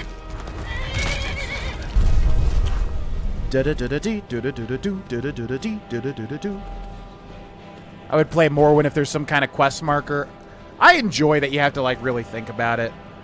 I enjoy that aspect. It could definitely be frustrating and a shock if you haven't played games like that, but I honestly prefer... I don't prefer it, but, like, I enjoy when I play Morrowind, like, you have to, like, pay attention to directions and stuff. It's like a little bit of a puzzle game, you know? Okay, where the heck is this at? Optional, wear a set of Mythic Dawn robes. Oh, so this is where we can do that. Yeah. I think we should have Mythic Dawn. Yeah, we definitely do. Never gonna give you up. Never gonna let you down. Never gonna run around and hurt you. Never gonna move around. No. Never gonna say goodbye. Okay, so now we look like Mythic Dawn, and Skyrim is struggling because Chrome needs to crash again. So frustrating. Never gonna run around. Never move away from me, and you'll be in all my campaigns. Yeah, that has genuinely been, like, a thing I've thought about. Like, if we do move, yeah, losing D&D will suck, because I think we have a really good group of cool guys, of cool dads, and wannabe dads at the moment. Yeah, what's up, James Jones? Yeah, this one's crazy. I was not expecting this to be this fleshed out. For sure, Logan. I'm going to try to stay focused here. Misunderstood bunch, those don't. Yeah, no, they're good guys. Gorgonzola is great. Goat cheese is great. Blue cheese is... Yep, I love all three of those. Cheddar's just kind of boring. It's more of like a cooking cheese that you can just do a lot with. It doesn't really have a standout flavor for me. If you wear the Mythic Dawn robes, the Vigil will attack you. Ah. Coming from Wisconsin. Yeah, I love cheese. But specifically the weirder tasting cheeses, like Gorgonzola, for instance. Very harsh taste in a good way. Yeah, no, this is a way better... Yeah, this is one of the best, if not the best, Anniversary Edition quests I've seen thus far. Hello. Yes? Hello, brother. Hi. Hi, I'm just going to go in now with my Dwarven Centurion Sphere. Or Dwarven Sphere. Is that okay with you? Okay, goodbye. Red Scar Cavern. Yeah, so they're making an Oblivion game. I'm really curious how far this quest is going to take things. Because we've already seen an Alien Rune, which already superseded my expectations. And we're hearing about an Oblivion Gate, which means it's Chekhov's Oblivion Gate. They have to show it. But I'm wondering, will they let you go through the Oblivion Gate? Because that's going to be insane if that's what happens. Because if they actually take you to the plane of Oblivion, I will be astounded. Okay, Google Chrome, can you just crash? So annoying. It's a game that came out in 2011, bro. Come on. The ability to not run this video game thanks to Google Chrome. Quite frustrating indeed. Okay, just hanging out with my Mythic Dawn pals. Praise the dawn, you know, as you do. Enjoy the mining. Alright. So where's that Oblivion Gate I keep it? Whoa! Okay, stop. Oh my god. Seriously, is there a way to just, like, force crash Chrome? Can you force crash Chrome? Click the icon on your desktop, type Chrome induce browser crash for reals? Is that like a joke? Or does that sound like a meme? It's like it's such a frustrating thing. Never gonna say goodbye. Should we just become ethereal and jump way down there? Never gonna cry. Need something? Need something. No, I'm good.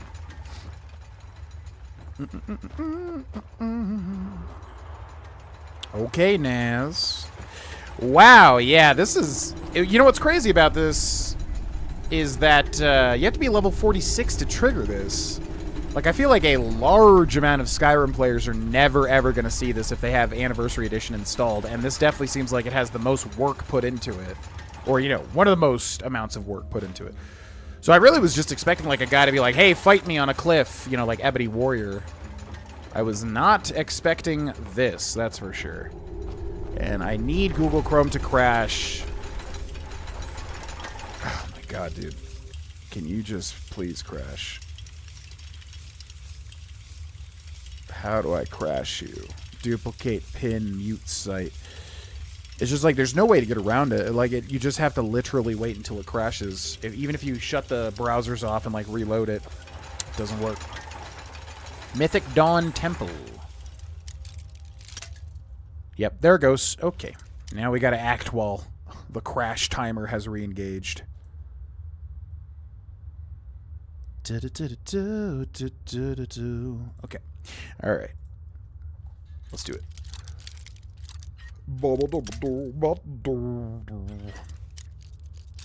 Habanero white cheddar. You know, I don't know the differences between white cheddar and cheddar enough. Like, obviously, they look, you know, one's white, one's orange or whatever. But, yeah, I'd love to try some habanero white cheddar. That sounds delicious. Oh, defeat Vonos. Okay. That's definitely an Oblivion Gate if I ever did see one. What the hell is happening here? What is that? Oh. Oh, this is the guy, yeah, that's Scorville. This is his brother, who he stabbed with the Daedric dagger. He looked like a freaking Attack on Titan for a second there. Alright, well. Just gonna walk up right now. Yeah! Goodbye.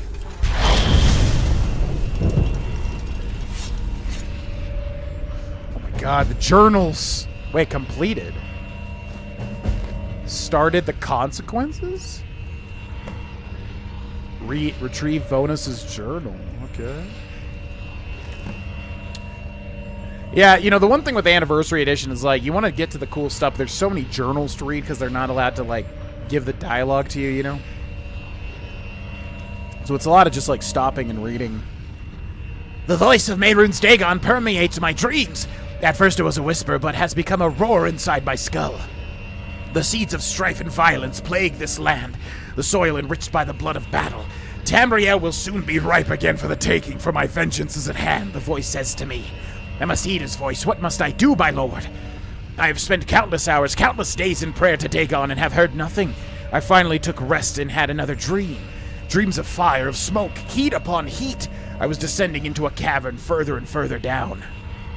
The heat began to cook and blister my skin, but I kept moving ever downward, fire and smoke, heat and rock, and then I saw at the very mouth of Dagon, an Oblivion Gate. With a blinding flash, I then began to have visions of Akatosh, visions of dragons. What could be the meaning of this? This dude never played Oblivion.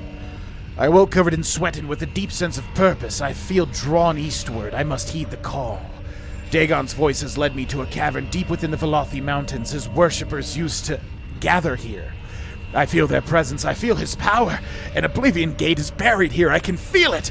It is my destiny to reach it. I will spend night and day with a pickaxe in hand until it is freed from this prison of stone. For nearly 2 months I have toiled, digging deeper and deeper, stopping only to rest, stone by stone, inching ever closer to my destiny, ever closer to the fires of Oblivion. Others have begun to heed Dagon's call and have found their way here to me, to our Lord. We are the high priests of the new order, the chosen few who are attuned to his will. As we traverse deeper, the remnants of ancient mythic Dawn Temple are revealed like diamond from the rock.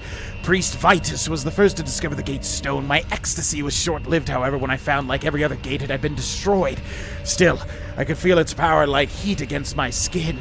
Many other pieces like this are scattered throughout the lands of Skyrim, buried deep, lost to time. We shall find them. We shall open the jaws of Oblivion once again. Visions of dragons cloud my dreams once more, images of Martin Septim and Akatosh that make my blood burn with anger and vengeance.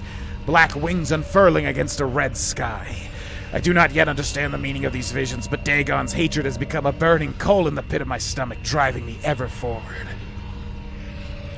Over the last several months, we have searched the deepest reaches of Skyrim and have retrieved enough remnants of the various shattered Oblivion gates to make one whole again. Its very presence inspires power, awe, and reverence. A pact must now be made. Dagon requires that each of us offer a personal sacrifice, a blood offering to prove our dedication. With each soul cast into the fires of Oblivion, his power grows. The liminal barrier is weak here, and the turmoil and conflict boiling in the lands only weakens it further. I must now summon a Dremora Lord to acquire a sigil stone and find a way to open the gate. I have performed the rites as dictated in liminal bridges and successfully penetrated the barrier into the realm of Oblivion, but my attempts to use the gate as a vessel of transliminal attunement have failed. The portal to Oblivion is thin and temporary as one might expect. I have smelled the sweet sulfur of the Deadlands, but only for fleeting moments of time. I have studied all there is to know of the Mysterium Xarxes. I have been to Dawnstar on countless occasions to observe its last remaining page. Yet the necessary pieces remained a mystery as I pray to Dagon for guidance. Oh my god, it's too much, dude. It's too much. Confer with his Dremora, I understand now that Sigil Stone is simply not yet powerful enough on its own. Something stronger may be required to open the gate, but what kind of artifact can hold such power? I've dispatched the most loyal of my disciples to all corners of Tamriel to search for any artifact or source of power worthy of becoming the key to Oblivion. I must remain patient and trust Dagon's will. I've received word from my scouts that a great Welkin stone may be hidden. Like, it wouldn't be bad if it was, like, stuff that we already knew. Like, we know this from paying attention to the quest. Like, all the stuff that he's talking about, you know what I mean? I received word from my scouts that a great Welkin stone may be hidden within Riel, an ancient alien ruin. Could this be the source of power needed to open the gate? It is very well may be. How delicious the irony, an object once used against Dagon becoming the very thing that unleashes his power back into the mortal realm. My scouts are working diligently to uncover any further information they can, and as I continue to pray to Dagon for guidance, his voice says to me, "Patience, all shall be revealed in time. Curse the vigil of Stendar, they have blocked the Pale Pass through the Gerald Mountains, making access to Riel an impossibility. We cannot risk exposing our plans. We must find another way. If we cannot make our way into Cyrodiil by road, we will do so by force directly through the mountains. We have done it once to get to this sacred place, and we shall do it again. I have dispatched a team to begin excavation immediately. Fevered visions haunt my dreams once more, and as the time draws near, I now understand what must be done. The Dragonborn prophecy foretells a chosen one will come forth. Their blood and soul blessed by Akatosh himself, the Dovahkiin. The time wound will open, and Alduin the World Eater shall also return. Though both are fragments of Akatosh's soul, these two will wage war against one another. And as children of Akatosh, they will reap the vengeance of Mehrunes Dagon. But pain and suffering nor death will satisfy. Only the ultimate betrayal will suffice. Oh my god, dude. To open the Oblivion Gate, a ritual of the highest order must be carefully designed. An artifact of untold power must be corrupted, a great sacrifice made, and above all, the Dragonborn must become the unwitting instrument of Dagon's will. I will become the sacrifice, the final step, and as the Dovahkiin takes my life with blade in one hand and great Welkin stone in the other, they will complete the ritual and become the very key to opening the gate. Uh-oh. This ultimate betrayal will shatter the liminal barrier, opening the Oblivion Gate and giving Dagon a foothold into the mortal realm while he rebuilds his armies. It is a divine plan beyond anything I could have comprehended. The world will be bathed in the fires of Oblivion, and the blood of mortals will be on the hands of Akatosh. None can be made aware of this plan. It is too fragile, too perfect. My voice is killing me now. All right, buddy, wrap it up. Come on, man. You, like, give me the Oblivion Gate. And it's just like, now read 15 pages. Come on. It has begun. Alduin has returned. Scorvild has been missing for several days. After witnessing his brother being sacrificed, his spirit broke and he deserted the Order just as I planned. He will seek out the Dragonborn for help, and once his role has been fulfilled, he will be slaughtered. The Dragonborn and their arrogance will continue to be the embodiment of ambition, much to Dagon's pleasure. They will no doubt seek to obtain the Great Welkin Stone. They will then return to me, and when they do, the final act of the ritual will begin. Priestess Anakane has been taken captive by the Vigil of Stendar, but she too serves a greater purpose. Her spirit will not break, but she will lead the Vigil where they need to be to aid the Dragonborn. Where they will utterly fail, the Dovahkiin will succeed. Their success will be short-lived. The Sigil Stone has been destroyed, ensuring the gate will remain open. Moreover, two of Dagon's Dremora, Valkanaz, Gatanas, and Methats, are waiting in the Deadlands to lead the assault. They are the heralds of the coming siege, and through their works we shall unleash a scourge of torment upon our Lord's enemies. The dawn is breaking. Oh my god, okay. Holy moly. Whoa! Hi! I mean, don't you want me to do this? Aren't we following the plan like they said? Why would you attack me? Holy moly, that was like a whole ass book. Pretty cool, though. Yeah, a little plot twist that were, like, instrumental in the activation of the Oblivion Gate. That looks so cool. That looks epic as hell. So what was the deal with the midden? They said, like, you could go to the midden? I wonder if there was, like, another way to do this. Oh, my God! You piece of... Do not kill me after reading all that. Do not kill me! Oh, my God! You don't have enough magic, because she drained my magic. That was, like, incredibly close right there. Okay, please tell me. Okay. Jesus.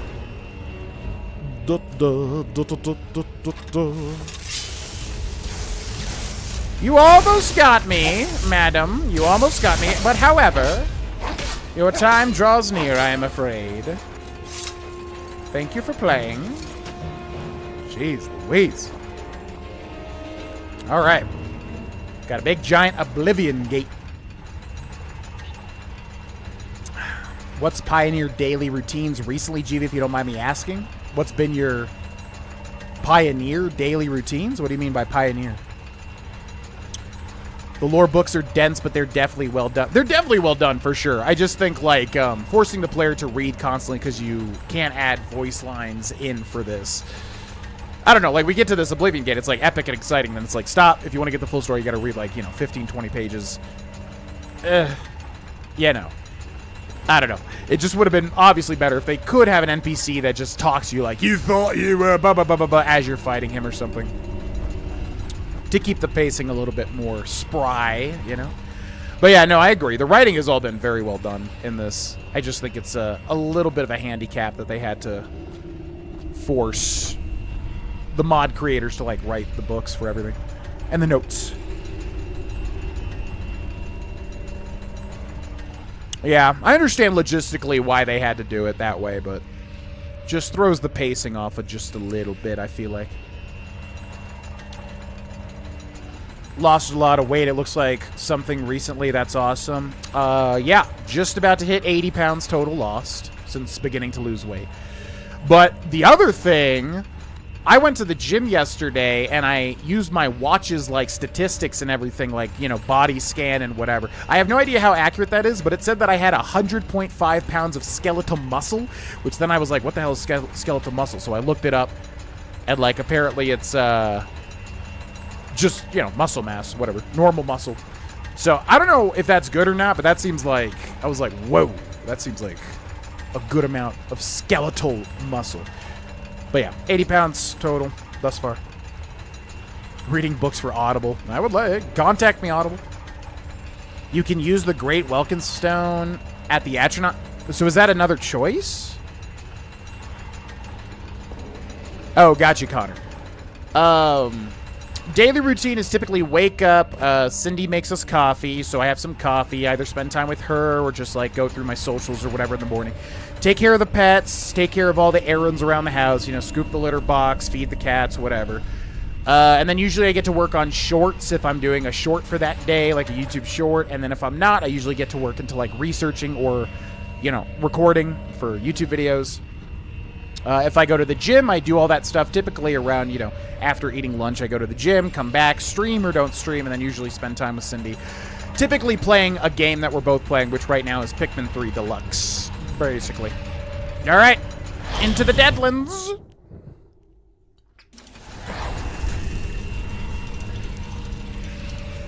Defeat the Dramora Valkanaz? Yeah, I wonder how far they're gonna go here. The fleshy pod! Flame Cloak. Haradary. Oh yeah, the things that... the little weeping... The little Whomping Willows. Okay, Dragon Plate Shield of War. What the heck? Woo. Ring of Peerless Illusion. Thank you very much, Low Country. Appreciate it. Whoa, yeah, they did the whole thing. Oh my god. I cannot believe they did this. This is crazy to me that... What the hell? What? You better give me that horse. Wait. You're not just gonna show me an Inferno horse and not give me the Inferno horse, right? Wait, there's no way they would do that. Whoa, they straight up did the whole thing. Wow.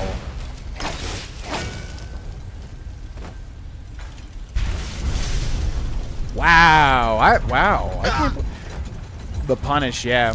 This is the fact that they gated this behind like a level 46 level requirement, which I guess in the grand scheme of things is like not that high. But still, it's like high enough that like so many people are never going to see this. And I cannot believe, again, that I was not spoiled about this on any level. That's crazy to me. And the Oblivion music, too. Although this is not the... Is it the Oblivion music that plays in Oblivion? Maybe, maybe not. The Deadlands. Okay. Are they going to have you shut down? There's no way. There's no way they would have you shut down an entire... I wonder if this is literally just killing these two guys. Also, yeah, what's the deal with that horse? He just kind of appeared and then ran off. I don't know. All right, let's sneak and blow this guy up here. You smell weakness. You must be smelling yourself, then. Oh, there's that horse. Whoa, this guy's kind of. Oh, okay. What are you? What are you? Daedra, let me ride you. I don't want to do this. I want to keep you. All right, well, I tried. Score. Oh my god. What is this? Summon Daedra up to level 36 or sent back to Oblivion.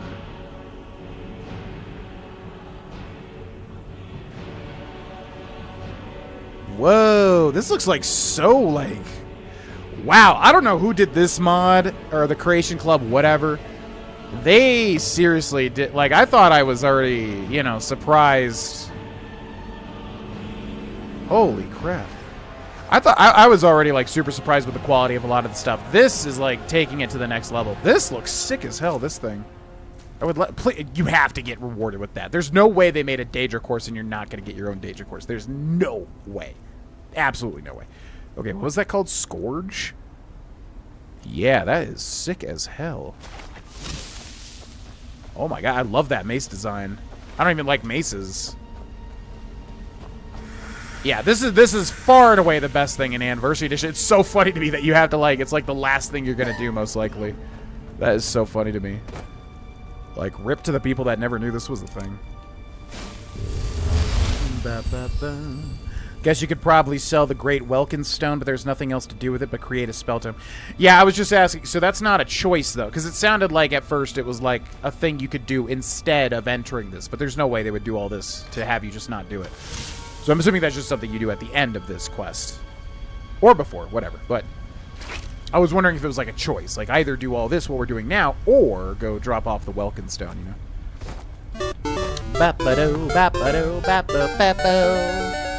Yo, Mark coming in with the, what do you call it? AUS? Is that the currency? AUS, I think. $8 AUS. Thank you very much, Mark, for the donation. Thank you, thank you. Wonder what time it is in Australia right now. I know the UK is like 8 hours ahead. I have no idea. Oh yeah, Australia's like a whole ass day ahead, right? Yeah, do you smell weakness? Let me smell it yourself. Stupid. In you go, into the fire. Okay. 2 p.m. here. Oh, weird. So you're like 18 hours? Oh, hi. Foolish mortal, huh? Yeah, guess who's foolish now? Stupid. Into the fire you go. Another sacrifice. I hate how over the top all the AE content is. Yeah, I can kind of agree. I mean, I think it's cool. It's like a little cherry on top. If you've done everything in Skyrim and then you get to the end, you get like, you know, this OP stuff or whatever. It's not even that OP, but like, it is kind of over the top. I can see what you're saying. But honestly, overall, I think it's pretty well done. What is happening here now? We're going to use the element of surprise, I think. Sky Oblivion. Yeah, literally. Yeah, we're doing Sky Oblivion right now. It's true, it's true. Oh, spoiler. I didn't see what that was. Yeah, this is the best part of this so far, without a doubt, I would say. It's not even... It's kind of... I mean, there's some really good stuff, but this is definitely the best part. Download a creation. The quest pops up as soon as you start the game. Oh, I see what you mean. Yeah, okay. So then with AE, they just put it behind level 46. That's weird. Huh. But if you downloaded the creation, you would have had it instantly. We got Mentats. Is a challenger near? I don't know. Hi, Greyjoy. I know. It's time for a boss fight, so you gotta be all sweet and demand pets. I know. As is your right. Okay, we'll let this guy... Alright, Greyjoy, come on. You're knocking down USB dongles. I'm gonna need you to chill just for a second. Please don't ruin the stream right now. Okay, let's do the invisibility and blow this guy the hell up. Valken Mentats is too powerful for Banish. Retrieve Torment. Ooh. Burns the target for 30 points. Targets on fire take extra damage. Oh, hell yeah. Return to Tamriel. Oh, so that's it. Okay. Fair enough. So we got Scourge in the left hand because the maces are slow as hell. And what was it? Torment? Torment in the right hand. This actually really fits our... Man, there is so much one-handed stuff. Alright, I'm gonna need you chicks to chill. You're telling me a Flame Atronac resisted fire? What? Oh, what? Okay, goodbye.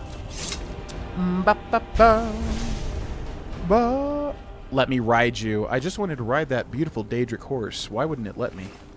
Why, I say, why? So that's it, huh? It would have been cool, you know, this is already really well done, but it would have been cool to shut down the tower. True homage to Oblivion. Unless you can. Wait, where is this going?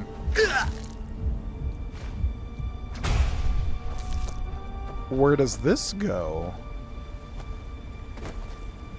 You missed the chest that has a special spell tome. Don't leave before you find it. Where is it? Yeah, there is... I will say that the designs of the weapons definitely stand out a bit. It you know, differently from like how Skyrim appears. They're definitely very obviously like, you know, modded stuff or whatever. I think they did a pretty good job for what it is, but they do look different. They don't really fit the aesthetic a lot of the time. For better or for worse, you know. Okay, so apparently there's a chest. Ooh, what's this? Apparently there's a chest that has a spell tome somewhere. What was that? Glass Warhammer. That's sick. Do you know where the chest is? Where is the chest then? Ebony ore. Bum, bum. Yeah, I get what you're saying. I like things that are, you know, thematically cohesive. Oh, is that it? What's that? I feel like I'm gonna die if I try to do this, but I'm gonna do it anyways. Whee! No, we're fine. We're fine. We're just on fire. It's all good. It's all good. Relax. Oh, yeah, we were over here, but this... I don't think we came here specifically. Oh! It's just there? Summon Daedric Horse. It's just in some random... There's like 15 of these. Okay, so chill. There's like 15 of these. It's just in some random one. That's weird. Okay, so summon Daedric Horse. We got it. I guess that's the chest, right? And yeah, that's really weird. Why would that not be like in an actual chest? I don't know. Anyways, let's try that. So was that a book? It was a spell tome, right?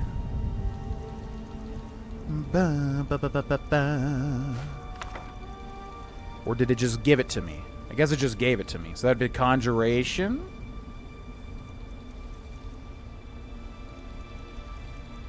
Summon Daedric Horse. Summons a Daedric Horse to act as your steed.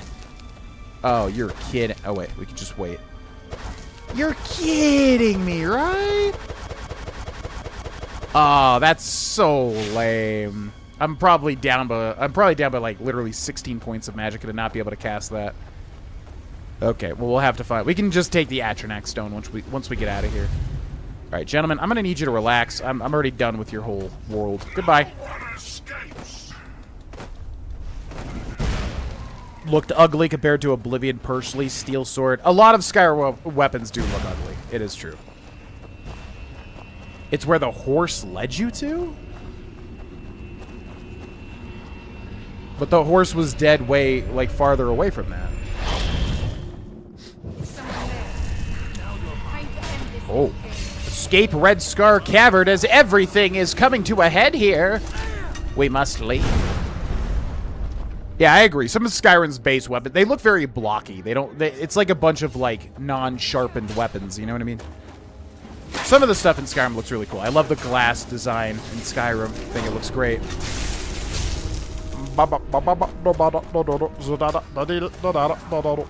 Okay, goodbye, guys. Bye. Have fun with it. Whee! Whoa! Good luck.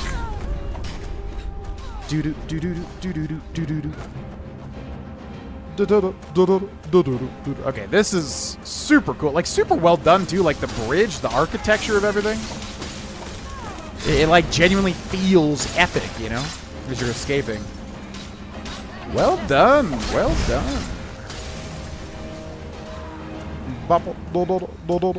Get a ruined book and a salt pile for the Atronach Forge. Yeah, that shouldn't be too hard to find. Ruined book and a salt pile. We should definitely already have a salt pile on our person.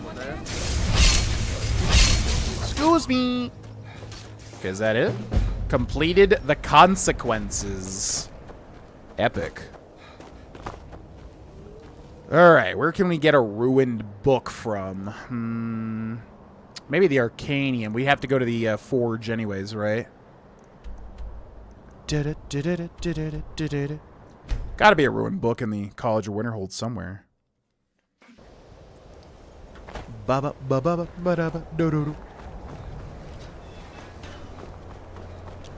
So yeah, how do you know what to do with the Atronach Forge? How would you know? How would you know what to put in there? What's up, Infinite Death? Yeah, done. Yeah, I'm trying to avoid just going into a dungeon, going on a wild goose chase. But I know if we go in there, well, that'll be the best place. But I would think there's got to be at least one ruined book in the Arcanium, right? At least one. Come on. It's where all the books live. I mean, it's probably just the opposite, because obviously they take good care of the books here. Come on, buddy. Have one little ruined book. You know, it's a type of book. You should have every type of book here, and a ruined book is a type of book. Okay, that's fine.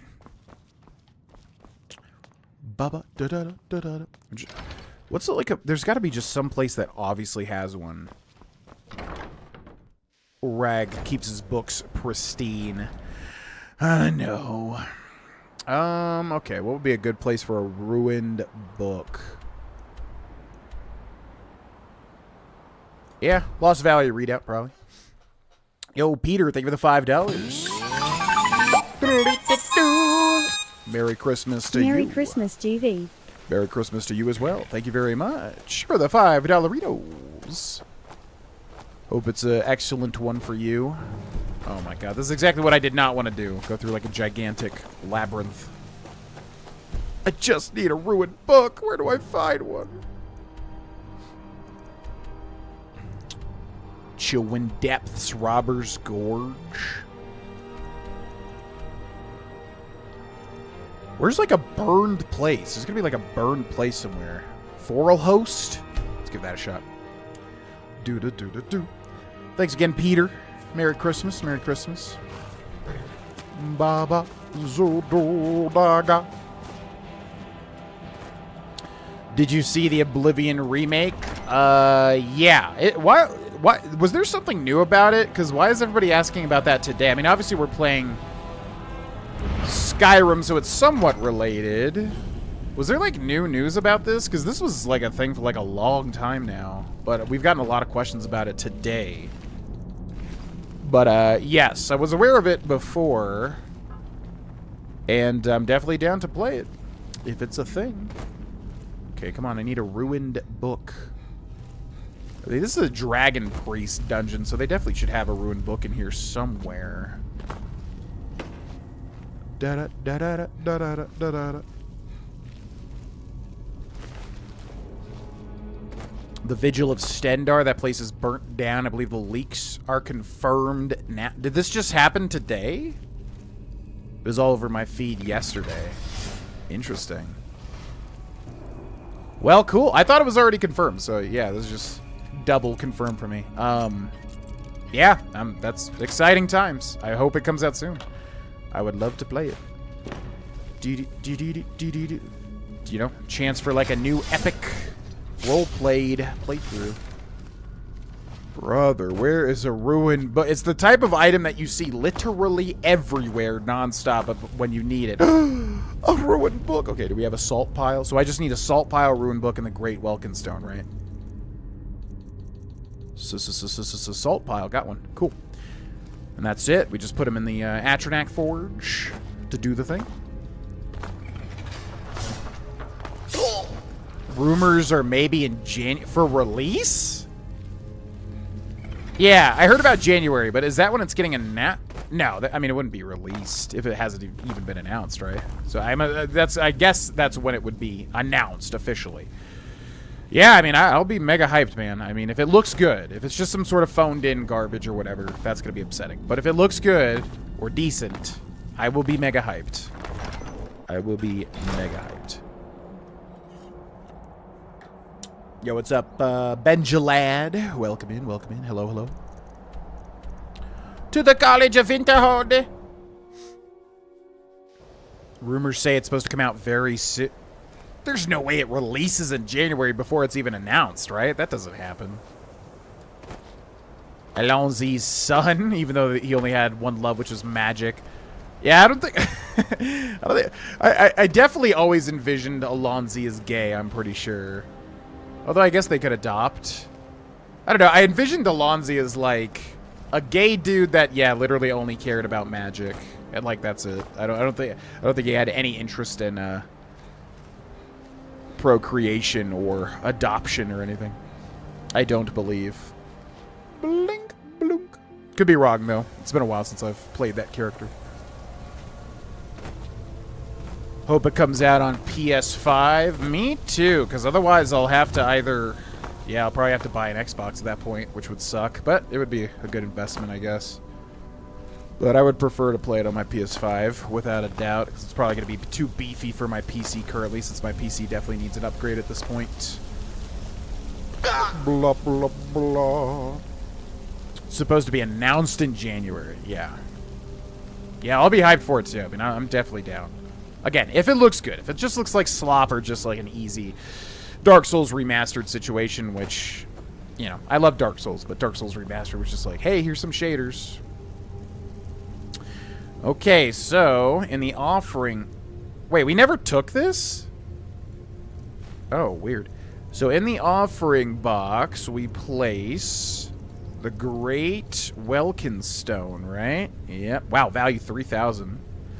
We place a ruined book. We place a salt pile. And then... I have no idea what happens here, by the way. In fact, let me save in case something doesn't work correctly. Pull the lever. What is that? Spell tome Conjure Alien Lich? Oh, yeah, that guy was supposed to be a lich. Oh, yeah, I forgot Oblivion had liches. Yeah. Okay. Summons an alien lich for 60 seconds. Which I don't think we'll be able to use, right? Alien lich. No. There's no way. I'm assuming he just summons that guy that we fought. You know. That one dude. In the alien ruin. That's very cool, though. Okay. Neat. Unless you could use ultimate conjuration magic and summon a permanent child. Now that's weird. Yeah, sure. Why not? I guess, yeah, that's one way to do it. Touch the combat quest lines or spell making. Gotta keep the original feel. Wouldn't mind if they rebalance the difficulty. Yeah, I would hope they would literally just balance the things that need balancing, but leave everything else alone. I mean, that would be the smart way to do it. I don't think anybody wants them to mess with any of the quests or anything, because people love the quests. So yeah, literally just changing, you know, the difficulty slider, the difficulty in general, the leveling up system, in my opinion. Certain things. Make the caves more interesting. I mean, that would be really nice to me. Yeah, that would be epic. But yeah, they definitely should not mess with the stuff people love, which are the quests and the guilds and everything like that. People love that stuff. That would be silly if they did that. What's up, Ricky Ninja? Love your stuff. You ever play Kingdom Come Deliverance? Yep, we finished it on Twitch. I don't think it exists anywhere, unfortunately, but we did complete Kingdom Come Deliverance on Twitch, and it was great. I love that game. I think it was like a post-Maverick's 1 playthrough, so we were riding high on Maverick's at some point, and it was epic. Okay, so I'm going to take the Atronax Stone here, because that's going to immediately give me 50 points of Magicka. And then, if we use Conjuration and Summon Daedric Horse. Oh, look at that. Yeah, that looks cool. It is over the top. I do agree a lot of the AE stuff is over the top, but I think this looks cool as hell. All right, and we're going to ride off into the sunset. That's it, ladies and gentlemen. That is Ruthir's story come to an end. We did every single thing in Skyrim Anniversary Edition. We may have missed something. I don't think that we did, by the way. I think we did literally everything. But, you know, it's weird because there's a lot of little, like, content packs, herbs, and whatever. So, I think we came into contact, created, and experienced every single thing in Skyrim Anniversary Edition. If anybody ever watches this and says, like, hey, you missed this one thing or whatever, let me know. I'll try to make a video on it. Oh, it's the Weeping Giant. It's the Mourning Giant. Yeah, he's like mourning the death of the mammoth. But, yeah, to my knowledge, that is every single thing done. So I hope you enjoyed this playthrough. I know it was weird because obviously it's one of those where we started as a dedicated playthrough and then it moved over to streams. We just started a whole lot in Favorites and then I realized, okay, we're never going to get anywhere if we don't stream some of the stuff. But had a lot of fun. I mean, honestly, yeah, I'll probably do an Anniversary Edition review when we save and quit out of this. Or whatever, I'll just do it now. Yeah, really liked it. I mean, obviously the big hang-up is that it's Creation Club stuff. So you have to realize going in, you know, you're not going to hear any new voice lines. It's all mods created by people that were added to the Creation Club. And then there's that whole taboo with, you know, Bethesda and paid mods and all that. But if we take all that away from it and just look at the content, I think it was extremely well done. It spiced up Skyrim quite a lot. Added a whole lot of stuff. It really did feel like a new game. I do agree, yeah, it's kind of a little weird. Some of the stuff doesn't really fit. Some of the stuff's a little over the top. But overall, with the amount of stuff added and with some of the heights, like the last quest we just did, like, that was insane. Like, honestly, big love letters to, you know, Morrowind and Oblivion. Like, really cool stuff. I think this was really well done. Again, if we take out the whole paid mods thing and everything like that, Skyrim re-release for the 100th time, I think it was really well done. I really enjoyed this stuff, and it's very flavorful. A lot of really creative, weird stuff. And, you know, callbacks to other things, so. Had a lot of fun. Definitely recommend it if you want to spice up Skyrim. Yeah, and thanks for watching. And thus ends Ruthir's story. Goodbye, Ruthir. It's been fun. Goodbye. The new crab shop in Riften. Start a shop there. Oh, that's a thing? Okay, we'll try to pop into that maybe somewhere else for like a split second, you know. Ooh. Alrighty. 5 out. What? Yeah, I guess we started earlier, like around 3 or so. I'm like, how did we stream for 5 hours already? Dang. My favorite was the Tribunal creation. Yeah, that's probably a close second for me. I mean, I love the Tribunal stuff. I love the Ordinator armor and everything like that. I just think that Oblivion stuff was, like, really well done. The Alien Rune was so well done. The Lich looked amazing. The Gate to Oblivion looked great. The Plane of Oblivion. I think it's probably way too much, but to be able to go to the tower and blow it up would have been epic. But the Ghost of the Tribunal was definitely, like, right up there. I kind of forgot about that when I was talking about it, but the Ghost of the Tribunal was, yeah, very high on the list as well. That was super well done. Kingdom Come Deliverance 2, maybe. I'm not going to hold myself to saying yes, because honestly, I have no idea what we'll be doing at that point in time. Maybe. I do like Kingdom Come Deliverance, but I feel like I don't like it as much as like other people do. I do like it a lot. It's really good and really unique. But maybe. I'll just have to see what we got going on. They left all the quests alone, but added some new ones and some things like horse combat. I'm fine with, like, yeah, combat stuff like horse combat or anything, but I don't want them to add new quests. I feel like that's a fine line. I mean, if they can do it extremely well, maybe, but I feel like there's enough good quest and guild content in Oblivion. You really should just leave it alone. I feel like trying to mess with it would be on a razor's edge. Do you ever play Skyrim non-recording just for fun? These days, not really, just because anything that I'm doing in Skyrim is usually satisfied by recording it for whatever. Skyrim's Hidden Treasures are like this. You know, I get my Skyrim fix by recording it. You know what I mean? Yeah. What's up, Courtney? Welcome in. Thank you, Connor. Thanks for watching, folks. Alrighty. Well, that brings us to the end of the stream. Yeah, so moving forward, we just have Fallout New Vegas Psychopath playthrough, which probably would be fun to do something with, at least have some sort of ending. Fallout 3 100%, which we just have one DLC left, and that's it. Fallout London, which, I'll think about it. I don't know. And I think that's it. I think that's pretty much everything that we had going on that needs to be tied up. So, yeah, I would expect New Vegas or Fallout 3 to be next for us to finish. And then just keep an eye out on this main channel on YouTube because there's, yeah, a lot of stuff coming out. I think you'll quite like. And, yeah, all the Patreon stuff from the update videos recently kicks off tomorrow. So if you are a patron, check the Patreon exclusive channel because new series kicks off tomorrow, and then streams for what y'all voted on kicks off tomorrow. So check that out if you wish. And then finally, join our Discord if you wish, ladies and gentlemen. Discord will be in the chat in a second. I don't know why YouTube is so delayed when it comes to commands. But yeah, join our Discord if you are interested. I'll post this in the Twitch as well.